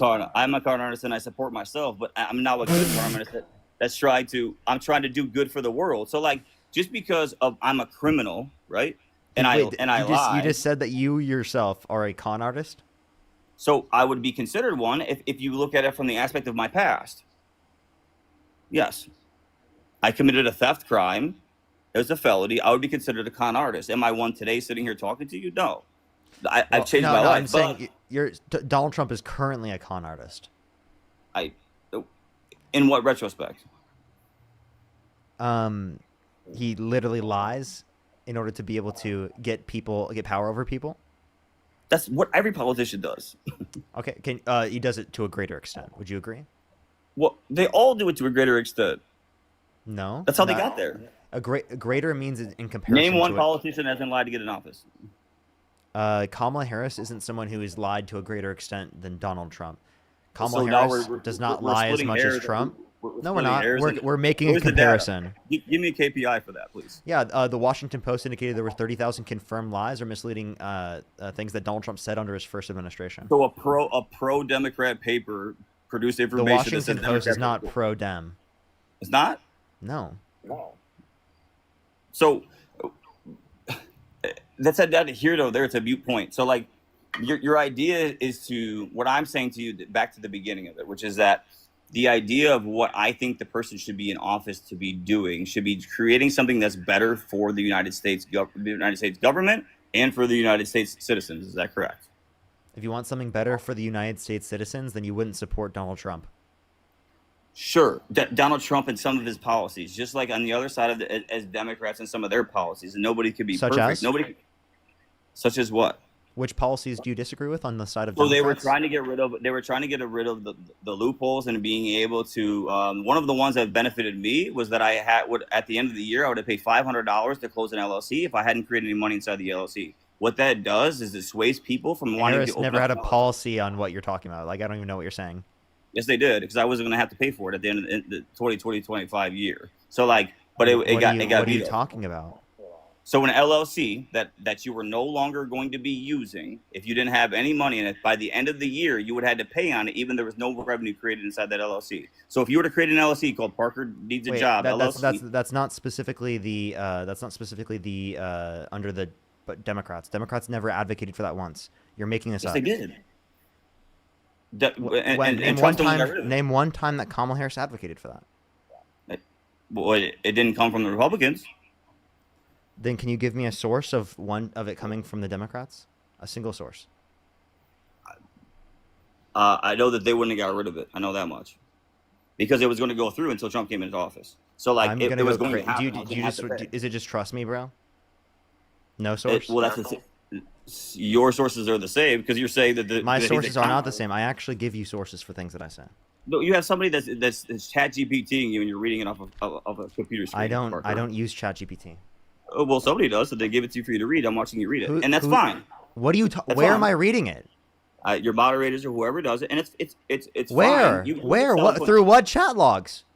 Okay, can I get out one more topic before you kick me off real quick? No. So, actually, genuinely, like, where am I reading this? Wherever you're looking, you're getting your sources from. Okay, so you want to know what's on my screen? TikTok Live Studio, the chat, right? Like the TikTok chat, a notes app for me to write down what people are saying so that I can remember it. Myself on Streamlabs and my YouTube chat. That's it. Are you using AI for the notes app? No, the notes. It's literally Notepad. So you're typing it as we go along? Or who's yeah, I can tell you what I wrote down. Certain ideas make it better for people. More jobs. Corporate America is where jobs come from. That's all I've written down. Okay, fair enough.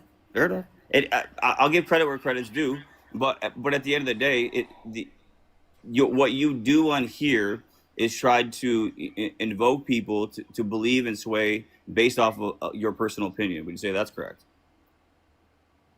I want people to believe what I believe. Yes. Yeah, sure. And from your opinion. Why else would I be doing this? So why is my opinion not treated the same? Because I think that I have evidence and facts and basis for my position that you don't have for yours. You think, or you do? I do.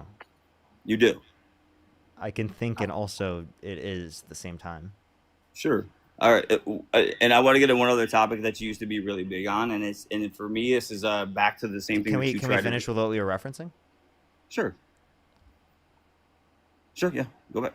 Whatever you would like to talk about. What are these policies of Democrats that you disagree with? You mentioned a policy that you couldn't even provide a source for that Democrats have even talked about. Because if I go off of the site, it looks like I'm searching on ChatGPT, which it doesn't incite for a good debate.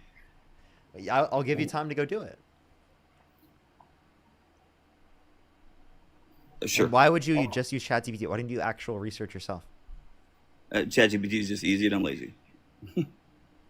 So you were really just projecting? No, I'm not projecting anything, because it was a situation that I dealt with myself personally as a personal experience, because I own multiple LLCs. No, I meant like you were saying that I was ChatGPTing when it was actually you. Well, everybody uses ChatGPT, Park. I don't. I literally don't. Claude? What? You use Claude? What is that? So you don't use any AI? No. All right. Fair enough. So your sources are just Google searched? Yes, I literally just Google things up. And so ChatGPT doesn't do the same thing? No. No? How not? It uses different basis for it. Sure. Like and then inside of the basis, where is it searching? It might search the internet, but it's through a different process. And oftentimes ChatGPT will like give you sources Kind of like Democrats and Republicans. ChatGPT will give you sources that literally don't exist. They do, and that way you have to fact check them. That's for sure. It does happen. You have to be for sure. But I know that the policy 100% was created and was a thing because it was going to affect me, Parker. Okay. So it's a personal experience. I understand, but no one's heard of this policy. No one but you. Literally, there's 7,000 people on the TikTok stream, and there's 3,300 people on the YouTube stream, and not a single damn person in the stream has heard of what the fuck you're talking about. Well, because they're all like 21 years old. So they don't know. No, the average person on YouTube is definitely a lot older than 21. But yeah, people on TikTok are disproportionately younger. Sure. Sure. So Well, how does that can we change move on? anything? There are people in the It chat. Look does. at all their It's all ages. perspective. They're all agreeing with me. It's all perspective. Correct? Okay. Yeah. Fair. Right? Do you wanna address Did you what agree I with me said? for one? Was that like an actual like you almost like acknowledged that it was that it was right, which I'll take. But the next thing that I want to talk to That what was I want right? to talk about, that you acknowledge it, that it was Acknowledge what? perspective. That it was perspective. Yeah, I have You- the perspective of being acquainted with reality, and you have the perspective of not being acquainted in reality. Well, I am acquainted with the reality because it's a reality of my life that I dealt with, and so it's a reality for sure. It's not KPIs and Google searches. Yeah. Okay. So you understand that, like, I actually look for resources and evidence No, it's a behind my job. positions, and then you Yeah. believe things, and then look for resources to support what you already believe. What happened? It's not something that I believe if it happened, Parker. Dude, you're claiming Democrats did this, but you can't mention a single piece of evidence Fair. that indicates that. What I said, and not a what I single said person in the was- chat has what- ever what I- heard of Democrats saying this. What I said was is if he didn't come in and change that from happening, it would have happened. Is what I said. Whether you support it or not support it, if you don't, Okay, if you don't, no one's that's heard what of I this said. policy. You made this up. Okay, hold on. Let me look for it now that you're saying that. Yeah. Thank you. Thank you. If you're on YouTube, hit that thumbs up, everyone. If you're on TikTok, tap that screen. Let's try to get to over 2 million. We're just about at 2 million. Let's go. Libby, thank you so much for the $10. Thank you so much. I really appreciate it. Thank you. Absolutely. W, Libby. Gabriel, thank you for the $3. Rue, thank you so much for the $10. Thank you. Anthony, thank you for the $5. Nina, thank you so much for the $5. Thank you. Corey, thank you for the $10. Nina with the $2. Amanda with the $5. Thank you. Scott with the $20. Thank you for I'm 56 and learning some great talking points. Thanks for the live chat. Can we have some W's for Scott in the comment section right now? Thank you so much. Brianna, thank you for the $20. Thank you so much. I really appreciate it. Thank you so much, Brianna. Angela, thank you so much. Really appreciate the $6. Thank you so much. Thank you. Sarah with the $10. Rick with the $25. Thank you so much, Rick. I really appreciate it. Thank you. Megan with $1. I really appreciate it. Onyx with the $5. Miley, thank you so much. I really appreciate the $15. Thank you so much. I really appreciate it, Miley. Can we get some W's for Miley in the comment section right now? W's for Miley in the comment section right now. I actually need to look into that. I actually haven't seen that one quite yet. Thank you for letting me know. Thank you. Again, if you're on YouTube, everyone hit that thumbs up. How many likes are we at on YouTube, everybody? How many likes are we at on YouTube? Let's see. 2,300. We can get to 3,000. We got this, chat. We got this. If you're on YouTube, hit that follow button. Hit the subscribe button. I'd really appreciate it. If you're on TikTok, follow me if you have not already, everyone. We've gained over 2,200 new followers here on TikTok today. That's a W. Joseph, thank you for the $3. Thank you. Thank you. Again, if you want to support me, as always, Venmo, Cash App, PayPal, link tree in the bio, as well as the description of the YouTube, as well as you can support me over YouTube Super Chat. And by the way, if you agree with me that Donald Trump is a con artist, type 3 in the comment section, everyone. If you agree with me that Donald Trump is a con artist, type 3 in the comment section. Diabolical, I tell you. Diabolical. Here, we're gonna bring up another person to help him out in the meantime while he finds this information, everybody.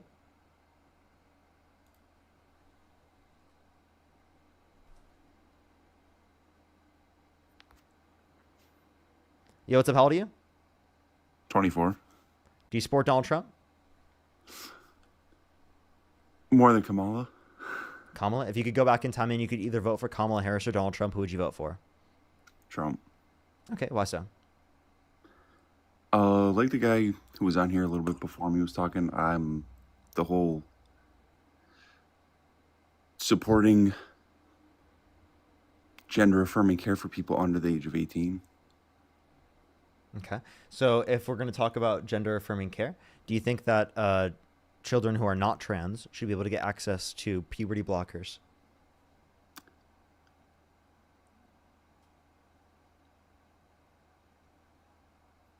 If it's deemed like a medical necessity, yes. If it's deemed a medical necessity. Okay, so doctors determine that, not the federal government? So why don't you do the same thing with trans kids? So why would they need it outside of being trans? Early puberty. But that's to be determined by the doctors, not by you.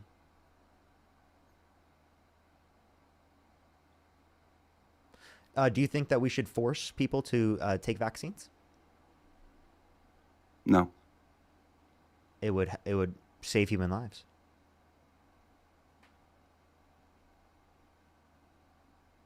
So you think that you should force vaccines? Based upon your reasoning here, very clearly. How would you say I advocate that? Because you're saying that we should force certain conditions, right? Because you think that it's going to be medically beneficial for our society.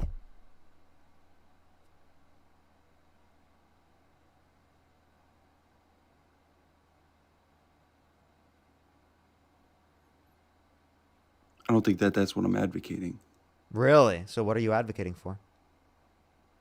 I think that it should wait until your actual human development is more completed. Okay, so children who are not trans should have to as well? Wouldn't that defeat the whole basis for why puberty blockers are used?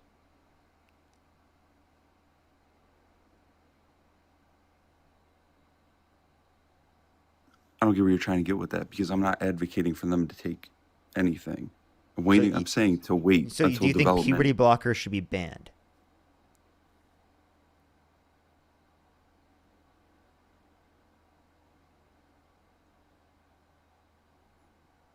In the sense of gender affirming care, yes. Why only in the sense of gender affirming care? Because how would you deem it a medical necessity outside of? Doctors determine that, not you. Okay, but what is a doctor determining? Doctors indicate that it's beneficial for the children to have gender affirming care. Medically. But how is it beneficial? Like medically beneficial, or just? Are you saying mentally? Wait, does it matter how it's medically beneficial? It shouldn't just be determined by doctors? Why is it like, do you have to ask this question every single time when doctors determine what specific care they're going to provide for people who are in need of care? Why are you only applying it to trans people? Why are you trying to limit trans people from getting access to literally health care? Because what, I guess, imminent threat to their health is there if they're not getting it? That's determined by the doctors. The doctors determine that it's better for their health to get access to them, correct?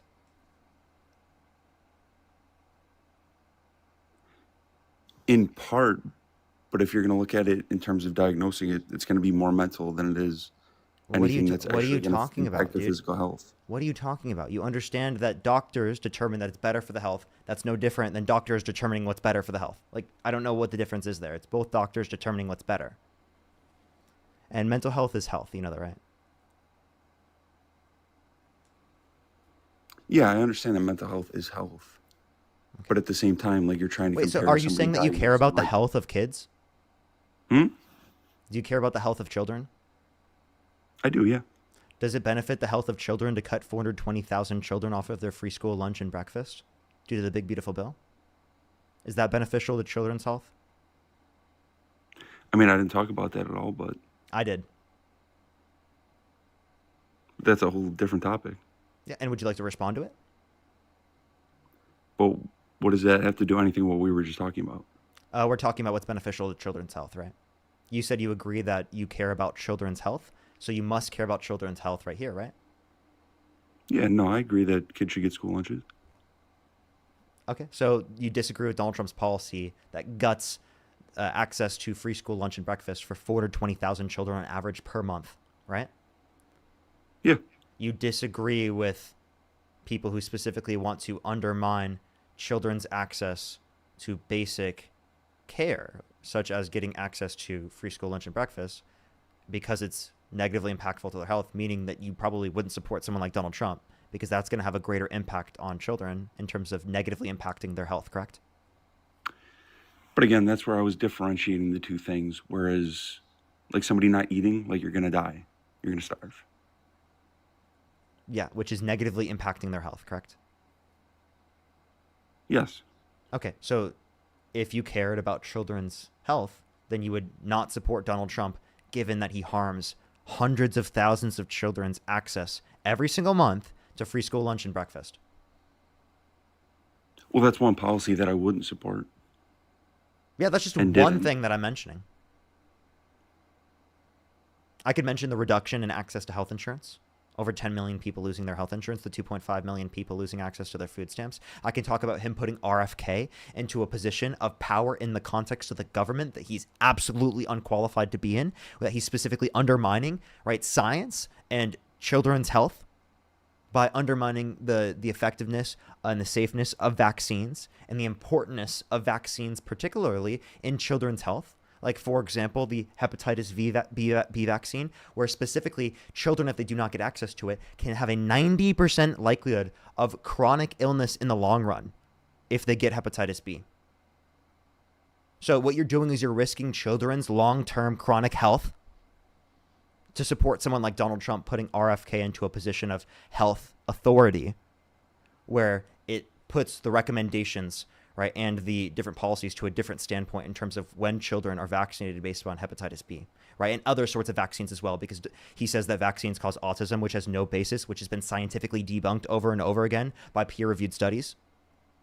Peer-reviewed study after peer-reviewed study debunking it. Yeah, I mean, I'm not talking about that at all. Like, I get what you're saying. You're talking about another policy of his that would have an impact on a child's health. That's something that, again, that I wouldn't agree with. I believe that you have the right to get a vaccine if you want a vaccine. I don't think that that's something that should be mandated on anybody. But if we're going back to my original topic, I'm talking about it because if we're talking in an aspect of purely mental health, in terms of puberty blockers, that I feel like that's something that you can avoid doing until somebody is old enough to make that decision for themselves. What are puberty blockers?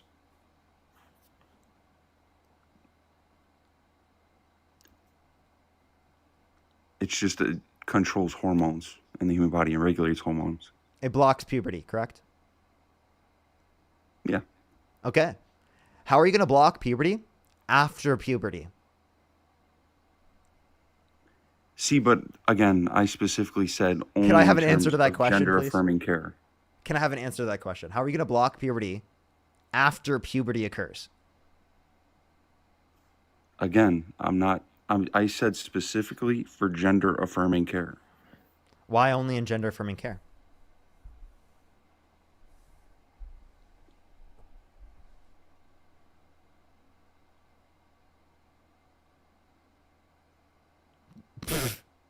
Because it's something that it's mental. It's not like a physical. You don't care about mental health?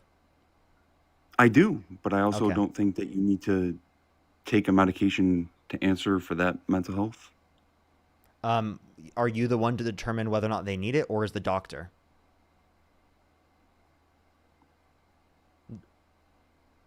The doctor, Do you have a medical degree? not completely, no.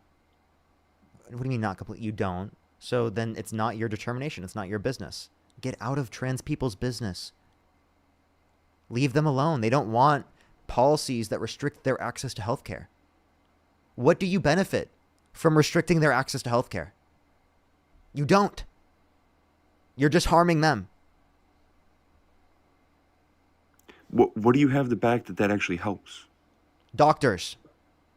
Studies. Like what? Do you want me to send you studies specifically that indicate the effectiveness of puberty blockers?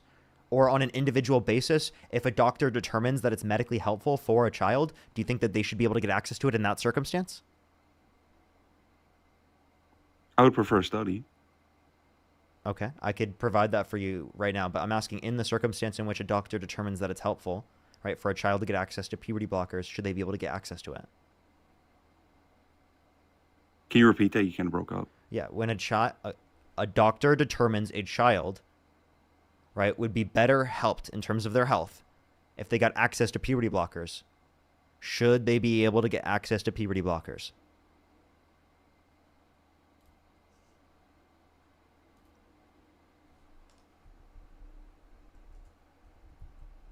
I feel like I've answered this.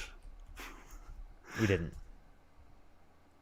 Again, I would say if it's not for gender affirming care, then yes. What? Say it again. You just If keep it's saying not the same for- thing. Yeah. What was my question? Would I support a doctor's prescription of gender, or I mean, puberty blockers? If a medical doctor determines specifically that it would be important for their health, would you say that they should be able to? And you said in every circumstance but gender affirming care. But then when I ask you for the distinctions between the circumstances, you say it's based upon the health of the child. But then who determines what's healthiest for the child? Well, it's the doctor, not you, you fucking idiot. So stop making the same damn point we've already debunked multiple times. You're wasting our time here. You haven't debunked it. I would love to see a study where I'm going to get debunked. Okay, I'll send you something from the Mayo Clinic right now. Puberty blockers for transgender and gender diverse youth. That's a title. You can look it up right now. They cite studies if you'd like to look at it directly from the Mayo Clinic in terms of a reference, in terms of something that you can read.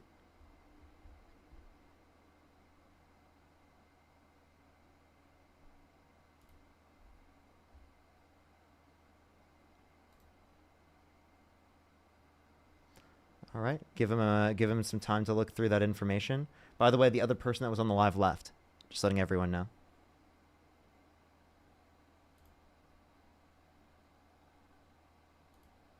We'll give him a second. Give it a second, everyone. Do give it a second. Hugh, thank you so much for the $20. Thank you so much, Hugh. I really appreciate it. Thank you. Hi, thank you so much for the $5. Mary, thank you for the $3.50. Thank you. Jamie with the $10. Thank you. Estella, thank you for the $10. And Nicholas, thank you for the $5. By the way, he's acting like he cares about studies. When Donald Trump said the climate's going to start cooling, science just doesn't know it yet. When he said specifically that whales are causing or windmills are causing whales to die in numbers never seen before.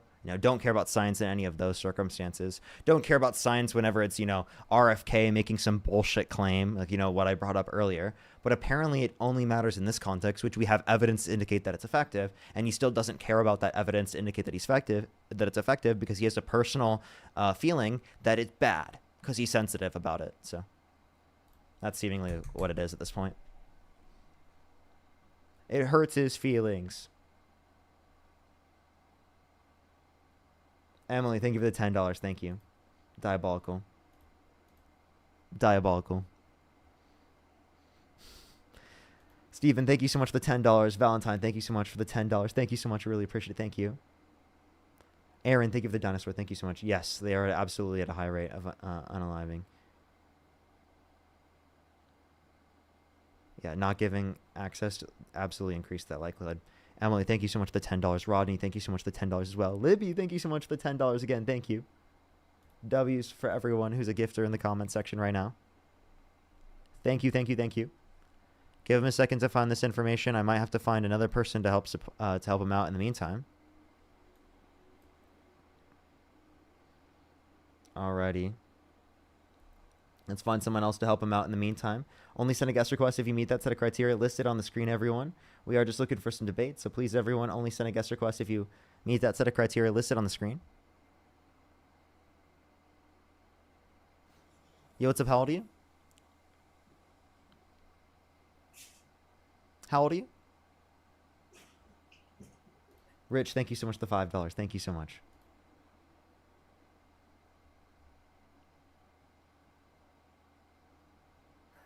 Yo, what's up? How old are you? Okay, let's go on to the next person. Only send a guest request if you meet that set of criteria listed on the screen, everyone. We are just looking for some debates. Yo, what's up? How old are you? 29. Do you support Donald Trump? I do. Okay. If you could go back in time and you could either vote for Kamala Harris or Donald Trump, who would you vote for? Most likely Donald Trump. And why is that? Man, I mean, just not really big into politicians and just like, it seems like they just kind of tell you what you want to hear so they get your vote and then just do whatever they want when they get into office. So exactly what Donald Trump's done specifically with the Epstein files?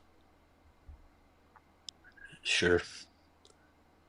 Not to like divulge into politics, but I really just kind of wanted to jump on here and like ask a question in a sense of like, how do you think, or like, what do you think the best solution into like the diversity, or not the diversity, but like the division of the United States? Like, how would you bring that back together? Stop supporting people like Trump. Genuinely. Elaborate. I just Yeah. elaborate on that. Donald Trump is an extremist who incited a violent insurrection at the Capitol, was held civilly liable of sexual abuse, bragged about walking into the changing rooms of naked women without their consent, where an 18-year-old came out and said there were 4 girls as young as 15 years old in these changing rooms when Donald Trump would barge in. He said he would date a 10-year-old girl in 10 years. His tax policy takes away access to free school lunch and, for children, and breakfast, by the way, for children. 420,000 children on average per month, 2.5 million people off their access to food stamps per month, over 10 million people off the access of health insurance in terms of Medicaid, and adds $3.4 trillion to the debt, increases taxes on the working class individuals in the context of tariffs, and then decreases taxes disproportionately on the rich and wealthy. So taking money from the poor and giving to the rich.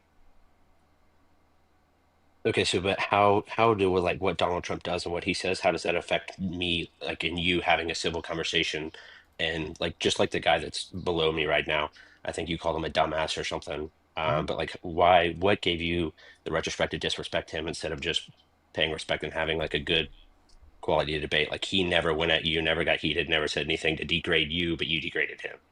Oh, you but think it's that that's okay a for him problem? to it's okay for him to degrade trans people and reduce their access to health insurance? Was that okay for him to do? Apparently, it's okay for him to degrade marginalized communities. Whenever I degrade him I for think being he was. an I think idiot he was because more of so his questioning position, it. no, he wasn't. We went over He the just same didn't point. agree with you, so you just Not sure. were rude to him. Really? So, can you explain to me what his difference was, particularly between trans youth and between cis youth? That means that cis youth should be able to get access to puberty blockers, but trans youth should not be able to get access to puberty blockers? Because simply his only explanation was it's gender affirming care. That's it. That's the only explanation he provided. That's seemingly just like that he wants to not allow for trans youth to be able to get access to medical care that they need determined by doctors, but he's going to allow for cis youth to be able to get access to it when determined by doctors. Yeah, I mean, I'd be curious to see like the statistics of like before gender affirming care and like the whole transgender became more of a popular deal, what the difference, the amount of puberty blockers that were issued then versus now. I mean, obviously, I think there's a mental crisis in the world. I think what like 7 out of the last like 9 mass shooters have been transgender. That's not Correct true. me if I'm wrong. You made that up. That's I said totally made correct me up. if I'm wrong. It's totally made up. Actually, domestic terrorism is most likely done specifically by white, straight, cis men in the context of this country who are on the right. That's typically who it's done by. If you look at the statistics, disproportionately men, especially, right? Are you going to blame men for violent crime? Not necessarily, no. No, even though they make up over 90% of violent crime. Yeah, I guess. I mean, I have no idea.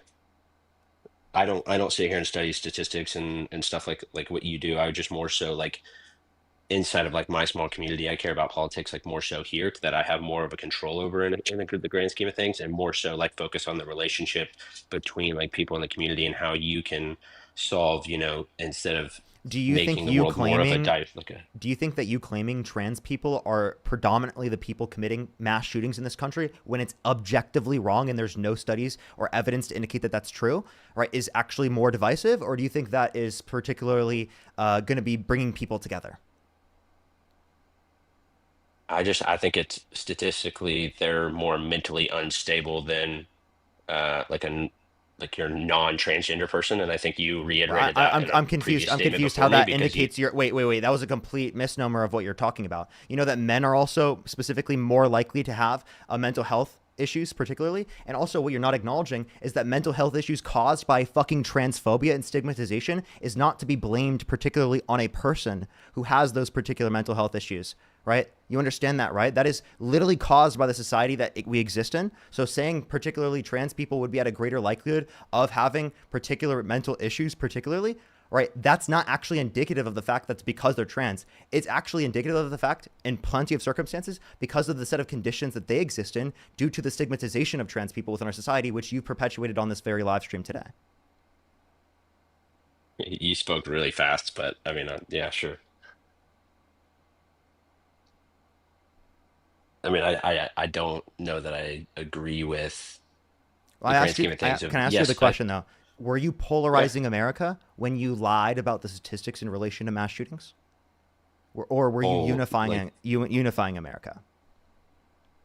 no, you kind of can't. I was asking about unifying America, and then you threw on me what the previous conversation was about trans people, That's actually what you and did. so you brought it up. I didn't bring up No, trans you brought people. it up. I did You not. you brought up You you thinking that trans people are committing a huge portion of the mass shootings, which I said was objectively false, and I told you that's actually yeah. not perpetuating better conditions for bringing people together. When you make up You bring pivoting. up out of your ass, right, misinformation and claims about trans people that then lead to more hate and stigmatization targeted towards trans people in our society. Okay, when I said that, I said correct me if I'm wrong, but let's go back to It you was pivoted very away much from me wrong, stating. and it's My historically point, speak. Parker, was that you were being rude to the guy in front of me, and then you brought up trans based off of my comment. Trans I people, didn't yeah. bring it up. You brought it I up. was saying that I was calling him a dumbass because of his particular position that was objectively wrong because he was actively trying to harm trans people. Because I explained it to him over and over and over again, right? And he kept repeating the same point, clearly showing to me that he didn't care about the facts or the evidence or what was more healthy specifically for children, and that he just cared about reducing trans people's access to healthcare. Yeah, I mean, I agree Must that be your a amazing thinking. 13-year-old kid should have access to, puberty blockers. I'm sorry, you could say that I was mean, but do you think that Donald Trump's mean for having a nickname for every single person that he runs up against? No, A name 100%. to I don't insult think them? I'm not saying I support everything that he does, Do you but think I that's also leading like to more I don't want to polarization support or less polarization? in that scheme of things more polarization. But I'm not saying that Trump's the one unifying the country. I'm talking about me and you. Why are you asking me about unifying the country if you're not concerned about unifying the country in terms of who you're voting for? I mean, because it's a small, minuscule thing. It's like I look at the country as a business, and so it's like somebody that's obviously, yes, you're going to bring up that had filed bankruptcy 6 times, but he's also ran very successful businesses, and so it's like, why not let that guy, have a good chance of turning our economy around, which was not great. Because he hasn't, and he's actively had worse economic policy, and I can demonstrate how it's worse economic policy. And economists agree with me. I think both parties could use better candidates if we're being completely honest. You And could I say think they you could and I use can better both agree candidates. on that. I made a comparison. I compared the Democratic administration policy on economics versus the Trump administration's policy on economics, and the Trump administration's economic policy is significantly worse. Would you like to tell me a single economic policy from the Trump administration that's better? Margaret, this is your like field, and I know what you're trying to do and trying to manipulate me. You're a lot smarter in politics than I am, so I'm not going to sit here and try to downplay it How is it or manipulating for me to upplay it, however ask for? Wait, you said that Donald Trump is a good because I don't businessman, study and that policies, and because he's a that. you said that Donald Trump is a good businessman, and that because he's a good businessman, it is the case that that would be good in terms of economic policy. Okay, so I asked you what is a single economic policy of Donald Trump's, right, that you think is going to be good for the economy. And if you can't mention a single one, then what's your point here? Yeah, I mean, in the grand scheme of things, I think an increase in tariffs was good. The increase he did, I'm not going to say that that was good, but I do think an increase on tariffs could potentially bring in more revenue. And I think that there is could be a potential benefit. It's a gamble, it's 100%, but a lot of entrepreneurs are gamblers. I mean, there's a lot of people that start with nothing and take a chance on a business and it turns into something miraculous, so that was kind of, I mean, I don't want to go down like a rabbit hole here because you're gonna like take something that I say and misconstrue it, I feel like, but How am I going to misconstrue what you're saying? I'm literally just addressing what you have to say and showing you how I disagree with it. well, you just said you took that I said that he was a businessman and now you're asking me all about his policies that I Yeah, don't sit like there and you study you policies. said that because he's a good businessman, that means he's better in terms of economics. And I just simply just asked you for a single economic policy indicating that to be true. And if you can't Well, explain like, that, then okay, why are you using that as a point? well, let's pivot back to this. Kamala Harris did right after her her all her donors or whatever, didn't she have like spend more money than what she received? I believe I saw something like there was a statement that came out that she actually like the amount of money spent by her presidential campaign was like far more than what she actually received. Is that not true? And So that's what you want to run the country? Somebody that So one, doesn't, I don't that has a know if there's spending problem? I haven't seen a single source justifying that to be true. And secondly, Trump signed off on more debt-related spending. According to the Committee for Responsible Federal Budget, a nonpartisan committee from the federal government, it indicated that Donald Trump's policies, or in his first term, that he signed into law, led to a $4 trillion greater increase in the debt comparative to the Biden-Harris administration policy. And then the campaign plans for the next administration in terms of the Harris administration versus the Trump administration indicated on a central estimate that Trump would do $4 trillion more in terms of debt-related spending, even take into account tariff revenue, according to the again for the Committee for Responsible Federal Budget, nonpartisan committee from the federal government, indicating the overall effect of their policy that they advocated for. No, I mean, and I'm not going to waste too much more of your time, but I wanted to jump on here. Mad respect to you. You're a smart kid, 100%, and I think that like you're doing good. Minus the fact of I think just like in your debates, there's just it's not progressive in the sense of sitting there and just telling people that they're a fucking dumbass because they don't your views don't align with their views. If that makes sense. Just because he doesn't That think a wasn't trans the kid only should get reason. puberty blockers doesn't mean give you the right to call him a fucking dumbass. No, it was specifically the very reason based upon the explanation of the conversation that we were having. And if you disagree with me calling him a dumbass, sure, who gives a fuck? Honestly, genuinely, if that's your biggest critique of everything that we just had a conversation about, when you voted for Donald Trump, get a damn grip on reality. I'm serious. Where are your priorities at? Seriously, where the fuck are your priorities? You None of that was an treating issue other with Trump. humans like shit, Name one Parker. time. Wait, name one time that Harris ever insulted Trump. You're treating other humans like shit. Answer the I don't question. care. Like I'm not. Name one I'm not time Trump. Harris Stop insulted taking Trump. it. I'm not Trump, Parker. Chill out. Wait. So if you don't care about insults in relation to who you're voting for president, why do you care to fucking tell me about who I can and can't insult on my stream? Okay. I mean, if Trump sat here and insulted me, I would have the same dialogue with him. But he didn't insult me. No, if he insulted other people, would you have a dialogue and say that, oh, I'm actually not going to support someone that insults people like that, and instead I'm going to support the individual that I can't even mention a single time where they called him an insult? Because Donald Trump had an insult for every single person that he ran up against. So you would have supported everyone against Donald Trump because you care so much about insults like that. Okay. Yeah. Sure. Whatever. Well, I'm serious. Why is it only an issue? Why is it not wrong when Donald Trump calls Kamala Harris the arsler, but it's wrong when I call the person on my live a dumbass? I'm not saying I support everything that Trump does. Like I don't have Trump tattooed on my forehead or anything like that. But we're on a live of why you support Donald Trump, right? So if you care so Yeah, much about I insults, voted for then him because I thought that he would be able to.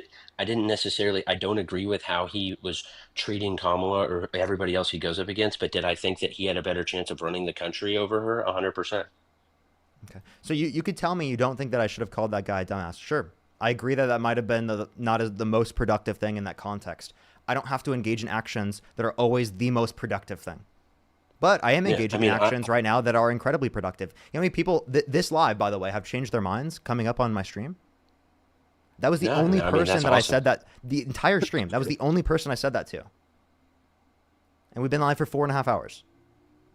I haven't been here for the full time. I caught that and I didn't. That's what made me click to request because I didn't agree with it and I was just going to hop on here and I'm not going to be able to debate you on political stuff because you study policies 24/7 and I don't study them as much as you do because I have a normal 9-to-5 job. But I mean, kudos to you. You've done really well with your platform and I mean, you're making an honest living. So no hard feelings there. But it's just like I just saw that and I thought that there could be more productive conversations being had between us normal humans outside of, I wouldn't consider you necessarily a politician by any means, but more of an advocate.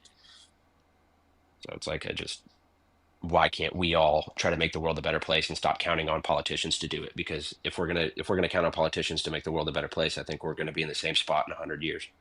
Okay, why would you go to a conversation about who we want in the position of political office and be like, oh, we can't change the system by talking about politics when there are thousands of people in this live that positions have been changed, particularly by me talking about politics?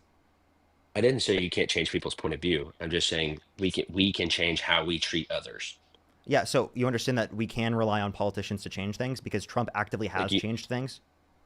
Like you've got 7,000 people in here watching you call somebody a fucking dumbass because they don't believe your beliefs don't line up with his. I'm sorry. Are you really going to just keep harping on that point? This is insane. I'm telling you, are that's why such I a came on sensitive here. little snowflake. It's unbelievable.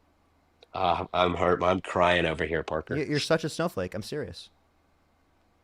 You're the one over here getting upset at people because their beliefs don't align with yours. It's not just because their beliefs don't align with mine. I've debated people the entire day whose beliefs don't align with mine.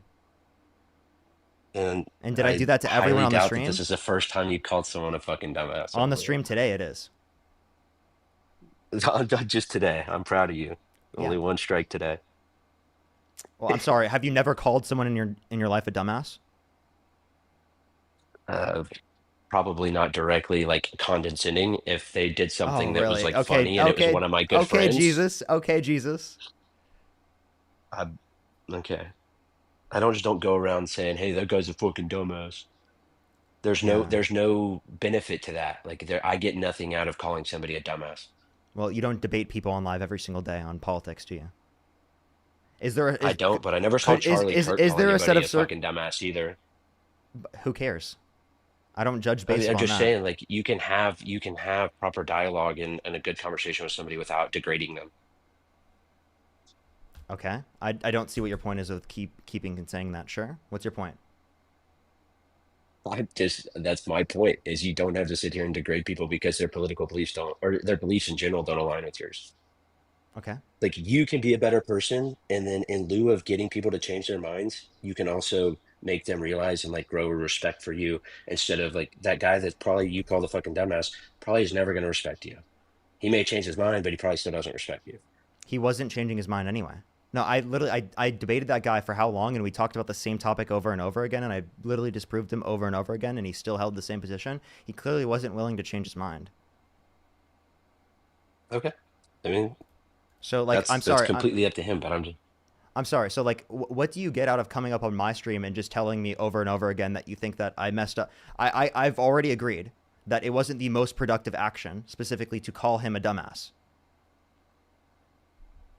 Okay. Yeah, that's literally all I was coming on here to have a conversation. Like, I mean, and then you spun me into transgenders. I gave my point of view on it. Trans people. And now you specifically, you think it was more productive for this live not to talk about politics and talk about why you support Trump, and instead for you to come up on my live stream and tell me that I shouldn't have called the last person a dumbass?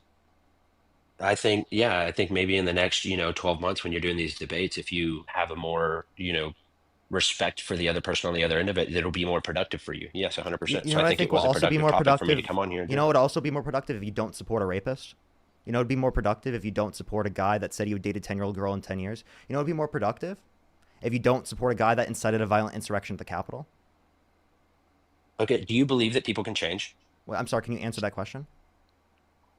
No, I agree with you, but I didn't vote for Donald Trump back in 1989 when he so-called raped somebody. Oh, I'm sorry. Or had infidelity, what do you mean so-called? He was held civilly liable of sexual abuse, unanimously amongst a jury of 9 people for forcibly penetrating E. Jean Carroll's vagina against her will. Do you think that rapists are redeemable? Correct me if I'm wrong. Is Eugene Carroll the one that couldn't even remember the year that she was sexually penetrated? E. Jean Carroll. You can't even remember her name, and she did say specifically 1996. Right. Also, not remembering the year. Let me thank you for the busy bee. Thank you so much. Not remembering the year doesn't mean it didn't happen to you. There are plenty of victims that don't remember the year. She conveniently waited until he started to run for president to come out. She in 2019 came out specifically. Was he not running for president? By the way, and also when you say conveniently, I think that's very ridiculous, because not understanding the set of context for why it takes victims decades oftentimes to come out, because of a society of people stigmatizing them for coming out, right, and not believing them, people like you. So actually the conditions that led to victims particularly not coming out right away, right, is the type of society that you're perpetuating right now by not believing victims, even after they've held their abuser accountable in a civil court amongst a unanimous decision of 9 people in a jury. Would you let someone held civilly liable of sexual abuse be like your kid's gym teacher?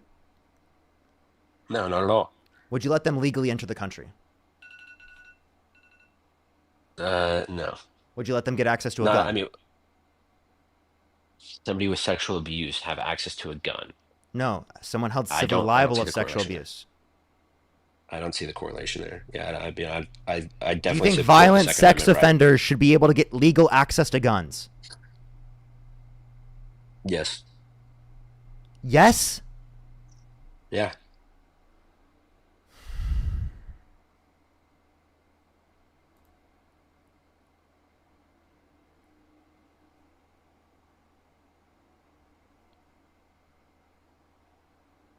I'm getting off. I'm getting off. That was ridiculous, dude. Holy shit, dude.